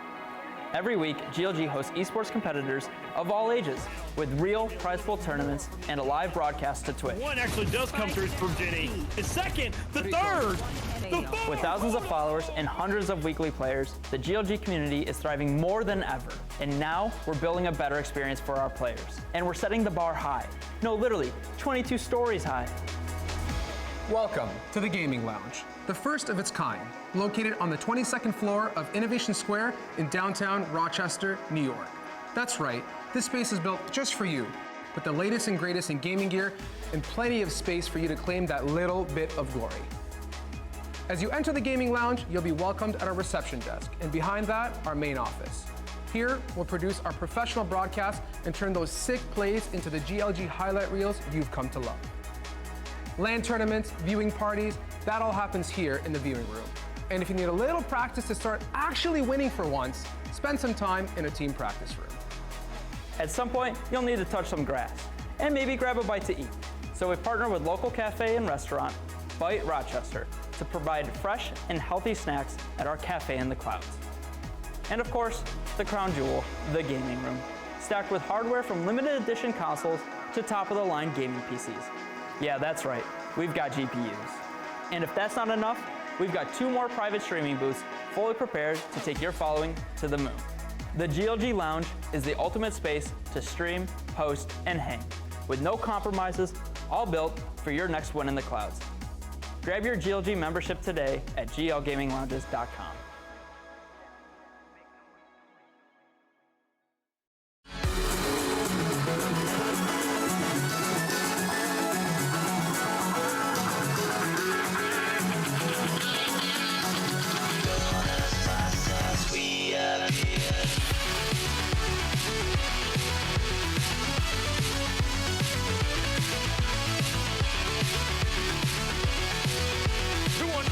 Battling, oh, what a flash!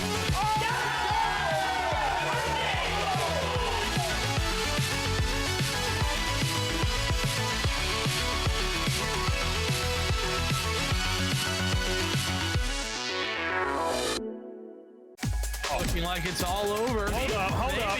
Maybe not! Are you serious? My name is Ben Garvey, and I founded Great Lakes Gaming with one goal: to create an exclusive club for casual and competitive gamers to come together, full stop. Every week, GLG hosts esports competitors of all ages with real prize pool tournaments and a live broadcast to Twitch. One actually does come through from Jenny. The second, the third, the fourth. With thousands of followers and hundreds of weekly players, the GLG community is thriving more than ever. And now we're building a better experience for our players. And we're setting the bar high. No, literally, 22 stories high. Welcome to the Gaming Lounge, the first of its kind, located on the 22nd floor of Innovation Square in downtown Rochester, New York. That's right, this space is built just for you, with the latest and greatest in gaming gear and plenty of space for you to claim that little bit of glory. As you enter the Gaming Lounge, you'll be welcomed at our reception desk, and behind that, our main office. Here, we'll produce our professional broadcasts and turn those sick plays into the GLG highlight reels you've come to love. LAN tournaments, viewing parties, that all happens here in the viewing room. And if you need a little practice to start actually winning for once, spend some time in a team practice room. At some point, you'll need to touch some grass and maybe grab a bite to eat. So we partner with local cafe and restaurant, Bite Rochester, to provide fresh and healthy snacks at our cafe in the clouds. And of course, the crown jewel, the gaming room, stacked with hardware from limited edition consoles to top-of-the-line gaming PCs. Yeah, that's right, we've got GPUs. And if that's not enough, we've got 2 more private streaming booths fully prepared to take your following to the moon. The GLG Lounge is the ultimate space to stream, host, and hang, with no compromises, all built for your next win in the clouds. Grab your GLG membership today at glgaminglounges.com.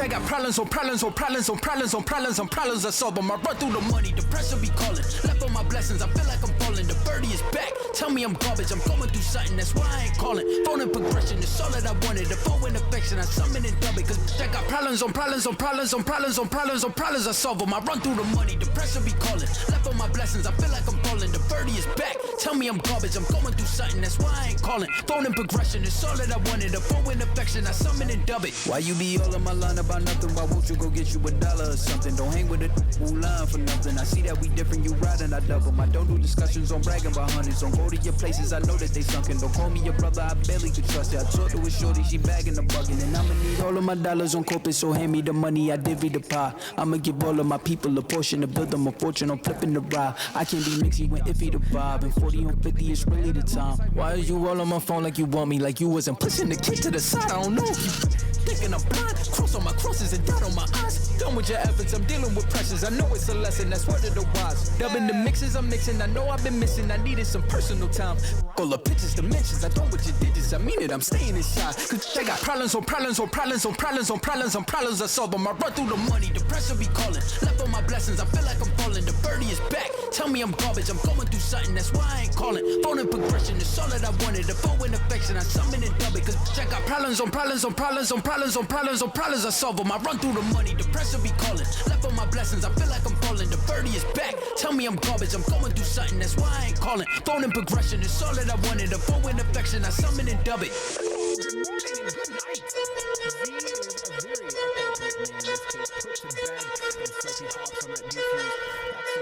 Ultimate early. The lemons will swing towards the site and they will gain themselves a net positive kill, but it only puts them at even.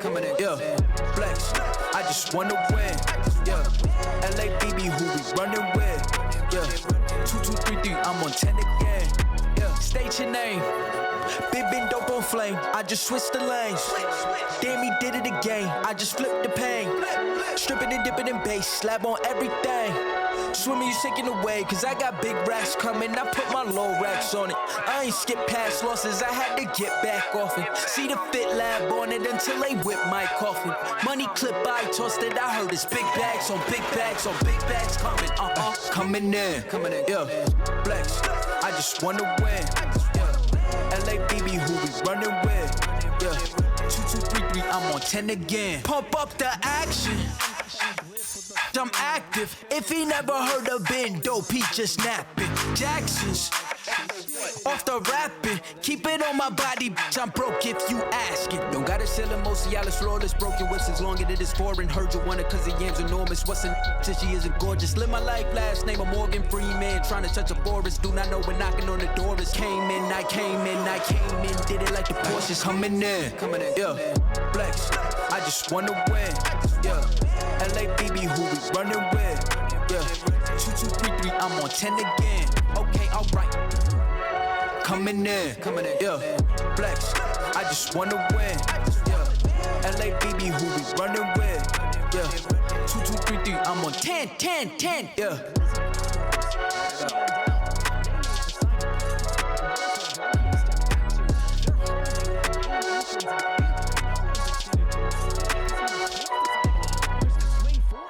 Enough of the code switching. Been hitting my soul, been on the ropes. I'm ready to grow, so get to know niggas. Keep your head up, I want you to grow with me. Yeah, alright, okay. We get it. No contest. Wait. Surf's up, nigga. The world been dying, days is number, check the climate. I'm sick of it, fuck the harebrained scheme to get the riches quick. Play the long game with serene scene and the whip is quick. From the back room to the hearts, I'm in the thick of it. I grind too hard for y'all not to see me a star, bitch. I'm raising a bar like they really pay me to talk. My life been in shambles, but I got handles. I'm finishing at the rim. I remind you time and again that I'm really him. Oh, you ain't know? This shit not just for the show, but bet you entertain. Anybody not for me is below me. Blow me, you in the way. I live my dreams, I got it locked. The master keeping on me. Back in the field, running audibles with the team. Everything I got out the mother. Told my truth, I shake that fake shit. They praise you, then minimize you behind you. Just know I notice you. Stay woke, no joke, it really be the ones you closest to. Had to stop sleeping on myself like I ain't know the truth. Oh, this to me like it's really nobody code is this. And if you disagree, then you jaws and your claim get audited. Who you know do the beating and talking and write the harmonies. I'm really convinced there's nobody out here going hard as me. Wish well the dog that claim belief in me so he could use me. Look at me now, you chose your route, I know you sick to see it. You talk a lot, all that flop, but that shit not harming us. Capping your status, we back, ain't nobody bras us. To the ones that held me down for the count, look at what growth will do. I'm the kid from the cul-de-sac, feeling double sex. When loot they pay to play my shit back. In a way I'm going back until I'm fossil fuel to the flame, just like I'm supposed to do. Enough of the code switching, been hitting my soul, been on the ropes. I'm ready to grow, so get to know niggas. Keep your head up, I want you to grow with me. See this gold on me, want you to glow with me. Been hitting my soul, been on the ropes. I'm ready to grow, so get to know niggas. Keep your head up, I want you to grow with me. I've been on a job, trying to take it far. I need that ROI, shit I done paid the cost. I'm all in on me, lil' baby she agrees. She really been here through the fall. She the only thing I need. I wanna be free, I know that they want me for my ideas so they can line their pockets. Don't hit me to tell me that you give a fuck about me. You don't even know nothing about me, trying to force me on your timeline. You know you need to stop it, I live for more than attention. Might not be your trending topic, put my worth in analytics. I admit that took a toll, I got addicted to scrolling. We know well that get toxic. I got caught comparing me to people I don't even know. They say it's lonely at the top, well maybe then I'll focus on things that's more important and let whoever think whatever and just keep it moving. These niggas won't work on themselves, they'd rather see you losing. You'll never see me losing. Enough of the code switching, been hitting my soul, been on the ropes. I'm ready to grow, so get to know niggas. Keep your head up, I want you to grow with me. See this gold on me.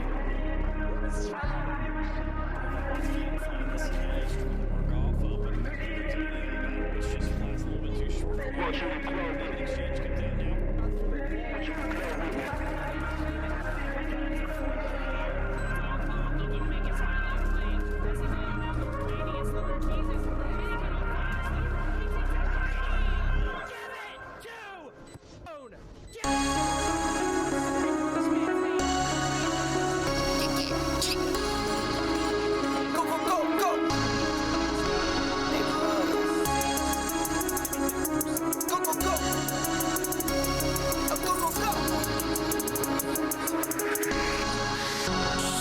Hit for my wins, I need my ends. This life is real, and they pretend. Came off the bench, I get it in, I get it in, I get it in. Hit for my wins, I need my ends. This life is real, can't play pretend. Came off the bench, I get it in, get it in. I get it in. I'm on my job, I get it done, but you should know that. Shine like a sun of 101, you should know that. I get the front and in the back, you should know that. No need to stun, it's never cap, you should know that. All I know, 10 toes, never fold, bang roll, on the go, ice wall, ice wall, ice wall. Came for my wins, I need my hands. This life is real, can't play pretend. Aim off the bench, I get it in, I get it in, I get it in. Came for my wins, I need my hands. This life is real, can't play pretend. Came off the bench, I get it in, I get it in, I get it in. I miss my baby, so I hit them on the FaceTime. I need it all for them, so no, I cannot waste time. Facing these oceans, feel the water on my waistline. We trust the process, and I only know it takes time. You can get it. Got no worries, I'm gon' make mine. Going global, I'ma get it out the state lines. Paying taxes at a more than what you make now. Different bracket, eating off a different plate now. For my wins, I need my hands. This life is real, can't play pretend. Came off the bench, I get it in, I get it in, I get it in. For my wins, I need my hands. This life is real, can't play pretend. Came off the bench, I get it in, I get it in, I get it in.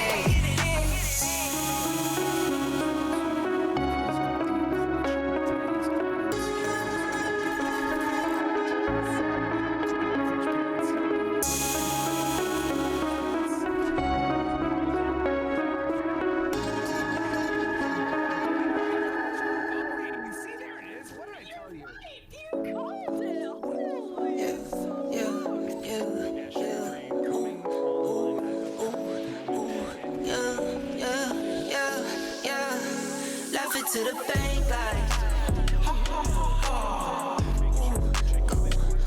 left it to the bank, like I got it in tens, 20, 50, hundreds, tens, 20, 50, hundreds, tens, 20, 50, hundreds, tens, 20, 50, hundreds. Left it to the bank, like pedal to the floor, need no brake lights. In the dark, watch me make light. I'm a star, got no stage fright. Please don't get me mad, I'm a nice guy. My baby say I'm cute, yeah, I'm tight fine. I be waking up when you go night-night. In a different zone with some time. Left it to the bank, like ooh, go. Left it to the bank, like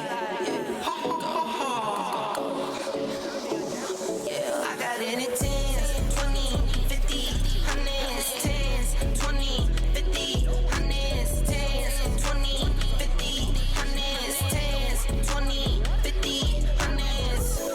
I get it up, flip it and continue. I've been going dumb, I've been going mental. Going up, I'm on another level. All black clothes like a medal. Little this and this, little Rick and Rick. It's my grandmama, I'm her Nicky Nick. I just wanna love, but I've been hit or miss. I might up and leave, yeah, take a pic. Laugh it to the bank, like laugh it to the bank, like I got it in tens, 20, 50, hundreds, tens, 20, 50, hundreds, tens, 20, 50, hundreds, tens, 20, 50, hundreds. Just like, okay, everyone got involved. Everyone still had utility to spare, even at that point in the round. Yeah. Talking to my mirror like I love you so much. Curving on my critics like I heard you, so what? You can't kill my confidence, I think I'm the man. Tally all the I ever gave on my head. Lately I've been living like I can't take a loss. They ain't wanna help me, that's what made me a boss. You can't kill my confidence, I think I'm the man. We don't give a that's what they don't understand. Back again like flu season, I broke records while loose leafing. I'm coming down my roof, leaving, don't give a I don't care. Did the for my lonesome, no wonder now I'm on one. No shortcuts on that long run, all I really want is my share. Get on my God, on my totem is nothing. In the discussion, go them feelings, I throw all my pain on percussion. It's disgusting, I hear them bragging about about that they did, and it do not move me, not in the least. They ain't been dropping no seeds in the soil, but swear that you on my spot at the feast. I've been on go mode, showboat, rowboat, wave ride. Cool shorty, too naughty, pool party, wet for the face ride. Annie up, penny down, hand me down, thrift store, old drip. New money, too funny, old shorty talking about old. I'm on they now, can't get a pass now. I'm a cash cow, keeping it brash now. It's trash now, I'ma spaz out. I've been killing my lows and living on highs. You see in the sky's the proof. You could just see in my eyes that there is no lies. I cannot disguise the truth. I've been duck dog getting to my new merch, color duck sauce on the new couch with my Chucks on. Get the on with that hate. I'm big cool on the small chat, cause I know now that I'm all that. Got a Hawkeye on the ball cat. Get the out of my face. Talking to my mirror like I love you so much. Curving on my critics like I heard you, so what? You can't kill my confidence, I think I'm the man. Tally all the I ever gave on my head. Lately I've been living like I can't take a loss. They ain't wanna help me, that's what made me a boss. You can't kill my confidence, I think I'm the man. We don't give a that's what they don't understand.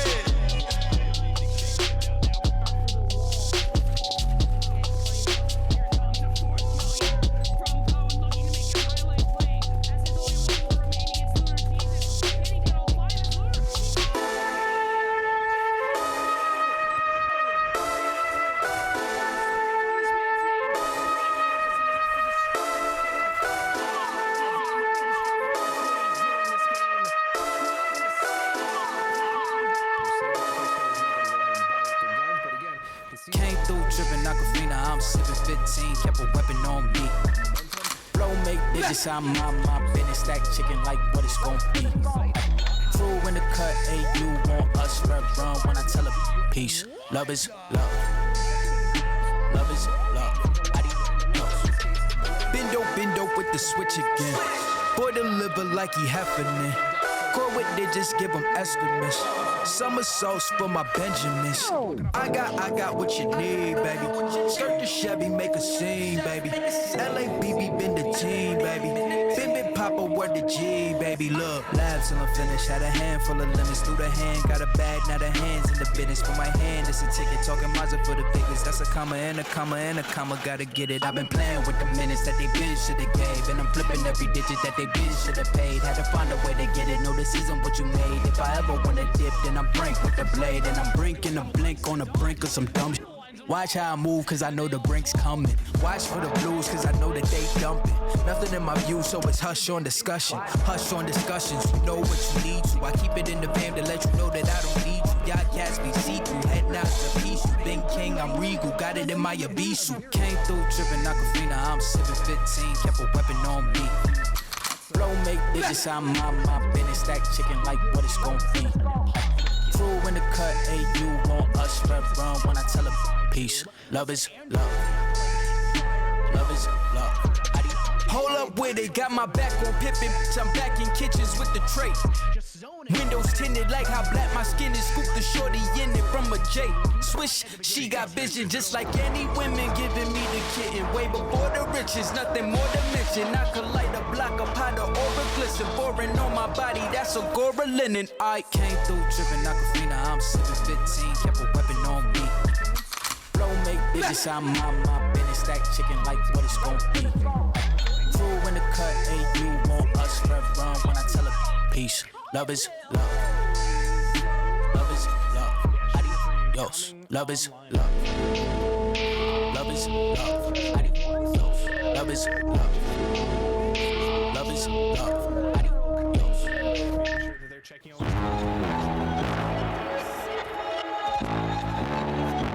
Tell them run it on. I wake up. Yeah. I wake up. Flex. Thumb down now. Check. No drip this. Wet. Tell them run it on. No sleep, no rest. Might crash, might wreck. But first I stretch. Tell them run it on. I wake up. Flex. Thumb down now. Check. no drip this. Tell them run it up. No sleep, no rest. Might crash, might, but first I stretch. Tell them run it up. 9 out of 10 roll through my hands, I'm by my lonely. Turned to a savage, now my baby wants to hold me. I love my fans, don't need no friends, I got my homies. Thought I could trust you, I find out you tried to zone me. I'm number 1 up on that court, I'm Nick McGrady. The first one in, the last one out, can't call me lazy. Put in my hours, send the invoice and they pay me. I need 6 rings like MJ and Tom Brady. I wake up, flex, thumb down, that check. No drip this, tell them run it up. No sleep, no rest. Might crash, might wreck, but first I stretch. Tell them run it up. I wake up, flex, thumb down, that check. No drip this, tell them run it up. No sleep, no rest. Might crash, might wreck, but first I stretch. Tell them run it up. Y'all gon' make me take that trip way out to Europe. I call up Nigeria, come through in a hurry. Those London boys don't come to play, you should get worried. One false move, find yourself, they getting buried. Dance with the devil, used to love playing those games. Made some bad decisions that brought my mama pain. I made a promise to her, swore that I would change. I'm on the come up, bet I live up to my name.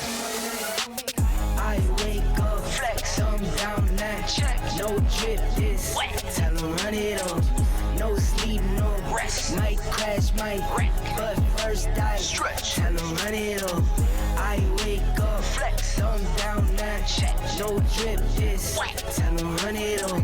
No sleep, no rest. Might crash, might wreck, but first I stretch. Tell them run it up. I got money busting out the money clip. Make a call and hit another lick, yeah.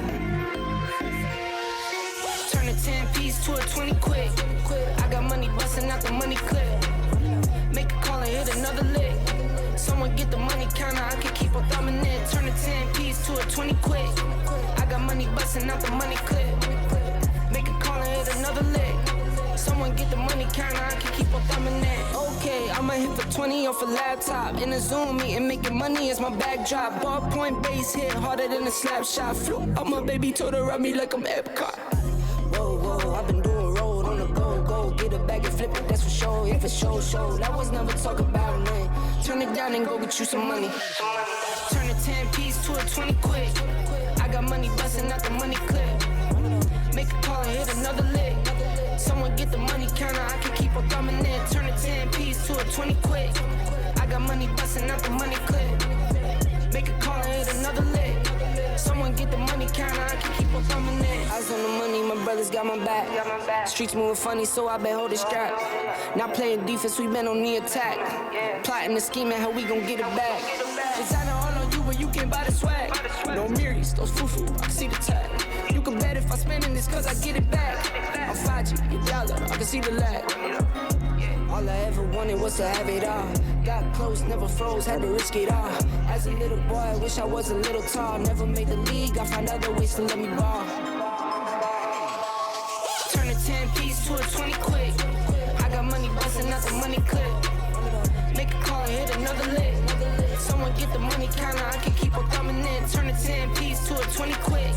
I got money busting out the money clip. Make a call and hit another lick. Someone get the money counter, I can keep on thumbing in.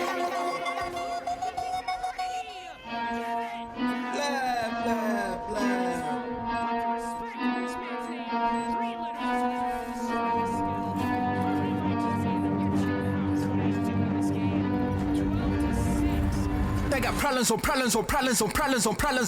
I solve them. I run through the money, the pressure be calling. Left on my blessings, I feel like I'm falling. The birdie is back, tell me I'm garbage. I'm going through something, that's why I ain't calling. Phone and progression, it's all that I wanted. The phone in affection, I summon and dub it. Cause I got problems I solve them. I run through the money, the pressure be calling. Left on my blessings, I feel like I'm falling. The birdie is back, tell me I'm garbage. I'm going through something, that's why I ain't calling. Phone and progression, it's all that I wanted. The phone in affection, I summon and dub it. Why you be all on my line about about nothing, why won't you go get you $1 or something? Don't hang with it who line for nothing. I see that we different, you riding, I double. I don't do discussions on bragging about hundreds. Don't go to your places, I know that they sunken. Don't call me your brother, I barely can trust it. I talked to a shorty, she bagging the bugging. And I'ma need all of my dollars on corporate, so hand me the money, I divvy the pie. I'ma give all of my people a portion to build them a fortune on flipping the ride. I can't be mixy when iffy the vibe, and 40 on 50 is really the time. Why are you all on my phone like you want me, like you wasn't pushing the kid to the side? I don't know if you thinking I'm blind. Cross on my crosses and dot on my eyes. Done with your efforts, I'm dealing with pressures. I know it's a lesson, that's word of the wise. Dubbing the mixes I'm mixing, I know I've been missing. I needed some personal time.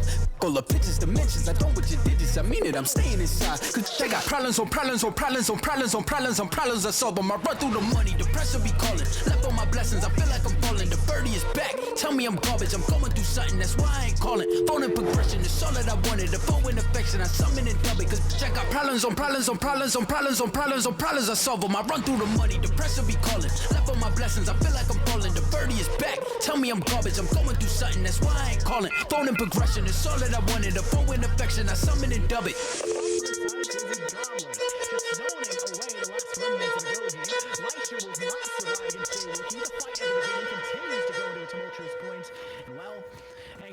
Secure this round, assuming because it's got the clutch.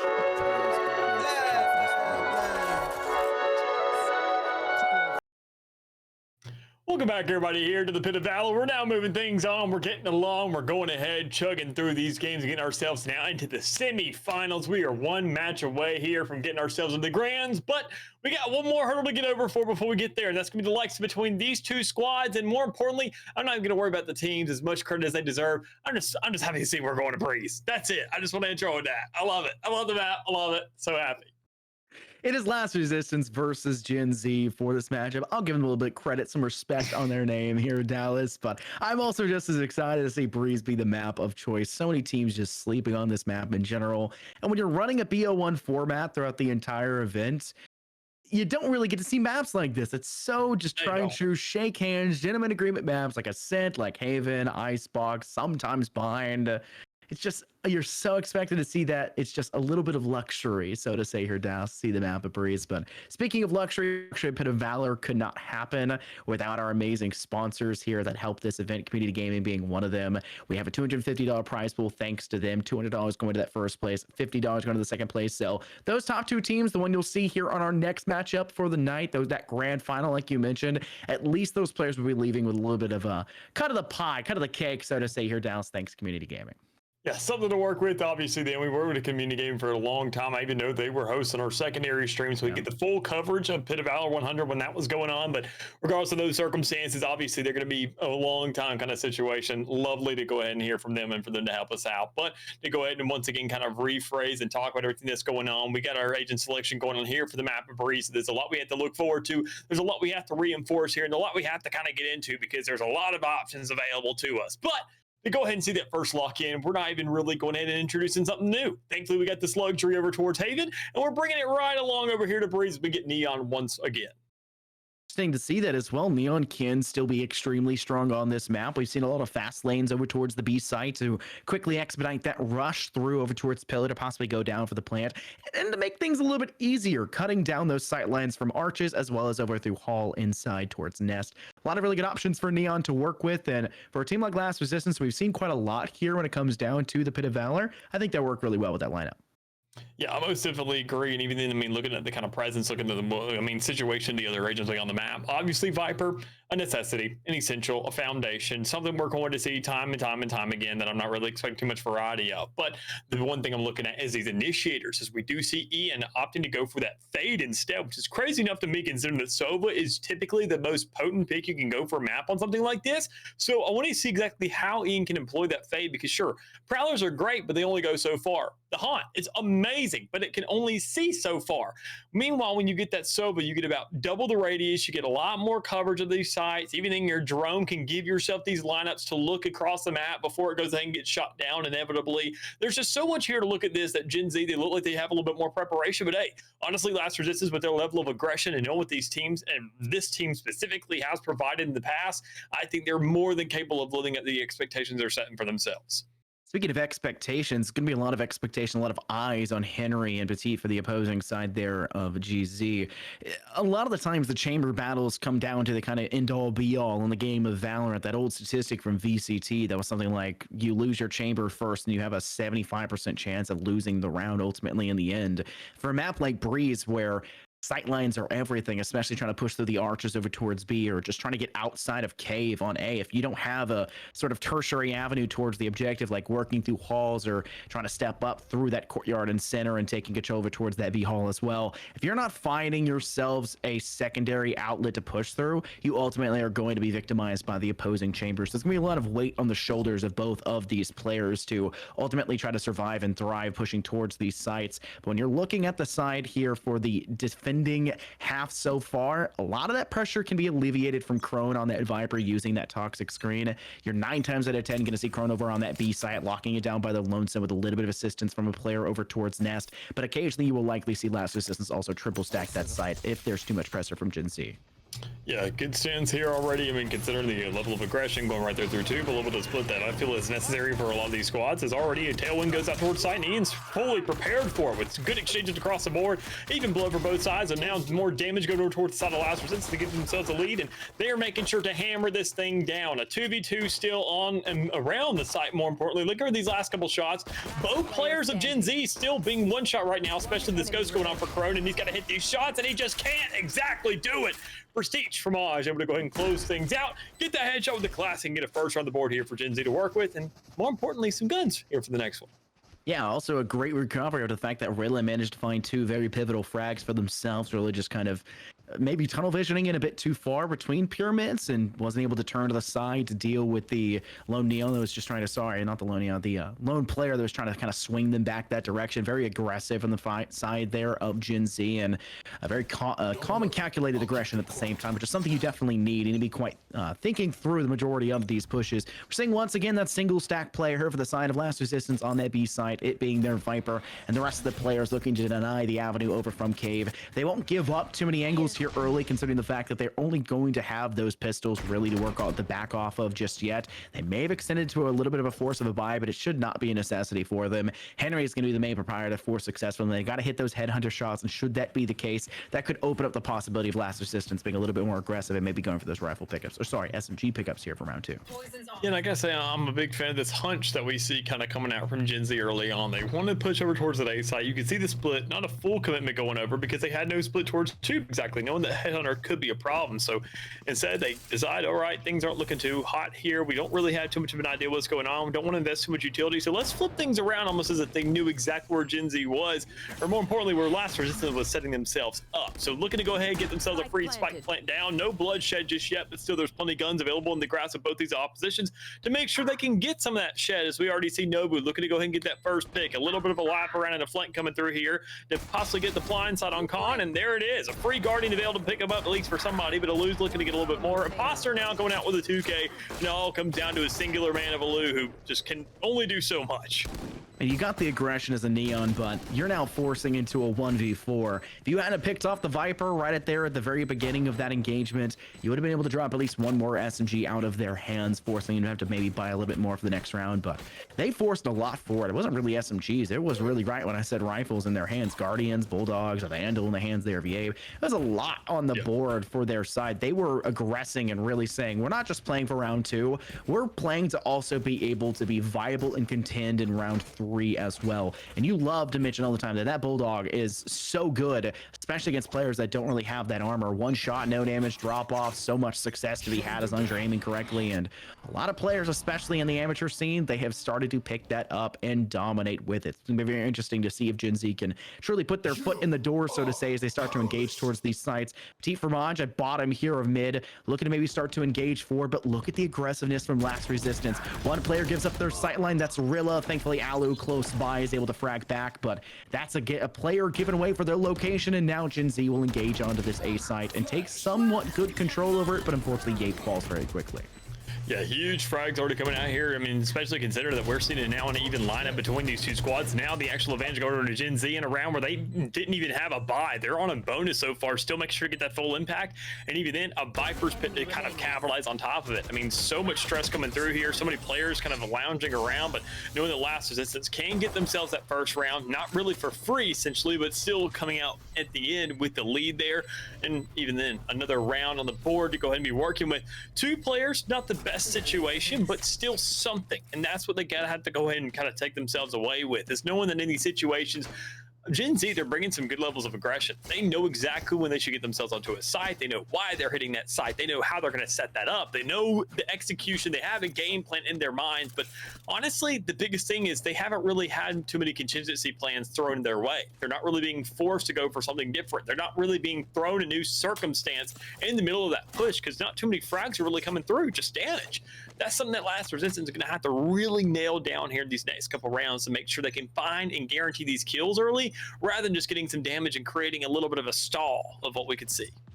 A lot of teams will fall victim to that over expenditure in round 2 should they go for that rifle buy that we saw Gen Z do. But the fact they only dropped one weapon in that round 2 was very indicative of how they're still going to be able to find success in round 4. Once round 3 should usually fall in favor of Last Resistance's defense after the losses in round 1 and 2.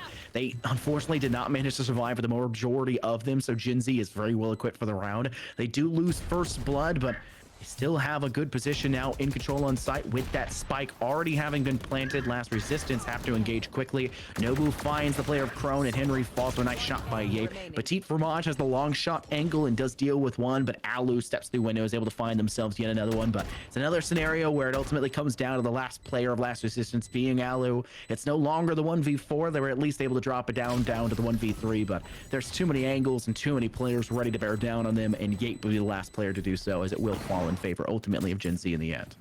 Yeah, one more round for them to work with. A good stance already coming onto the board for themselves, and even then a little bit of a follow-up that we feel is kind of a necessity, knowing that Gen Z, they found themselves these back and forth rounds, these circumstances where you see these even rounds kind of now going to their favor. And even in Last Resistance, they have a lot more to be kind of employing in the game so far, at least right here, right now, with that Viper to be playing with, that overdrive. Not nearly as essential when it comes around to a map like this. That overdrive doesn't have too much range to it. It's something on the map of Breeze isn't really employed too much. You're just happy to have that speed to get across the map, and that's what Neons are supposed to do. Close these gaps, bring themselves on the site, create that space for their team, and that's why they're so oppressive, is because of how fast they can do that. So look at what Gen Z's doing. They're in a little bit of a stall, realizing, okay, Viper is going to be here. That Viper space can be employed almost immediately. Do we go for a lap around, push right through 2, where you see absolutely no players and just a trademark to cover up that area? Or do you decide to go right through the middle and see where you can really take control of this map or be given that luxury? They give up the B site majority control for the side of Gen Z. They're saying, okay, we'll let Gen Z have that position, and we're just going to play some players stacked on over towards Pillar Insights in their courtyard. We know they moved that Viper over, like you mentioned, from the B site, now finally over towards A, but they had to use a lot to do so. You'll see the best Emperor Palpatine, I guess, impression you can get now out of the Neon of Alu for the side of Last Resistance, but the ultimate can only get them so far if no players will peek them in a very, I guess, aggressive manner. 2 position now employed by Gen Z. I mentioned this before. You need a tertiary outlet to apply pressure towards site to feel safe to go straight through that fatal funnel that is the main archway out through cave. And 2 is a great way to do so. Once you clear out one player actually on site, you open things up a little bit further. Henry does manage to find 1 kill to knock down Imposter, but the site has been taken for control. Last Resistance have already lost 3, but only able to find themselves 1 kill in return. Rilla coming through doors, and well, you're still gonna have to wait on Alu to try and flank up through, straight through shopping now, just hoping that cave can still be a fatal funnel working back the other direction. But look at that flank watch being held here by Khan. No angle for Alu to step out without them being in perfect line of sight, and it should be an easy cleanup, but they missed the initial headshot, and Alu managed to find themselves a good position. A shot by Rilla, at least good for 1, but Petit Fromage claps them right back. Alu has to swing through their own fast lane. A player on staircase spots them away, but they'll be suppressed because of it, not able to find the final blow in time. Now tapping down the fuser, has now stuck it to half, will be aggressed by Petit Fromage, and just barely will that player actually manage to find the kill, surviving with 8 HP, but Gen Z will still win out the round. Backing themselves up once more, get the 4th round of the board, and Gen Z just kind of carrying away this game a little bit. You see the economy kind of being up in the air for the side of Last Resistance, and situations like that where you're a little concerned for that squad, considering, I mean, knowing that what they've accomplished thus far, looking at the stance, looking at the tour de force available to Gen Z, not even really having to buy up a gun, and that's something that they could just save over in their pockets to let that streak kind of accumulate and buy for another teammate maybe later on, whatever the case may be, because you know guns are possibly being bought. Whatever the case is, and whatever happens in this round, you know that Gen Z, they're looking to carry through. They're looking to follow up. You can tell exactly that null command what their ideology is. Aggression, push up, find that W key, and make sure you never let off of it. And they've done that successfully as they've taken full control of the B site with no contention whatsoever and minimal damage to really be accounted for. That's not out of the meta yet, Dallas, when it comes to quickly pushing towards Pillar and taking control over that B site. Problem for Yape has still been needing a teammate behind them, not able to cut sight lines as well as the Neo necessarily can with that fast lane. The over-aggression by Yape, and like I mentioned, a teammate behind them, they both will fall, and the only consolation player, so to say, for the side here of Gen Z has been Khan. They find 2 players. Right back, Alu gets the frag. They'll restabilize the player of Rilla, and look what's going down. Petit Fromage in a 1v4. Something we've seen already for the side of Last Resistance, but they'll now drop it to the 1v3. Diffuser will be stuck. He'll spray through to find 2 in the same fell swoop. An aggression by Alu, and they'll barely find the kill, but there just isn't enough time, and Gen Z will find themselves still with a round win by the end of it off the back of the chamber, coming up majorly clutch. I get to say, I appreciate Alu for trying to go for those plays, but I think, honestly, that fast lane, it actually helped the side of the attacking side. I mean, we saw that go ahead, cover that lineup. You don't know where Chamber's going to be at. You can't fire back, but they know exactly where that spike is. Just send those bullets down lane. It's something that just really seems problematic as you see Gen Z get themselves one more by the grit of their teeth. And even in a round like that, a scenario that you just got thrown at you, you have no follow-up. It's one of those rounds that you needed to win, considering that right now, a bunch of half armor, some SMGs to follow up comparative against Gen Z and these Tour de Forces. You're looking at these 2 match up against each other right in cave, and this could be the biggest determining factor of who really can get this round going underway. You just can't give up small opportunities like that one. The post-plant position by Gen Z is practice. It's rehearsed. They know exactly where they planted it. You don't have that luxury, and because of the fast lane, like you said, it just goes really poor. They don't get another luxury here in this round. They do manage to even things out to a 3-3 for a bit of a moment, but Imposter still on site. Petit Fromage there with the Tour de Force makes things nigh impossible now for the last remaining player of Crone. They'll try to swing through the toxic screen played out by Gen Z, and, well, it doesn't last for much longer as a quick spray down with a Vandal will ensure that we'll be heading on into the next round now with another dominant performance for the side of Gen Z. Now 6-1 our scoreline. Already guaranteeing themselves an even half no matter what, even then trying to follow things up, looking for a little bit more. I mean, knowing they have this Hunter's Fury now, I mean, we talk about the post plan, we look at the potency of that, we look at Gen Z obviously having these kind of rehearsed, practice to a certain extent, knowing where those placements are. Having a Hunter's Fury gives yourself so much to work with. You can just play back towards spawn, get that lineup going down, and so long as you have that kind of aspect to the game of knowing what that timer's going to tick down to, knowing how to play the clock in its own right, and have that just be enough of an influence for yourself to win around without throwing your body out on the line, it's a luxury that not a lot of players really practice too much. Something you just kind of find looking at the game and watching it a lot. So Ian, really just watching heads out here, already amounting for 2 kills, exchanging under 1 out of Nobu there. Gen Z doesn't have nearly as many players to work with, as you also see Fromage getting picked off as well. A 2v4 situation with no spike down is looking pretty rough here for Gen Z in this round.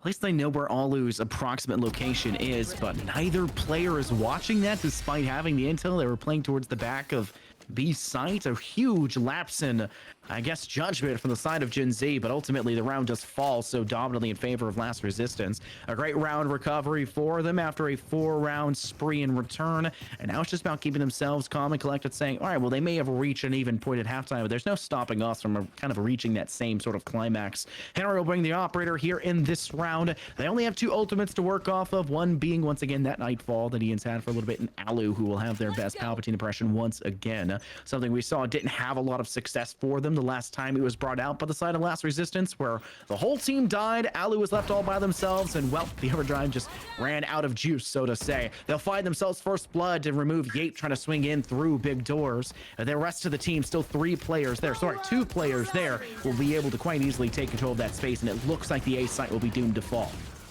It most simply will be with the Hunter's Fury following through. I mean, even then, if it doesn't guarantee all the kills in the world, it got enough damage to make sure you can mount that to a couple kills, get a little bit of extra damage off it. And even then, when you look at those bullets going down range, you hear that they're Phantoms, not Vandals. You know that one of them's probably an operator when you've already heard that bullet earlier. Even then with the missed shot, that gives you all the information you need to know to say, where are these players at? Where are they using? And where are they placed with it, more importantly? Already in a 2v2 situation, now making it 2v1. God knows exactly where that last player is. Back there towards top nest, can't really do too much with it. They're gonna have to push eventually, and with all those head under shots already utilized, get aggressive with it, hit those shots, get those kills for a 3K, and not just a 30K, but a 7th round, more importantly, for the rest of the squad as well.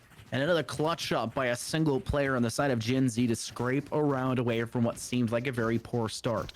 Alu's first blood with the side of Last Resistance gave them that little bit of an edge they felt they needed there for that retake. They even used the Nightfall in that round. A lot was expended by Last Resistance. With a solid start, they should have been in a really good situation to try and recover, but Gen Z's aggression towards side, finding a first frag there for them by the player of Nobu, once again working through doors and just catching a player off in out of key position for the side of Last Resistance. You cannot have these players with no getaway of potential without having a safe angle to work from. It's just a big misplay there for the side of Last Resistance's defense. Great aggression by Gape, though, to tailwind through the snake bite, allowing for the rest of the team to kind of sit back a little bit longer. The toxic screen in play as well by Gen Z makes things a little bit easier, as it'll be a wildfire by all players, forcing the player that was initially behind wall to now move back towards Arches here, as it will be a full 5-on-5 until Henry gets caught out through cannon by the player Petit Fromage, their doppelganger. Looks like Rilla will try to take them out as well, but a hasty retreat, at least for the time being, by Petit Fromage, but it does not matter. They'll still come up with the kill. Head tag down to Nobu. Crone's trying to aggress for the frag. Alu instead will find it. It is an even affair so far. The Chamber's still not in a great angle to assist. Still a 1v2 on site, but Petit catches the player at long range. He's not out, even though the Viper's Pit is in play. Crone will step out, able to take down Khan, but 2 players fired back as the Chamber on Gen Z, Petit Fromage Dallas, carries that round through to the climax. With a huge 4K under the belt as well. I mean, following things up, knowing you have a tour de force possibly to employ here for these next 2 rounds, and more importantly, right now in the biggest rounds, I would say, of the game. These last 2 are to really say, okay, who's going to take the lead? Obviously sitting at Gen Z, but how much do we want it? Are we going to lock ourselves out at 9? Look at that 9-3 curse potential that we saw in that last game. Are we going to make sure to follow through even more? So hit that double-digit checkpoint. If we win that pistol round, we are guaranteed what could be that next one, making things near impossible for Last Resistance to fight back. And this is a squad that we've seen with a lot of resilience inside GLG, time and time and time again. So now, in these scenarios, this is where it can be matter most here for Gen Z. An easy little lockdown, get themselves to finals almost guaranteed, but they have to work for it right here, right now. And already going ahead, seeing a couple of these players, know where the positioning is, and get some damage off as well. It's a good start for them, but no blood is shed just yet in terms of actually getting a player 6 feet under. Flash popped out there by Rilla. Not able to pop flash as well as he used to. Ali will go ahead and pop down the overdrive, trying to make sure they can clear out Gape. They succeed in doing so. For the side of Gen Z, you'd say, okay, well, maybe the A site's not necessarily ours for the tanking. Let's start to pivot on over towards B. But Cronus popped the Viper's Pit and, well, unfortunately, decide not to go ahead and stay within it and just wait it out for the time being. Petit Fromage, though, will come in through halls and has the potential to maybe catch that player unaware, but they are sitting in a nice close cubby.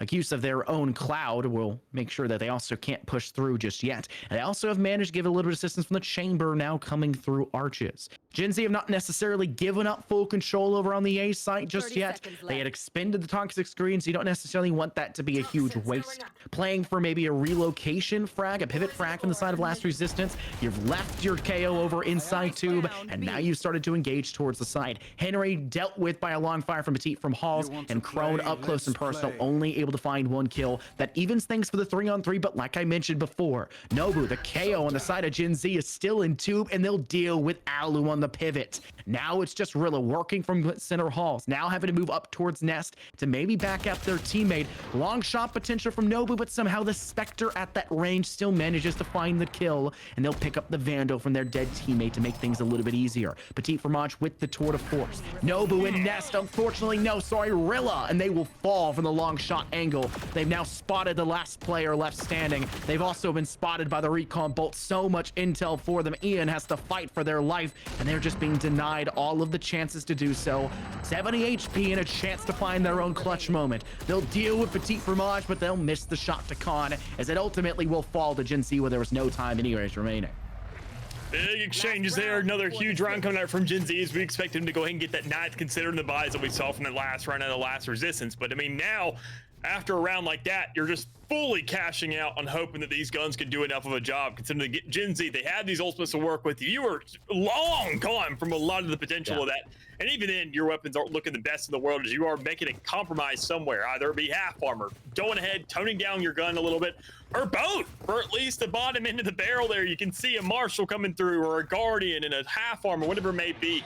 Gen Z has themselves a lot to work with in this round, and you have to find a way to shut it down. If you have a Thrifty inside of you, you need to pull it out right now, knowing this next half can look that much more feasible for you. So already, last resistance with a good little hold over towards the B site, knowing that there's some influence there, knowing that Petit Fromage has been an absolute menace thus far, at least towards that site with those longer angles. But knowing that now you see the full influence going through the middle of the map, try to push up right there in a double door, you can use a little drone to let you know what exactly is going on. And even then, some good exchanges coming out as you see Gen Z getting themselves 2 for 1. Fromage with that operator is able to find a nice kill towards B, and that's going to make Alu question whether or not they actually need to move, but Spike will eventually be spotted on the hands there of Imposter, and Spike will eventually go down on that A site. Great pivot now from both angles, but look at the potential here for Nobu, who has started to aggress very quickly over towards that rope side on A, deals with them just as quickly, but Ian on site finds the flank of Nobu, who is aggressing to Alu. Now just needs to play this one for the 1v2. A player, Petit Fromage, with the operator still in hand, trying to step in through doors. And will tap the spike for just a moment, but it's purely a bait. Once they know that for sure, Ian tries to hop on back to sequester one, but Petit Fromage gets the kill, and we will in fact be going with a 10-2 half. Denied the possibility of that 9-3 curse, so to say, but it's going to be a near flawless. It has to be a near flawless half for last resistance. Yeah, I mean, knowing that even in circumstances like these don't come along very often, 10-2, we've definitely seen comebacks from scenarios like these, but good God, are they such long hauls that you have to really overcome. And even in that last matchup, we saw the 9-3, we saw the tie game, then we saw the extra round go over, but with this 2-round differential, that's 2 more rounds of leeway for the likes of Gen Z just kind of say, you know what, it's not that big of a problem. We just got to really step things up because now we're in semifinals and we can't really be making any more jokes anymore. We can't be messing around. We can't really be playing with the circumstance at hand at the game that's kind of given to us. So 10-2, we win this pistol round. We get ourselves a force. We get a 12. That's match point for the entirety of the game. And that's 10 rounds they have to compensate for just to get to a feasible overtime. So let's go ahead, win this out right now. And that's going to go very, very poorly for at least that first player. Petit realizes that rally didn't really do enough for him.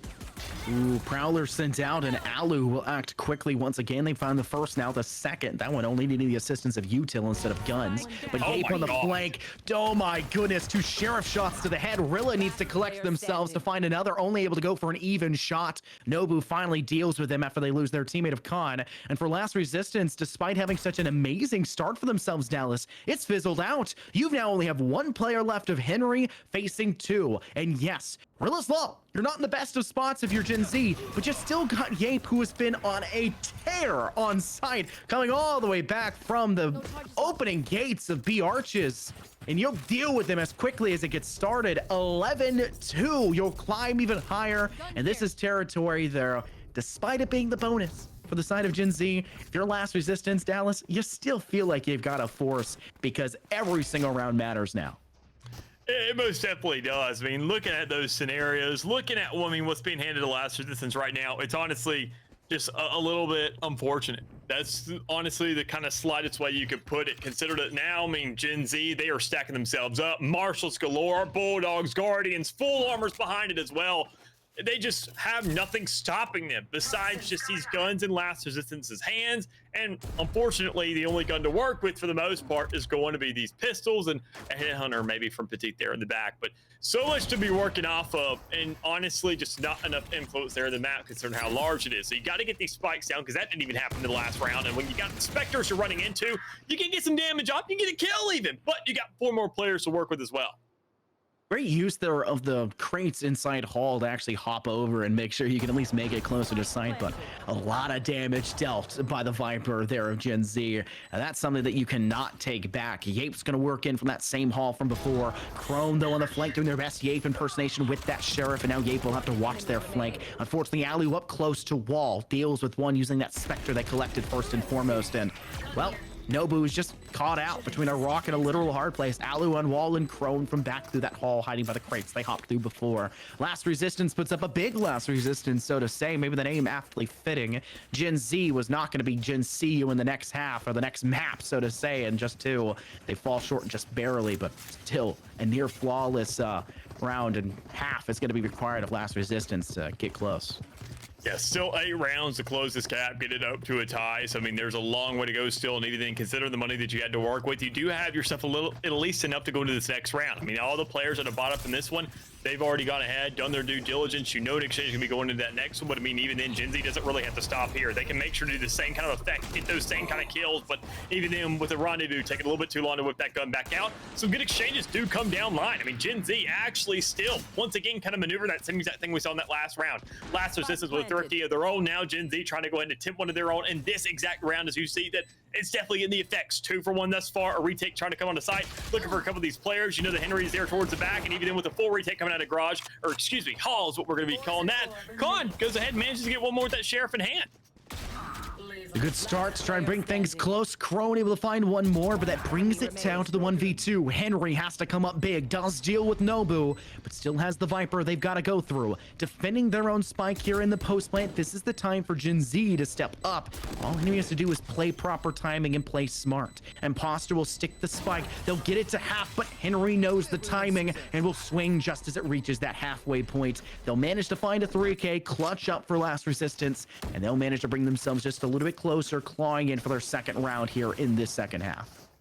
And looking at that stance, looking at that board, looking at the money, this is probably be one of the most impactful rounds we could say, at least regardless for either side that you're really rooting for. I mean, you look at that money, you look at the compromises being made, you look at the stance for possibly what could be in this next round. The Last Resistance, they definitely have themselves a lot more to play with. They have a little bit of a leeway. They have a couple safety nets under them right now. The thing they don't have of is enough rounds. So, I mean, it really comes down to, is that a sacrifice you're willing to take? Can you go the distance with this? Can you get these extra 7? Well, it starts right here, right now, to see whether or not they can actually get these initial kills. Knowing that Henry, running the operator on the attacking side, can't really do too much of pushing onto a site, but it can at least hold a flank. And even then, when it comes around to Yape, he's not going to hit that shot. Instead, you're looking for the Teat over on that B site, looking for these kills even more so as you do see that first blood go to the side of Gen Z, and looking to follow up some more so, knowing that you're holding these sites, you're creating these chokeholds, and you're making this job almost near impossible now with the kind of arch change that we saw in A so far ago. Prowler being expended by Ian to try and get themselves a little bit of space, knowing that they have the man disadvantage just makes things a little bit more difficult for them. Yape sitting on stairwell, just trying to pray that this toxic screen will dissipate in a time so that they're able to, I guess, hastily remove the players now of Last Resistance, retreating back towards Cave, and they'll be at least given 1. Now make it 2.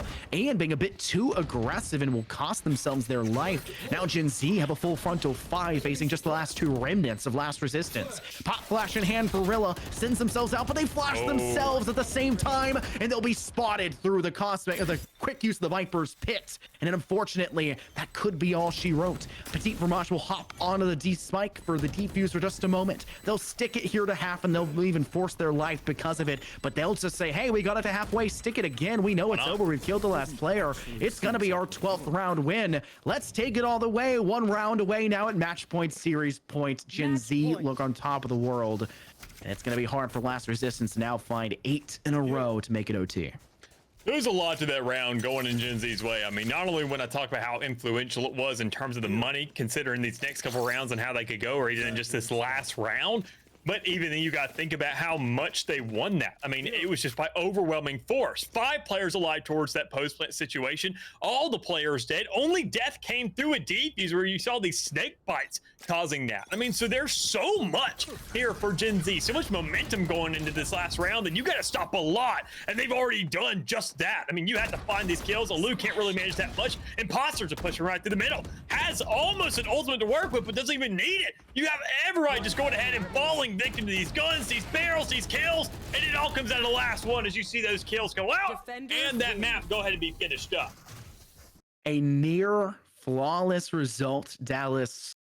They're on Breeze in that last round. A really great performance.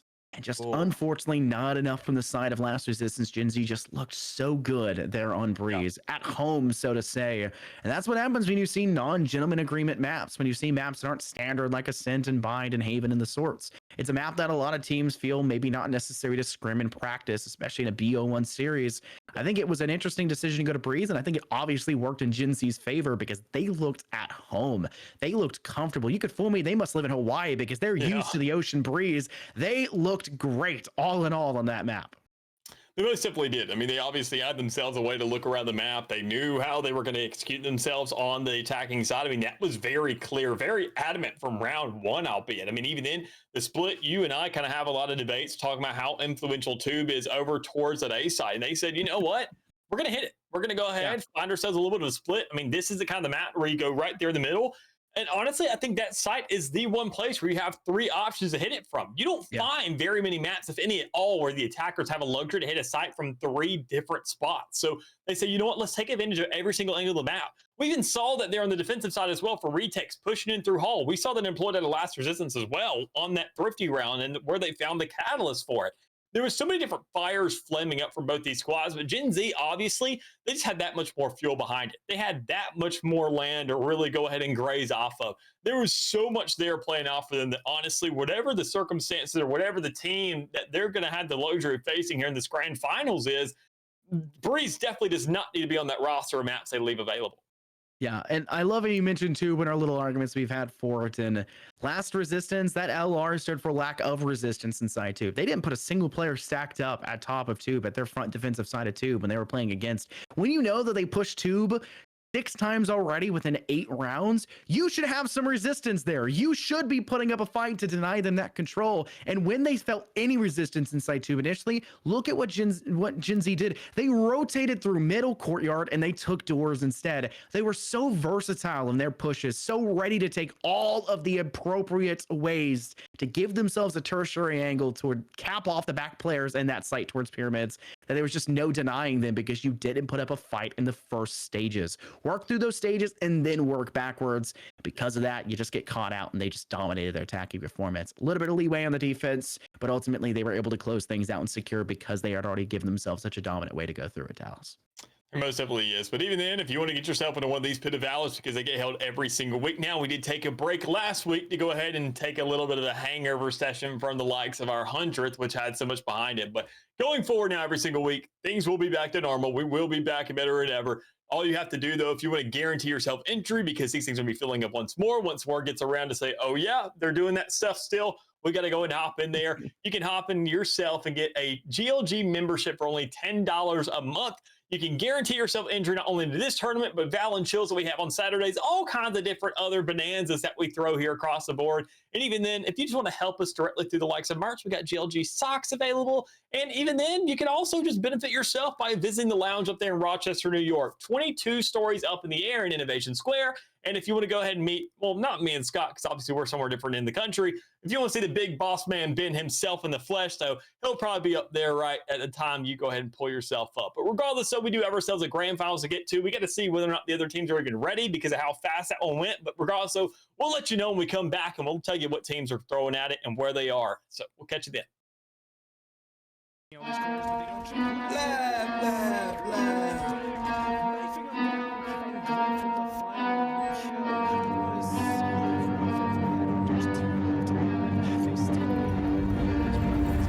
I got problems on problems on problems on problems on problems on problems I solve them. I run through the money, the pressure be calling. Left on my blessings, I feel like I'm falling. The birdie is back, tell me I'm garbage. I'm going through something, that's why I ain't calling. Phone and progression, it's all that I wanted. The phone and affection, I summon and dub it. Cause I got problems on problems on problems on problems on problems on problems I solve them. I run through the money, the pressure be calling. Left on my blessings, I feel like I'm falling. The birdie is back, tell me I'm garbage. I'm going through something, that's why I ain't calling. Phone and progression, it's all that I wanted. The phone and affection, I summon and dub it. Why you be all in my line about nothing? Why won't you go get you $1 or something? Don't hang with it who line for nothing. I see that we different, you riding, I double. them. I don't do discussions on bragging about hundreds. Don't go to your places, I know that they sunken. Don't call me your brother, I barely can trust you. I talked to a shorty, she bagging the bucket. And I'ma need all of my dollars on corporate, so hand me the money, I divvy the pie. I'ma give all of my people a portion to build them a fortune. I'm flipping the ride. I can't be mixy when iffy the vibe. And 40 on 50 is really the time. Why are you all on my phone like you want me? Like you wasn't pushing the kid to the side. I don't know if you thinking I'm blind. Cross on my crosses and dot on my eyes. Done with your efforts, I'm dealing with pressures. I know it's a lesson, that's word of the wise. Dubbing the mixes I'm mixing, I know I've been missing. I needed some personal time. All the pictures, dimensions, I know what you digits. I mean it, I'm staying inside. Cause I got problems on problems on problems on problems on problems on problems I solve them. I run through the money, the pressure be calling. Left on my blessings, I feel like I'm falling. The birdie is back, tell me I'm garbage. I'm going through something, that's why I ain't calling. Phone and progression is all that I wanted. The phone and affection, I summon and dub it. Cause I got problems on problems on problems on problems on problems on problems I solve them. I run through the money, the pressure be calling. Left on my blessings, I feel like I'm falling. The birdie is back, tell me I'm garbage. I'm going through something, that's why I ain't calling. Phone and progression is all that I wanted. The phone and affection, I summon and dub it.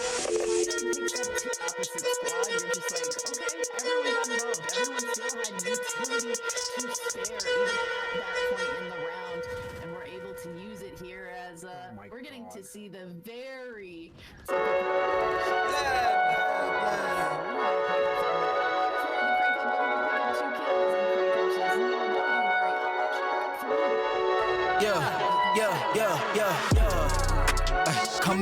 Coming in, yeah. Flex, I just wanna win, yeah. LABB, who we running with, yeah. 2, 2, 3, 3, I'm on 10 again, yeah. State your name. Big been dope on flame, I just switched the lanes. Damn, he did it again, I just flipped the pain. Stripping and dipping in bass, slab on everything. Swimming, you sinking away, cause I got big racks coming. I put my low racks on it. I ain't skip past losses, I had to get back off it. See the fit lab on it until they whip my coffin. Money clip, I tossed it, I heard it's big bags on big bags on big bags coming. Coming in, yeah. Flex, I just wanna win, yeah. LABB, who we running with, yeah. 2, 2, 3, 3, I'm on 10 again. Pump up the action.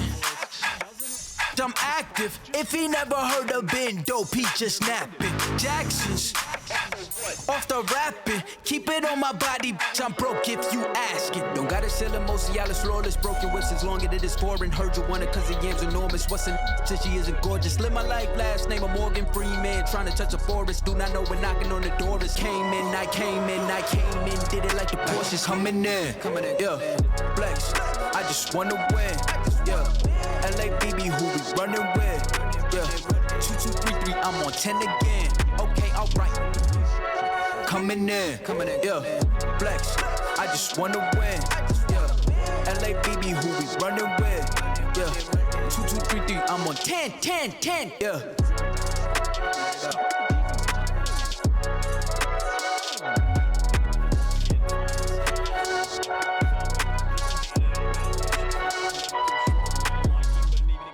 Enough of the code switching. Been hitting my soul, been on the ropes. I'm ready to grow, so get to know niggas. Keep your head up, I want you to grow with me. Yeah, alright, okay. We get it. No contest. Wait. Surf's up, nigga. The world been dying, days is number, check the climate. I'm sick of it, fuck the harebrained scheme to get the riches quick. I played a long game with serene scene and the whip that's quick. From the back room to the hearts, I'm in the thick of it. I grind too hard for y'all not to see me as star, bitch. I'm raising a bar like they really pay me to talk. My life been in shambles, but I got handles. I'm finishing at the rim. I remind you time and again that I'm really him. Oh, you ain't know? This shit not just for the show, but that you entertain. Anybody not for me is below me. Blow me, you in the way. I live my dreams, I got it locked. The master keep it on me. Back in the field, running audibles with the team. Everything I got off the mother told my truth. I shake that fake shit, they praise you, then minimize you behind you. Just know I notice you. Stay woke, no joke, it really be the ones you closest to. Had to stop sleeping on myself like I ain't know the truth. Oh, this to me like it's really nobody code is this. And if you disagree, then you jaws and your claim get audited. Who you know do the beating and talking and write the harmonies. I'm really convinced there's nobody out here going hard as me. Wish well the dog that claimed belief in me so he could use me. Look at me now, you chose your route, I know you sick to see it. You talk a lot, all that flop, but that shit not harming us. Capping your status, we back, ain't nobody raws us. To the ones that held me down for the count, look at what growth will do. I'm the kid from the cul-de-sac, feeling double sex with loot they pay to play my shit back. Ain't no way I'm going back until I'm fossil fuel to the flame, just like I'm supposed to do. Enough of the code switching, been hitting my soul, been on the ropes, I'm ready to grow, so get to know niggas. Keep your head up, I want you to grow with me. See this gold on me, I want you to glow with me. Been hitting my soul, been on the ropes, I'm ready to grow, so get to know niggas. Keep your head up, I want you to grow with me. I've been on a job, trying to take it far. I need that ROI, shit I done paid the cost. I'm all in on me, lil' baby she agree, she really been here through the fall. She the only thing I need. I wanna be free, I know that they want me for my ideas so they can line their pockets. Don't hit me to tell me that you give a fuck about me. You don't even know nothing about me, trying to force me on your timeline. You know you need to stop it, I live for more than attention. Might not be your trending topic, put my worth in analytics. I admit that took a toll, I got addicted to scrolling. We know well that get toxic, I got caught comparing me to people I don't even know. They say it's lonely at the top, or maybe then I'll focus on things that's more important and let whoever think whatever and just keep it moving. These niggas won't work on themselves, they'd rather see you losing. You'll never see me losing. Enough of the code switching. Been hitting my soul, been on the ropes, I'm ready to grow, so get to know niggas. Keep your head up, I want you to grow with me. See this gold on me.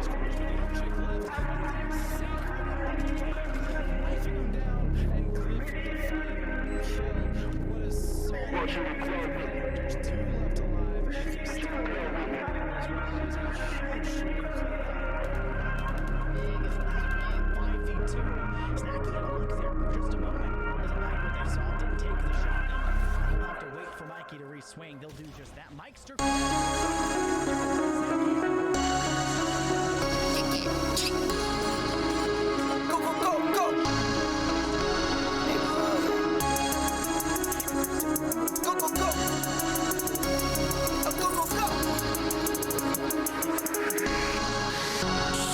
Hit for my wins, I need my ends. This life is real, if they pretend.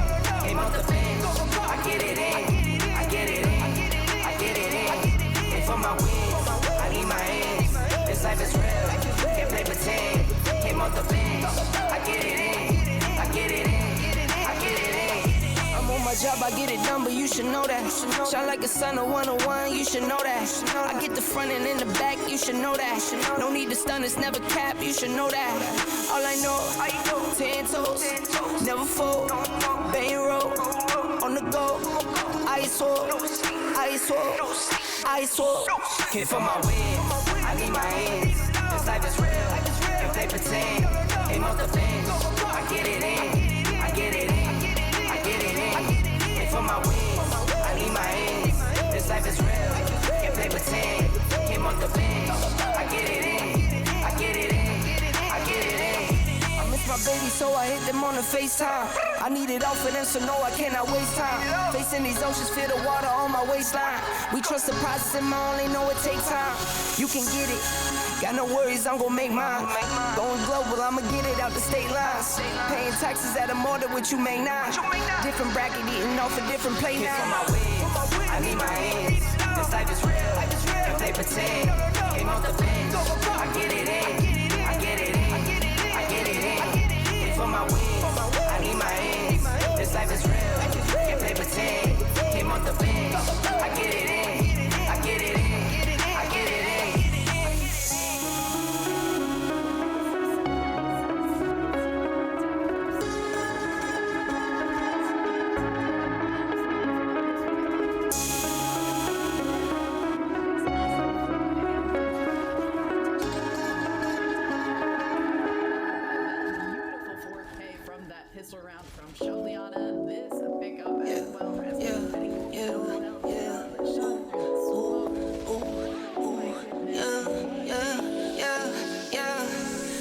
To the bank like left it to the bank like I got it in 10s, 20, 50, 100s, 10s, 20, 50, 100s, 10s, 20, 50, 100s, 10s, 20, 50, 100s. Left it to the bank like pedal to the floor, need no brake lights. In the dark, watch it make light. I'm a star, got no stage fright. Please don't get me mad, I'm a nice guy. My baby say I'm cute, yeah, I'm type 5. I be waking up when you go night-night. In a different zone with the time. Laugh it to the bank, like ha ha ha ha. Ooh, go, laugh it to the bank, like yeah, ha ha ha ha. Yeah, I got in it 10s, 20, 50, 100s, 10s, 20, 50, 100s, 10s, 20, 50, 100s, 10s, 20, 50, 100s. I get it up, flip it and continue. I've been going dumb, I've been going mental. Going up, I'm on another level. All black clothes like a medal. Little this and this, little Ricky Rick. It's my grandmama, I'm her Nicky Nick. I just wanna love, but I've been hit or miss. I might up and leave, yeah, take a piss. Laugh it to the bank, like ha ha ha ha. Ooh, laugh it to the bank, like ha ha ha ha. I got it in 10s, 20, 50, 100s, 10s, 20, 50, 100s, 10s, 20, 50, 100s, 10s, 20, 50, 100s. Composed of cake sailors. Take that in your mind. They're gonna eat dust. So now they switch up completely. They've abandoned that lobby side, made their way out to sea. Yeah. Talking to my mirror like I love you so much. Curving on my critics like I heard you, so what? You can't kill my confidence, I think I'm the man. Tally all the I ever gave on my head. Lately I've been living like I can't take a loss. They ain't wanna help me, that's what made me a boss. You can't kill my confidence, I think I'm the man. We don't give a that's what they don't understand. I'm back again like flu season. I broke records while loose leafing. I'm coming down my roof, leaving. Don't give a I don't care. Did the by my lonesome. No wonder now I'm on one. No shortcuts on that long run. All I really want is my share. Get on my God, on my totem is nothing. In the discussion, got them feelings I throw on my pain on percussion. It's disgusting. I hear them bragging about that they did, and it do not move me, not in the least. They ain't been dropping no seeds in the soil, but swear that you on my spot at the feast. I've been on go mode, showboat, rowboat, wave ride. Cool shorty, too naughty, pool party, wet for the face ride. Annie up, penny down, hand me down, thrift store, old drip. New money, too funny, old shorty talking about old. I'm on they now, can't get a pass now. I'm a cash cow, keeping it brash now. It's trash now, I'ma spaz out. I've been killing my lows and living on highs. You see in the skies the proof. You could just see in my eyes that there is no lies. I cannot disguise the truth. I've been ducked off, getting in my new merch, colored duck sauce on the new couch with my chucks on. Get the on with that hate. I'm big cool on the small chat, cause I know now that I'm all that. Got a hawk guy on the ball cat, get the out of my face. Talking to my mirror like I love you so much. Curving on my critics like I heard you, so what? You can't kill my confidence, I think I'm the man. Tally all the I ever gave on my head. Lately I've been living like I can't take a loss. They ain't wanna help me, that's what made me a boss. You can't kill my confidence, I think I'm the man. We don't give a that's what they don't understand.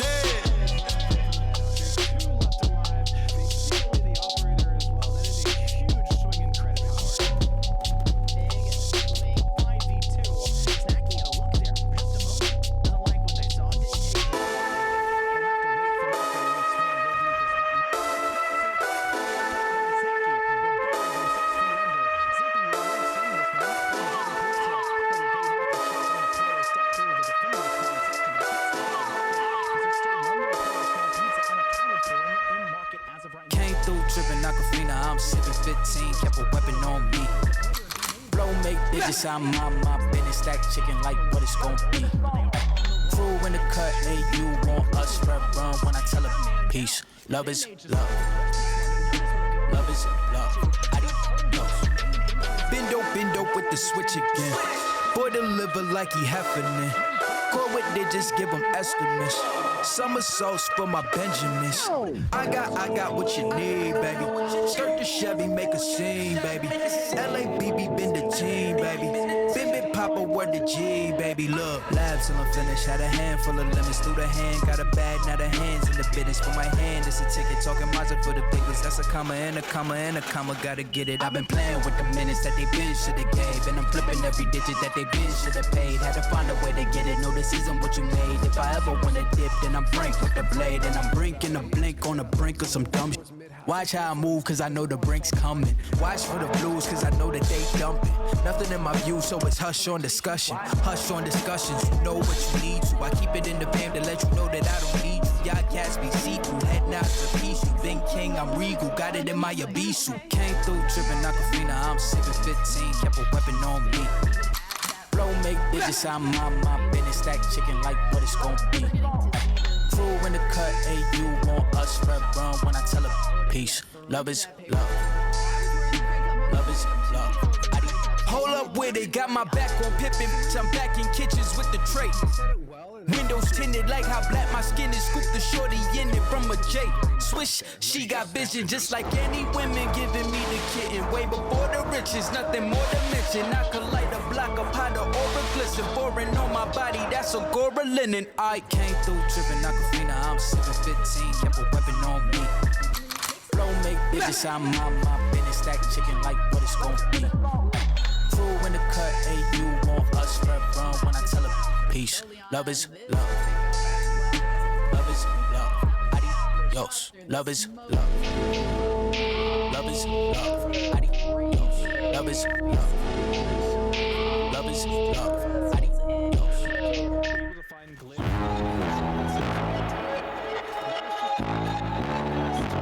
Tell them run it on. I wake up. Yeah.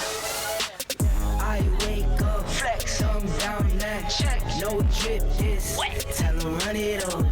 No sleep. No rest. Might crash. Might wreck. But first I stretch. Tell them run it on.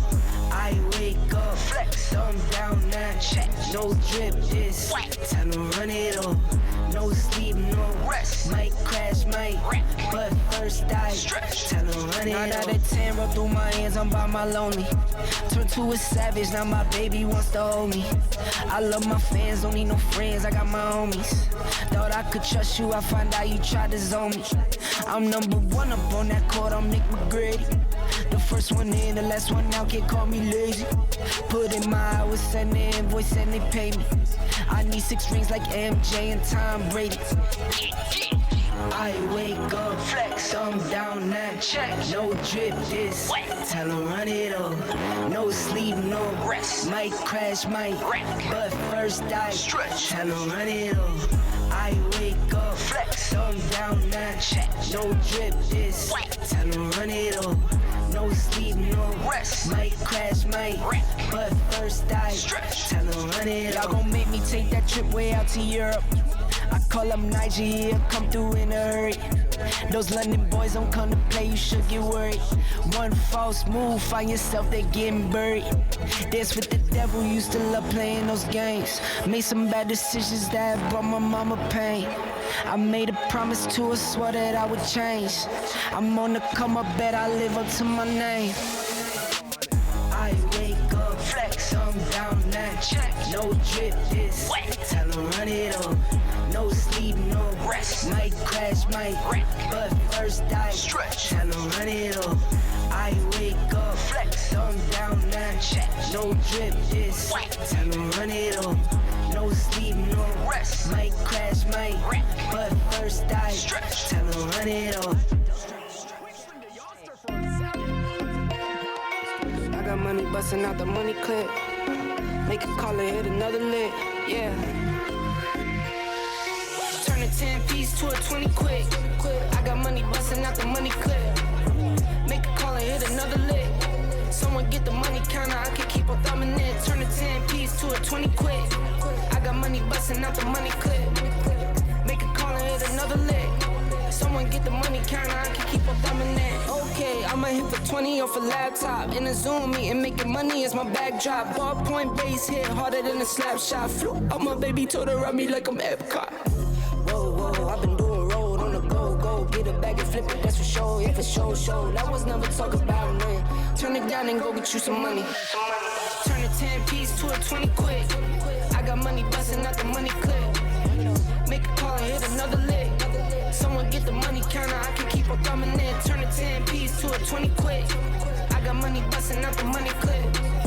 Make a call and hit another lick. Someone get the money counter, I can keep on thumbing in. Eyes on the money, my brothers got my back. Streets moving funny, so I been holding strap. Not playing defense, we been on the attack. Plotting and scheming, how we gon' get it back.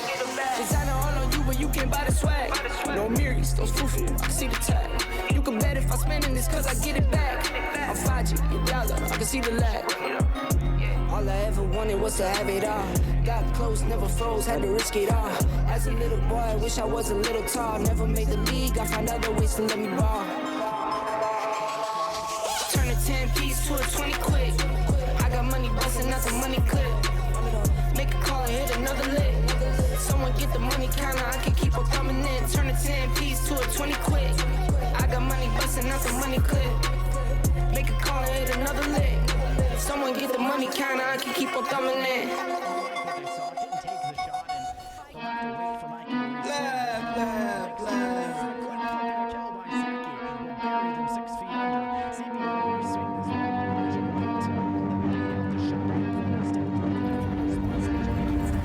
I got problems on problems on problems on problems on problems on problems I solve them. I run through the money, the pressure be calling. Left on my blessings, I feel like I'm falling. The birdie is back. Tell me I'm garbage, I'm going through something, that's why I ain't calling. Phone and progression, it's all that I wanted. The phone and affection, I summon and dub it. Cause I got problems on problems on problems on problems on problems on problems I solve them. I run through the money, the pressure be calling. Left on my blessings, I feel like I'm falling. The birdie is back. Tell me I'm garbage, I'm going through something, that's why I ain't calling. Phone and progression, it's all that I wanted. The phone and affection, I summon and dub it. Why you be all in my line about nothing? Why won't you go get you $1 or something? Don't hang with it, who line for nothing. I see that we different, you riding, I double. I don't do discussions on bragging about hundreds. Don't go to your places, I know that they sunken. Don't call me your brother, I barely could trust it. I talked to a shorty, she bagging the bugging. And I'ma need all of my dollars on corporate, so hand me the money, I divvy the pie. I'ma give all of my people a portion to build them a fortune. I'm flipping the ride. I can't be mixy when iffy the vibe. And 40 on 50 is really the time. Why is you all on my phone like you want me? Like you wasn't pushing the kid to the side. I don't know if you thinking I'm blind. Cross on my crosses and dot on my eyes. Done with your efforts, I'm dealing with pressures. I know it's a lesson, that's word of the wise. Dubbing the mixes I'm mixing, I know I've been missing. I needed some personal time.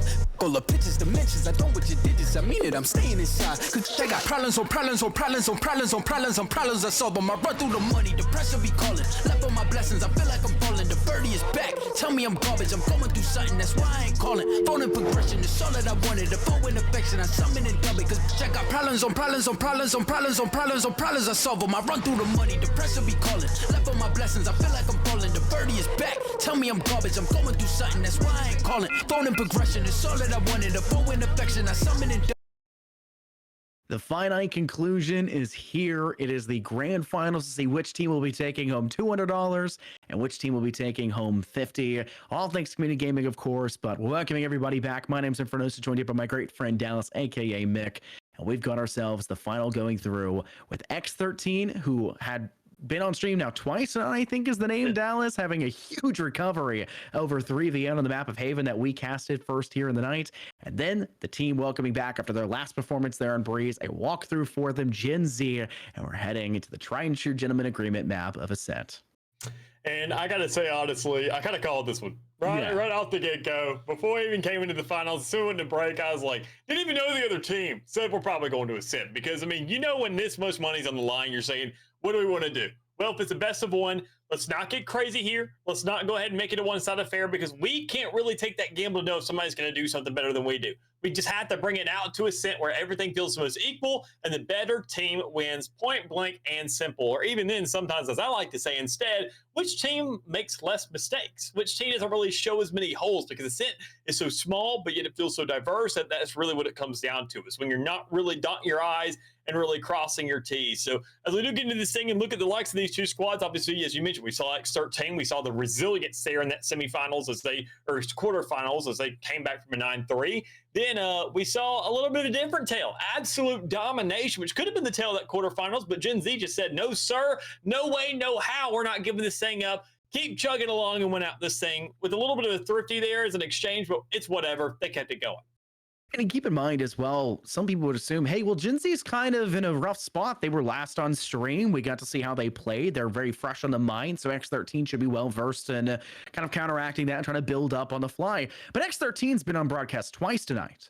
And they were in very long games, meaning that all the other matches were probably done by that point, and they could tune into the broadcast and watch X13 play essentially down to the grit as hard as they can to try and recover in that really rough game on Haven where they had to come back from the 9-3 curse. They're probably more known in this regard than Gen Z, who said, all right, let's not give them much VOD work to work off. Let's give them a little bit of time to tune over while they're playing. They were done with their matchup so fast, we had to wait on X13 to win their last game to make it here to the finals. Honestly, Gen Z has put themselves in a really good spot, a nice long break, being able to talk things through, and we get to go a very standard map of Ascent. It's going to be a very entertaining finals, and I'm super excited for it here, Dallas. I most definitely am as well. And even then, I mean, all this excitement is also no more than the thanks of just the community gaming once more. Got to give the love to them. Let them know that they've given us so much support, just time in, time out, again and again. They're probably the most consistent thing. Rather than last resistance getting to semifinals and choking, they're the more consistent than that. So as it stands, I'm just kidding. They've won plenty of Pit of Valors. I don't want to throw this shade. I love them. I love what they got. It was shocking to see that last result there in the semis. But regardless, so speaking of the squad, speaking about Ascent, we got to go ahead and talk about agent selects because we know these teams are probably loading into it and wanting to get into that aspect as well. What are we seeing in terms of initiators? Well, anything goes. Duelist, same almost situation if it comes down to Jet and Raze. But other than that, I mean, the board is wide open. You got plenty of things to work with. And with these changes here recently, you got plenty of changes to be working off of now. How many times have we seen it come down to a battle of whether it's going to be an Omen or an Astra, Dallas? When it comes down to it, it's player's choice. But from the looks of things, both for Gen Z and X13, Omen may just be that guy, so to say. Fluky no longer, as we'd seen on that chamber from previously. Now this time around to be WKD. Nico's now on the Sage the side here, but that's all X13, actually. Those are a little bit backwards. We'll get that corrected for you guys. Decay on that fade, and the KO as well being brought out from the player of maybe. A very standard lineup by most parts, but lacking an actual duelist, so to say, of either having a Jet or a Raze on this map could spell disaster for them to get through those gates very quickly and to cut down that distance. But they do have the barrier orb to cut down sight lines to allow for easier access. They do have the Omen and the KO to suppress and put down smoke, so they should still be in a fairly good spot for this map. And of course, you can just use Chamber as a duelist because he basically already is, Dallas, all things considered. But it looks like we'll see the same thing coming ahead for X13 as they're kind of changing things out and about. And I don't know if they'll stick that one either because it looks like Fluky's saying, I may want the Jet of all things here.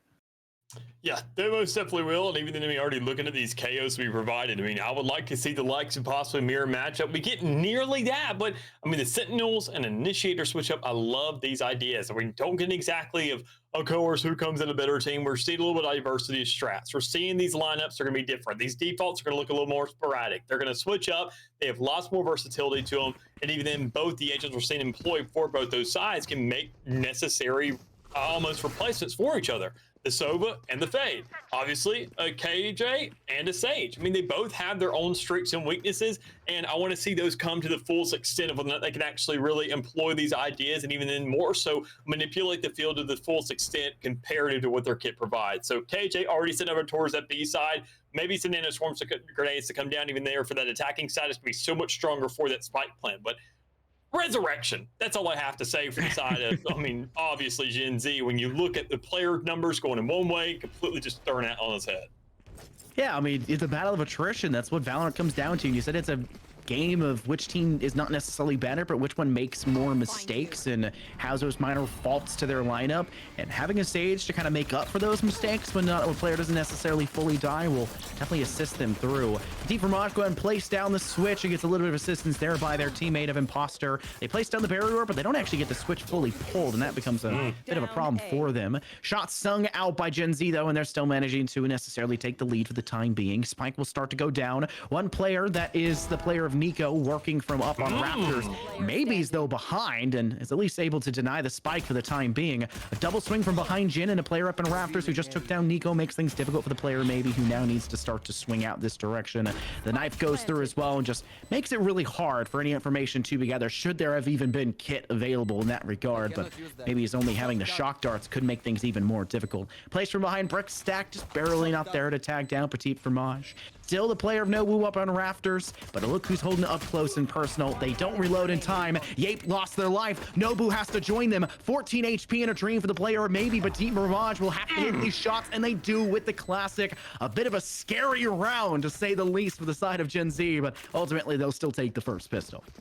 They most definitely will, and that's all it comes down to is the execution, especially those initial kills that we saw kind of move around in that door here. A little bit of a confrontation, as you mentioned, attrition, a battle for land, but overall, coming out there towards the end, Gen Z getting themselves up first round. The attacking side is being the most important factor to this game, considering, I mean, obviously, the attacking side sets the tempo, sets the banner for the entirety of this game. When you get the first round under wing, you can really manipulate that. You can double down on it. You can really triple down on it. Go away with this game, especially if you go ahead and ended up getting that bonus and winning out that round and getting those upgrades. You want these pistols. You want to turn those rounds around, and you, more importantly, want flawless second rounds as well. So we're going to see whether it really goes ahead and starts to pan itself out, as I do see a small little alert going inside that smoke, and possibly a player going out as, excuse me, Decay says, you know, we're just going to swing it and lose our life. Well, I'm sorry, but your best Stu impersonation just wasn't good enough in that regard. And now for X13, especially being on the side that does not have proper weapons here in this round, for being the bonus of Gen Z, it's not looking too great for you now being another man down. A little bit of assistance, though. Nico and Maybe close by here within Link, hoping to maybe tag down these players quickly moving forward. Maybe is decisive with that shot. Takes down Petit Fromage, but Imposter with that Spectre removes their teammate of Nico. And a pretty wide swing alongside that fragment. Just make sure that Maybe has to sit in one spot, and it's an easy cleanup from there. 4 players remaining for Gen Z. A bait away with their Shrouded Step, and a second one as well. And WKT fell for it for the time being, but still managing to flick to find Imposter. But it's quickly just frag for frag, round for round, and once again, GZ have 2. Yeah, it's a little unfortunate of a round for Gen Z, considering they lost so many players there in the meantime, and even then didn't get that spike down is another thing. That's 300 credits lost out on a round to where you're saying, okay, it's a guaranteed round, but you still don't get every single penny out of it. In these early stages of the game, you have to find ways to just accumulate as much as you can. Find yourself those safety nets. Get those extra numbers, because think about it, that one spike plant is an entire piece of utility for every single member of the squad, no matter what it is or how expensive it may be, unless it's a Sova drone, which costs 400 for the longest time now, and I will never not be salty about that. But already looking to go ahead and get some pressure there. We can see this round now with X13 looking to get some aggression, trying to push themselves out of arches and meet the players of Gen Z, trying to play, you know, obviously towards this double wall scenario. You're expecting that X13 can find these respective kills, but now they found themselves one, and they have a gun to follow up as well. Known as tucked right there in the little cranny of wine. Able to find themselves an evening blow, so to say, though. It is still a 4-on-4. Gen Z at the gates towards that A site, but they've left their lone chamber over towards B main instead. They secured the ult orb, so their job necessarily done for the time being inside A main. But Yape still trying to make their presence known on B, making them at least question and dump some util. There goes the quick use of their cover from the Omen all the way over inside Garden. It's a waste of util, so to say, considering that more than likely than not, Yape's not actually trying to aggress over towards the B site, just trying to make the presence there to spread out the defense a little bit thin, should it be required. But not enough intel given to the side of Gen Z, so they say, okay, we'll actually enforce our will on this B site instead. They don't like the options on A, especially having lost a man already. No idea where the others could remain. Be quite careful, though.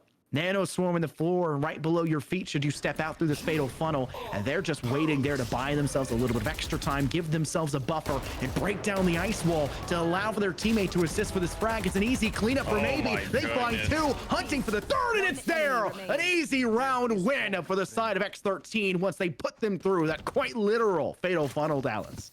Yeah, I mean, that's exactly what I was going to really say, is that it was a funnel. It was just an absolute single spot to where Maybe didn't even have to honestly worry about that recoil control. Didn't have to worry about the spray pattern. Just put your crosshair one spot, hold the left click, and you're going to result yourself in so many kills following up. I mean, it just doesn't matter what you do there. Sure, a null command was employed, as you can see there in the replay, and that's kind of the unfortunate reality of it. You just didn't have enough there to be playing off, but we didn't see that gun picked up, and we didn't see it really utilized either. So now when you see X13, they see the rounds kind of coming their way. When you see Gen Z kind of in a rough spot now, but they have full rifles in this one, they got to find some more control across the map. And now, as a more of an even round underway, we can really see the full extent of both these squads and what they're capable of.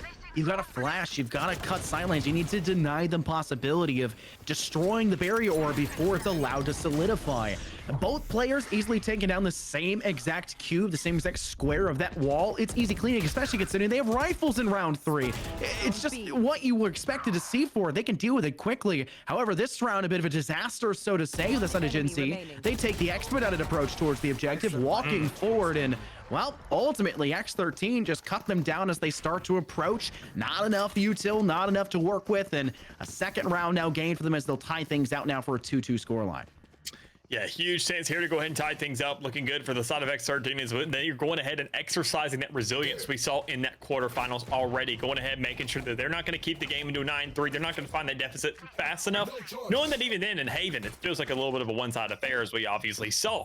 Now, in the likes of Haven, you got to keep yourself relevant because 9-3s don't really happen too often here. It comes down to, once again, reinforcing, making sure you're really standing up to your opposition and remaining consistent because of those holes that can really fall through so easily. So, with a Hunter's Fury and a shutdown available to the side of X13 on this defensive end, that could go ahead and cause for a really good, honestly, kind of foundation for a retake, maybe a little bit of a stall, a little bit of pre-aggression maybe over towards A, as you can shoot right down towards spawn, but that's not really going to be the case here. Instead, a little bit of a triple stack coming right there towards A. Arch is already going ahead and finding massive results as you mow down 3 players. You know, 4th one's there and the last one's an Arches. Going ahead finding a kill, but not going to do enough. 3-1 now, 3-9 as WKD closes things out with a 4K, having a null command to work with in the next. I was losing myself back here at Dallas in the booth, smiling, smirking, just having so much fun watching these 3 players sitting here on stack. Just an unpredictable way. You're expecting these players to not necessarily just go through the Arches side on A, but also to maybe put 1 or 2 players in towards Tree, which we saw happen for the side there of Gen Z. They went for that direction, only 1 through Arches. And even still, with 3 players with direct line of sight, not even having to worry about Arches for the time being, it's just spray them down where they turn, 1 at a time, 2 at a time, 3 at a time. You're all facing the same spread of bullets, and X13 just enforced their will once again in a very dominant manner, and that's what you want to see round by round. And once again, we've got to see that barrier orb come up to find success. Hunter's Fury is being utilized to create a little bit more space for X13 and maybe buy a little bit of buffer, but not really any damage used. Only tag and teep for Maj, and past that, it's just X13 now needing to do the job with their guns up and stab. The amount of intel coming through already. I mean, the recon dart giving yourself a couple shots, resulting in a kill as well. Now that recon drone going out, or to the owl drone is a little bit of an exchange. I mean, they're just playing for information. They're finding these kills. They're going ahead, rushing these players, knowing where they're tucked away. It results in a near perfect round coming out for X13, showing that they're in this game to play. They are here. They are showing up. And they're showing that, sure, the first 2 didn't go in our way, but once you give us these rifles and these full kits of utility to play off of, good God, are we somebody different? I mean, they're a whole new team when they get straight down to essentially what is considered the dirty work, the full stages of these rounds. They grilled through the pistol and the bonus saying, okay, we'll try once we lose the pistol, but we're not expecting much. We play for the deep rounds. We play for the depth where it actually starts to matter, where the game officially gets underway, so to say, Dallas. And since that point, they have been flawless, with a couple of those rounds actually looking nigh flawless in terms of the result, with so many players still standing. They could have even picked back up Nobu by the end of that round with the restabilization from their null command, but because they killed that last player, just didn't have it right in time, and they weren't able to do so. Essentially flawless on that point, though. Just not the round you want to see if you're a fan here for the side of Gen Z. You've got to see them play better. Now, forcing a timeout, they need to talk things through. Use it or lose it. We're big advocates for using your timeouts effectively. And this one being called this early, that's a good sign for the side of X13, saying if we have them where we want them, try your best. We're still in a good spot. Go ahead. We already have some little crazy plays we whipping out here from the playbook. Already a little bit of a triple stack. You got a taste of that earlier.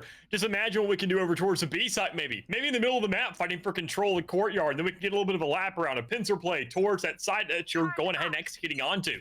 Lord knows where their grasp can really reach, but already looking for a little bit of control there towards A. That's going to be the site that we're opting for, at least in this round, to go ahead and be fighting for, and not too many resources to be working off of for Gen Z. That's the biggest thing I'm kind of considering. You have a resurrection, an old command, a from the shadows. You can get yourself onto site pretty efficiently, or at least make sure players are suppressed. But where is that follow-up? Where is that firepower? Where is that caliber to come behind it? And they just don't have too much of that just yet. And even then, they could be fighting for it, but they need to make sure to get to these closer lineups so the sheriffs can really start to shine. Slow and steady right now for the side of Jinzi, trying to work up through walkway inside courtyard. Prowler's going to be used by Khan to maybe trick X13 into thinking they might be starting to push through market instead. But it's just a great way to gather a little bit of information and maybe hear the audio cues where they're suppressing knife is sent out, and look at how confident X13 are here at Dallas. They're saying send everything you've got. It's not going to stop the fact we've got rifles and are ready to send the match to. One player through the Arch's door, that's the headhunter wielder of Yape, and Yape will actually manage to remove WKD from their foothold behind Brick Stack. Nico's doing their best, as best they can, so to say, but they have the usage now of the baby cage. Lockdown employed. It can be cleared here by Nobu, and not swinging out fast enough. Nico wasting that util and now being pop flashed out. Gen Z apparently pulling out everything from this time out. They're on a dominant performance, 4 versus 2, and they came into this one with nothing but sheriffs in their front pocket. Decay good for Nobu. Yape falls short despite the headhunter and the rifle. Khan able to get one more, but Decay with a 3K finds themselves the victor as X13 by a narrow margin. Dallas still managed to come out with this round. They most definitely do. Still plenty of time on the clock to go for that retake scenario, but it was more importantly just the guns that was available on site. We saw so many kills going towards Tree, so many players of Gen Z still looking good there, and they could have been that final stand if they had just cut off the retake there. But I mean, once it extends past that point, no kills happened on site. No pressure was really there on site. So by the time they went for the retake, they said, sure, we've already been through the worst of it. Now we're just in this kind of eye of the storm scenario, bunch of sheriffs to go up against. If we just hold down that spray fire, we can make sure to manage to get this round once more, as close as it may have been. So now moving on to a new situation. X13, as you can tell, 5 in a row under their names again and again and again, and plenty of money to work with in the back pocket, that even if they do win or lose, better yet, 2 rounds, I think they still have more than enough to work with. So a tour de force being employed in this round. X13 creating a little bit of a hold and a cross point towards that tree area. It's been a very, very hot topic recently. We have to see really how that transitions into this pressure now, exchanging over towards the B side. All about trying to enforce your will in a dominant manner, not allowing for a refrag back. Right now for Yape, they have been that lone prowler so consistently, mostly towards the B side. When the pushes come out for the side of Gen Z, having assistance timer make things a little bit easier, as Imposter just find first, now second blood for them, only losing Khan in the process. And that battle of attrition we mentioned before, having that Sage allows me to use the resurrection, like you had mentioned, making things even easier for them now with a 2-man advantage to their name. No Bladestorm available, having lost their jet. Nobu with the aggression, straight through to Decay, finding maybe, and now finding Nico. A 3K all by themselves, a buddy ace between them and their Omen, and Gen Z come out big to find themselves a round after a 5-round spree and return by X13. I love those plays. You see an owl drone, you heard it be thrown out around the corner, say, why not? Let's swing. Nobody's going to expect it, right? Because even then, I mean, they've already gone ahead and missed me, so what are they going to miss when they're 6 feet under? A huge push going out from Nobu. That was the round right there. Signed, sealed, and delivered. Let's go next. So you get 5-3 for him. So, I mean, not too much having to really be utilized in that round. No real players on site being concerned what's going on, because so many were still back towards Garden, back towards Spawn. I mean, that's just guns that are still in your hands, and maybe that could be carried over to the next. So we do see a little bit of a switch up. X13 now employing the operator, saying, look, we're not giving up the mid control anymore. They did catwalk too many times. They love going tree. Let's lock it down. Let's see what we can do there. And obviously a little bit of pressure, but no real execution there just yet, as they realize that obviously a missed shot or even just that lingering presence can be enough to really kill them. Dallas, we're seeing a much slower play style from Gen Z, and that's one of the big factors we've seen that's allowed for them to have a little bit more success pushing from multiple angles. But look at the lack of aggression from more than one way. All 5 stacked up inside a lobby, priming themselves to push through. A Prowler to use off their Fade to get a little bit of initiating power, and then a smoke placed up not only to cut down Raptors, but also Hell. WKD blinded, but so was their chamber, forcing Nobu to get the job done themselves after the back of the pop flash. They'll get first blood off the back here for Gen Z. Decay down below, and Hell will be sent there by the player of Khan, but Fluky had the Bladestorm out, primed and ready, and deals with the Sage quite quickly. But now it's only only up to the lonesome player, their KJ of Nico, who unfortunately just a couple rounds before did not do enough off the back of that lockdown, which I'm sure they're heavily missing at this point in time, and it won't matter anyways. Yape with that Vandal shot to the head, and Gen Z find themselves a second in a row. Big stances here for Gen Z. I mean, we talked about the resilience of X13, bringing back games, coming from the grave a little bit, fighting back and showing they can get themselves a dominant lead. But in a situation like this now, we're still in these early stages where you're not worried about the second half. You don't have too much copium there towards the rear end. You have to just work with what you got right here up front. You can see these teams bringing every single piston on board, looking to get themselves kills, looking to get themselves ultimates, looking to get themselves pressure, looking to just switch up the pace of the map and where this control is coming through, as we even saw in that last round. So much pressure for the entirety of the game going towards the middle of the map, because that's what you need to check off. That's what you need to fight for. Now instead, just moving right towards A main again and again and again. I mean, any operators that were employed isn't really too much of a problem, but you can't really consider that right side to be something to miss out on with that triple stack earlier. Hasn't been come out and again, but hey, it's never really too late. You just have to make sure to really, once again, as I mentioned earlier, cross your T's, dot your I's, even then, go ahead and click some heads, and that's what X13's already done on that Sage.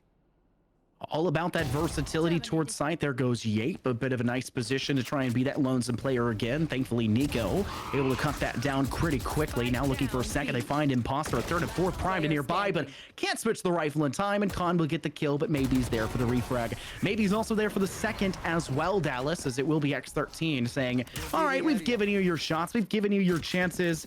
Let's see if that one's a little bit better for themselves, as they'll manage to get themselves up to 6 now, at least guaranteeing an even halftime.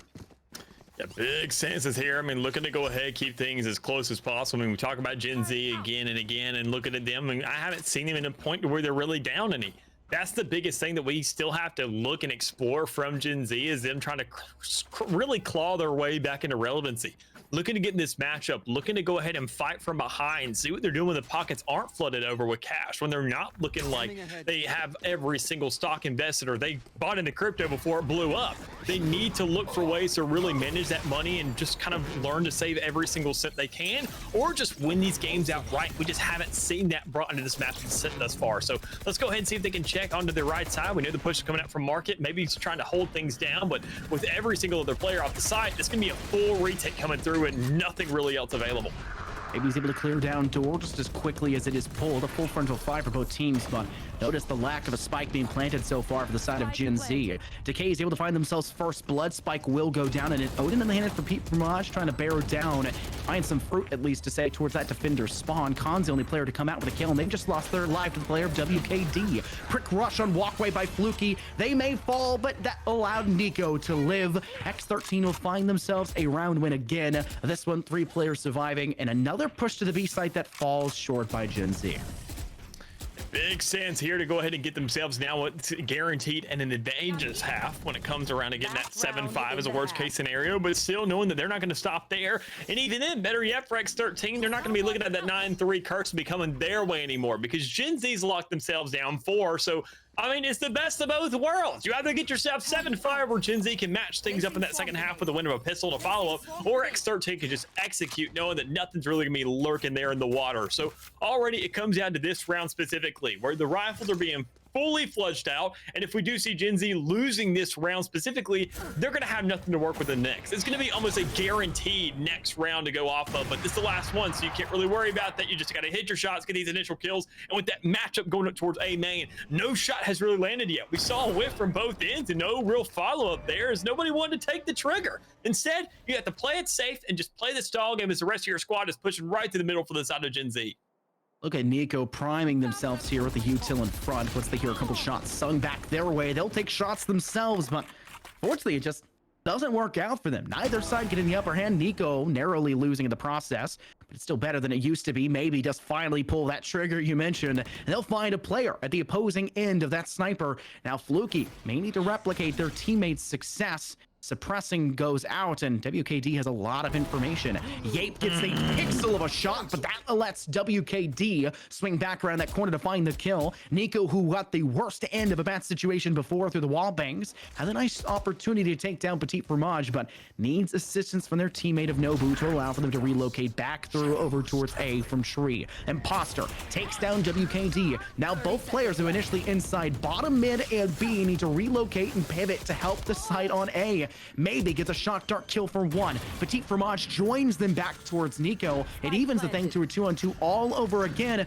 but both players are priming through door instead of having one player go through Raptors Dallas. Not the best of positions to work from, and it creates a fatal funnel. Maybe still somehow gets out, allowing for their teammate Decay to join them. It goes big, and it's a 4K for the big man as Maybe finds a huge success in the round off the back of that Odin. Usually you defend B, but you can attack A just the same. Apparently, X13 will reach a big score line here as they will have double the score count of Gen Z going into that second half. It's one of those scenarios where you talk about, sure, you're a little bit concerned coming out from that funnel that you mentioned there of door, but when you got an Odin, nobody's going to swing onto it. You're going to go ahead and just spray down, rain down hellfire onto your opposition, even then at every single angle. Everything you know is penetrable in this map. You're going to at least load about 20 bullets into it and see what damage you can manage in the meantime. And that's exactly what happened. At least getting a kill, warranting yourself that luxury. Followed up with the 2v1 at that point. It doesn't matter where they are. Unless they are behind towards arches, which we probably have an idea of. That's not even the case. They're stuck on site. They're going to be fighting things tooth and nail, and it just doesn't end up happening. So we talk about X13, obviously coming to this half now with an advantage. The problem is they're not going down to defense where they can set the pace of the game. They have a lead and they have a power now to really speed this game up as much as they want to, or just keep it slow and let Gen Z get in their own heads. Yeah, that jet difference here is going to really bear fruit for them, knowing that they can close space, create gaps, and really just kind of create pincers in a more direct manner. Despite having limited options to engage onto an objective, they just have a great agent selection for the map of Ascent, and it's going to be very interesting to see how they finally get to, I guess, the meat of these rounds once the first three are over with. But they do lose first blood here for the side of X13. They acquiesce. One player's left. That's Nico, that KJ from before. They're playing over towards Linked and inside Octopus towards B main, and now Yape will start to play themselves in this position. That Headhunter, long range engagement potential, but they only tag one player and the rest quickly spray down with those ghosts to ensure that they will not survive, evening the man count at least for the time being. WKD tosses out the knife to make sure there's no chance. Zero's so successful to kind of create a buffer for themselves, and that's all of the B site up for the taking here in this pistol round, where they can start to kind of put a time constraint back in Gen Z's lap. And even then, a huge lurk coming around from Decay. I mean, you know, in these pistol rounds, there's not too much to work with. You just go ahead, play it slow and steady. Look for what kind of weird angles you've got on your opposition. There it is, already going out, rating him for one. A little bit of a late pick for the second, but still, you end up getting that result regardless. And even then, if you don't get that third, it doesn't matter. You're stalling for time. You're trying to play it slow. You're trying to go ahead and make sure they turn around. Pay so much attention over towards the other side that they're not even worried about the spike that's actually on and about to go off to win them the round. So clock's ticking, things are closing in. Players are coming in from both angles. Problem is, you got a pincer set up everywhere, multi crosses and shots raining on as you now reach yourself into a 9-4 lead for X13, and a second to come around with these SMGs in hand as well. Or excuse me, if you're WKD, you opt for a rifle instead. Interesting idea from Petit Fromage as well there with the barrier orb, just trying to get over the top of that fragment that was in play, just saying, all right, let's circumvent it as best we can. I can't go over to where Imposter just was because they got cleared, rinsed out just as fast because I wasn't able to assist them in time due to that buffer, that space created off the back of the nade. It just was a wonderful post-plant situation for X13, not just off the back of having WKD play all the way over, sorry, K play all the way over from the opposing side, from spawn, from the back of A towards defender spawn to find two, almost a third. Just so much was available for X13 where they can say, take the first, take the second. We're still going to be in a good spot and work off the back of it. Nobu finds first kill, and what do you say? You give an inch and you take a mile. A 3K by Decay to finish things off in a dominant bonus for X13. It's one of those situations and one of those points of the game where you say a 10 or a double-digit checkpoint. Well, I've noticed over time as I kind of said that term a lot and almost kind of coined it in my own sense, that also found that there's an opposing side to it, where you could call it a double-digit chokehold. Both beginning with a C, both having near impact, and even then, a lot of potency and a lot of occurrences here. So honestly, X13, once they come around to these closures of the game, we haven't seen them have too much of a problem actually getting there, because that's where they found themselves huge strings of rounds where they actually hit that 10 point. But this is where, keep in mind, earlier, that's where they started to have some fire being returned towards them. Some actual rounds not working, but as they have fire coming at them right there towards A main, they end up winning that fight, getting themselves that kill, and that's going to be one more real rifle for the players that maybe didn't get the buy early. Shots and aggression employed by the side of Gen Z, saying, all right, we can maybe get as close as possible to a spot. Maybe he's in a really bad angle. Tether now trapped inside Lincoln. There is just no way for the rest of X13, who are currently on the A site, to assist them. It does require 3 players to aggress onto maybe to deal with them, and that's a lot of time sunk away by the side of Gen Z. But Spike had not yet gone down. The rest of X13 were just trying to make sure they could get out of that A site quite safely, ensuring that there was no chance for Gen Z to squeak away another kill in that process. They do still have all 3 with full HP and those bulldogs and closer range engagement potential for them. A Vandal even in the hands of WKD at this current point. They'll allow for them to squeak out through door. It's now down to the 1v1 into Decay. Big kills once again. 23 Ks that we're going to let Decay pick up here in this game as they'll now reach 11, even further past that checkpoint you called it before for double digits. Yeah, I mean, just going ahead, mowing right through it, saying surely this is where some teams get caught up, but not us, baby. Even if it's a third round when we expect to at least lose this one, even that's not the case. Just absolute execution, clutches coming through, and kills being made to get yourself to 11. You've already passed the point now. You're in the home run at this point, and Gen Z, they're the ones who are really up to the plate, having to swing hit every single round back to back to back to back. You can see them already trying to force up forward a little bit because things are looking pressurized, things are looking problematic, and you need to make sure to have an answer right here, right now. Otherwise, this game's going to go to match point, and honestly, you just don't have the money to answer for it. Are already planning to put pressure on towards this site. X13 saying we still are in control. They'll pop the null command, and though WKD goes down, Decay once again finds every player in the back of Boathouse and even can get the stabilization, so to say, to WKD. They do lose one more player, Beniko there once again, and they'll find 2. A chance for a third, and they'll take it. Bring it everything. They're happy with what they've got. So dance as much as you need to. X13 now on the precipice here. Match point, series point here for the grand finals of Pit of Valor 101. And once again, another budget buy coming on the board. You saw Gen Z kind of go ahead, cash in a little bit. I talked about the pressure and the kind of consequences that could come on the rear end for that round, and they are really going ahead and just raining hell on the likes of Gen Z, as you can tell right here. Nothing but Bulldogs, Spectres, Guardians. The only Phantom actually there, full $2,900 gun, has absolutely no armor, or I'm sorry, a little half armor to work off of, but besides that, absolutely nothing else. You have to scrap this thing by. Yape has to hit these shots with the Headhunter, has to go crazy with that thing because you really have nothing else available to you. Instead, when you see that pressure coming down to B main, you just go ahead and back out and say, we need an immediate answer right now. You got to find success wherever it can be. You've got to squeak it out from essentially nothing. Look at how spread out X13 are. They know what advantage they have. They know that all they got to do is find that first blood and just use that as a momentum point to be the catalyst for the rest of the team on this push. And look at where they've already managed to go through. Barrier placed down inside towards Puppy, and they're saying, all right, once we break that, the gates have been opened. Let them pressure through A main. We're holding all the way up from top. Decay gets that first blood. And now you got no KO. The only ultimate that Gen Z had is off the board. Why are they your first swinger? Maybe able to take down Imposter as well. Fluky through Garden, good for 1, make it 2. As Petit Fromage and Yape are done and dusted, it's just the last player of Con, Dallas. And they're gonna have to con out some tremendous play out of nowhere because you've got a Blade Storm, you've got to deal with a possible from the shadows from the flank, and you've got to deal with all 5 players still remaining with Spike still being placed. This is a nigh impossible moment, and it looks like the side of X13 want the knife to make matters even worse. Con able to find one. A player jump peeking with the knife in their hand. There goes Decay. He's stabbed. Con's not dead just yet, though. Nightfall goes out at the back of that charge. 3 players remaining for X13. Blade Storm missed with the right click. Con does get the 3K, but time is running out. The recon bolt over the top. Con has to engage towards this site. The spike is ticking away moment by moment, and no player is giving them the space. They're just trying to maybe squeak a couple kills before it matters, but the shock dart will secure the final frag as it is 13-4. Our final score line for Pit of Valor 101's grand final. Yeah, coming out here huge for the side of X13. We talked about the resilience. We saw the bounce back there towards that quarterfinals.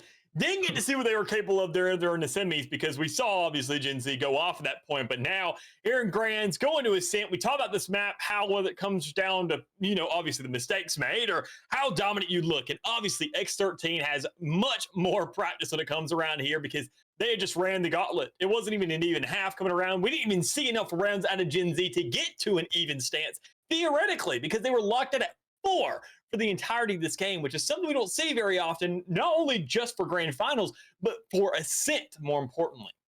I mean, a map like that where it's the gentleman's agreement map, you're expecting it to be a close affair, and to have a team go into that one who struggled against 3VN earlier and having to force the 9-3 curse to come through and dominate in a finals match like that. It's crazy to think if 3VN just got a little bit luckier for where they were getting put in the bracket, right, then they could have been in the finals as well, considering just how much trouble they gave X13 before. A ridiculously strong performance from them, and the finals obviously goes to the well-deserved victor as they just thrashed that final game. They knew what they were doing. They closed that space on the attack. They didn't just use their Jets momentum, that tailwind, as the end-all be-all, knowing that they had that as an advantage. They still played smart. They defaulted really well in the attack. They positioned in a way that they were trying to get that first pick. They were so reliant on first blood, you'd assume that if they didn't get it, they'd be in a poor spot. But even when they didn't get first kill, Dallas, they still were running the round because they played smarter. Just saying, okay, checklist, we can't do that first one. Move to plan B, chapter 2, let's start anew. Yeah, and I think honestly, I mean, looking at what the squad and what they did, I mean, we talked about the defaults, we talked about the way that it was kind of set up on the attacking side. It's how much pressure they found, and even then, I mean, obviously in that second half, that's when we started to see it. I like the looks, obviously, what Gen Z had there during Tursa earlier ends. They started to get some rounds. We saw X13 say, okay, they're obviously fighting here for it. They won it. This half isn't looking like the greatest in the world for them, but they're keeping it close. But the second one, it's that third round, man. When you see teams win a third round, even if it's just by one player, that's not, once again, it's another one of those situations. It's a bigger fallback and a bigger punishment to the team that was expecting to win that Vandal round or that rifle round than it was just a benefit to the team that lost or that ended up winning it, because they only have like one player or two players alive at the end. They're not getting that much of a carryover anyways, but it's because of how big of a sacrifice you took. We were saying, we just went from the biggest stance you can have in the game, full kits, full guns, full armor, back to a mere sheriff that I can hold in the grass of my two own palms and probably half armor if I'm lucky if I want my kit. I'm having to go from everything in the world given to me, flipping like one of the biggest content creators in the world, to getting canceled and sitting and living under a bridge just trying to make it buy off bread. There's just not much you can do in scenarios like that. You got to figure it out fast. Talk about the depth of their strategy book there as well, Dallas. We'll gloss over that one. I know you had so much fun going into that one there. We'll talk about the depth of their strat book. One of the rounds we got a great close-up on, we had a replay for as well, was the triple stack from defense there of X13 on the A side. They employed that strategy once. You practice that strategy. You pull that in the book. You write it down. You go with your team, your captain saying, "Oh, this is what we're going to try and do. This is where we're positioning. This is where you're looking. This is what everything's going to happen on the round. And we're going to give backups to that strategy as well should things go awry." And you use it once the entire time. And that's how much X13 value or maybe devalue the ability to have 25 different strategies at any given moment that they can employ. I mentioned that their strat book just looks better, and it does. They had more ideas. They were better across the field. They had chapter 2s, chapter 3s, chapter 4s. Their recoveries were there. And it felt like even when they would squeak around against them, they still were so dominant and still felt so much momentum from that big 5-round spree they took in that first half where they went 5 in a row. Like you said, was such a big mental downer for the opposing side. They just were the better team all throughout, and they are very well deserved to take home that 200 piece of that $250 prize pool thanks to Community Gaming.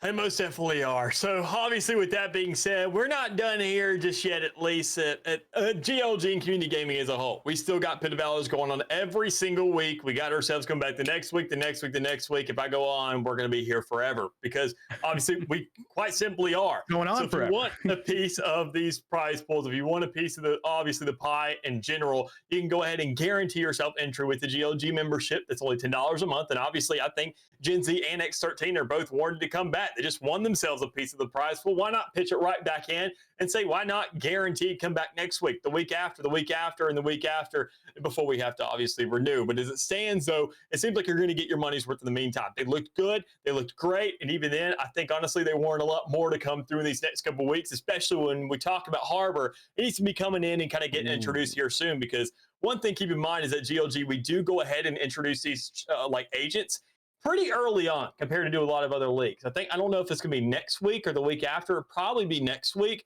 That's going to be up to tournament admins, but we give an environment for these kind of tier 2, tier 3 players to go ahead and get an idea of how these agents are going to feel in 5v5 scenarios. You can't just hop in scrims, because it doesn't feel the same with actual money on the line, with stakes at hand. You can't say, oh, well, it's a little bit weird because they're doing it earlier than everybody else, because they need these practice grounds and need these places to do it. And this is going to be the place to do it, especially when we go ahead and announce we're going to be one of the first to do it. Everybody's going to be hopping on that bandwagon. Everybody's going to try out, what is it, Poseidon and Valorant for all I care, and go ahead and block all these bullets and have free cause and divides to work with. Whatever it may be, it's going to be here eventually, and you want to be a part of it. So with that being said and done, good night to all of you. Be well to each other, and we'll see you here next week. We'll catch you then.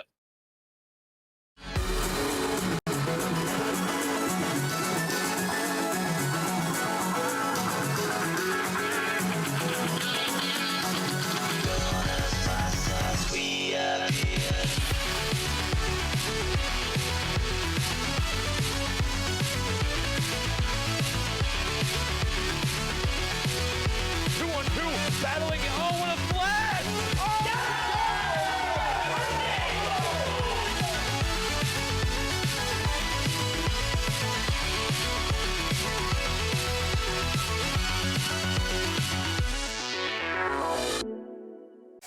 Looking like it's all over. Hold up.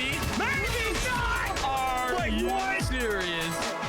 My name is Ben Garvey, and I founded Great Lakes Gaming with one goal: to create an exclusive club for casual and competitive gamers to come together, full stop. Every week, GLG hosts esports competitors of all ages with real prize pool tournaments and a live broadcast to Twitch. One actually does come through from Jenny. The second, the third, the fourth. With thousands of followers and hundreds of weekly players, the GLG community is thriving more than ever. And now we're building a better experience for our players. And we're setting the bar high. No, literally, 22 stories high. Welcome to the Gaming Lounge, the first of its kind, located on the 22nd floor of Innovation Square in downtown Rochester, New York. That's right, this space is built just for you, with the latest and greatest in gaming gear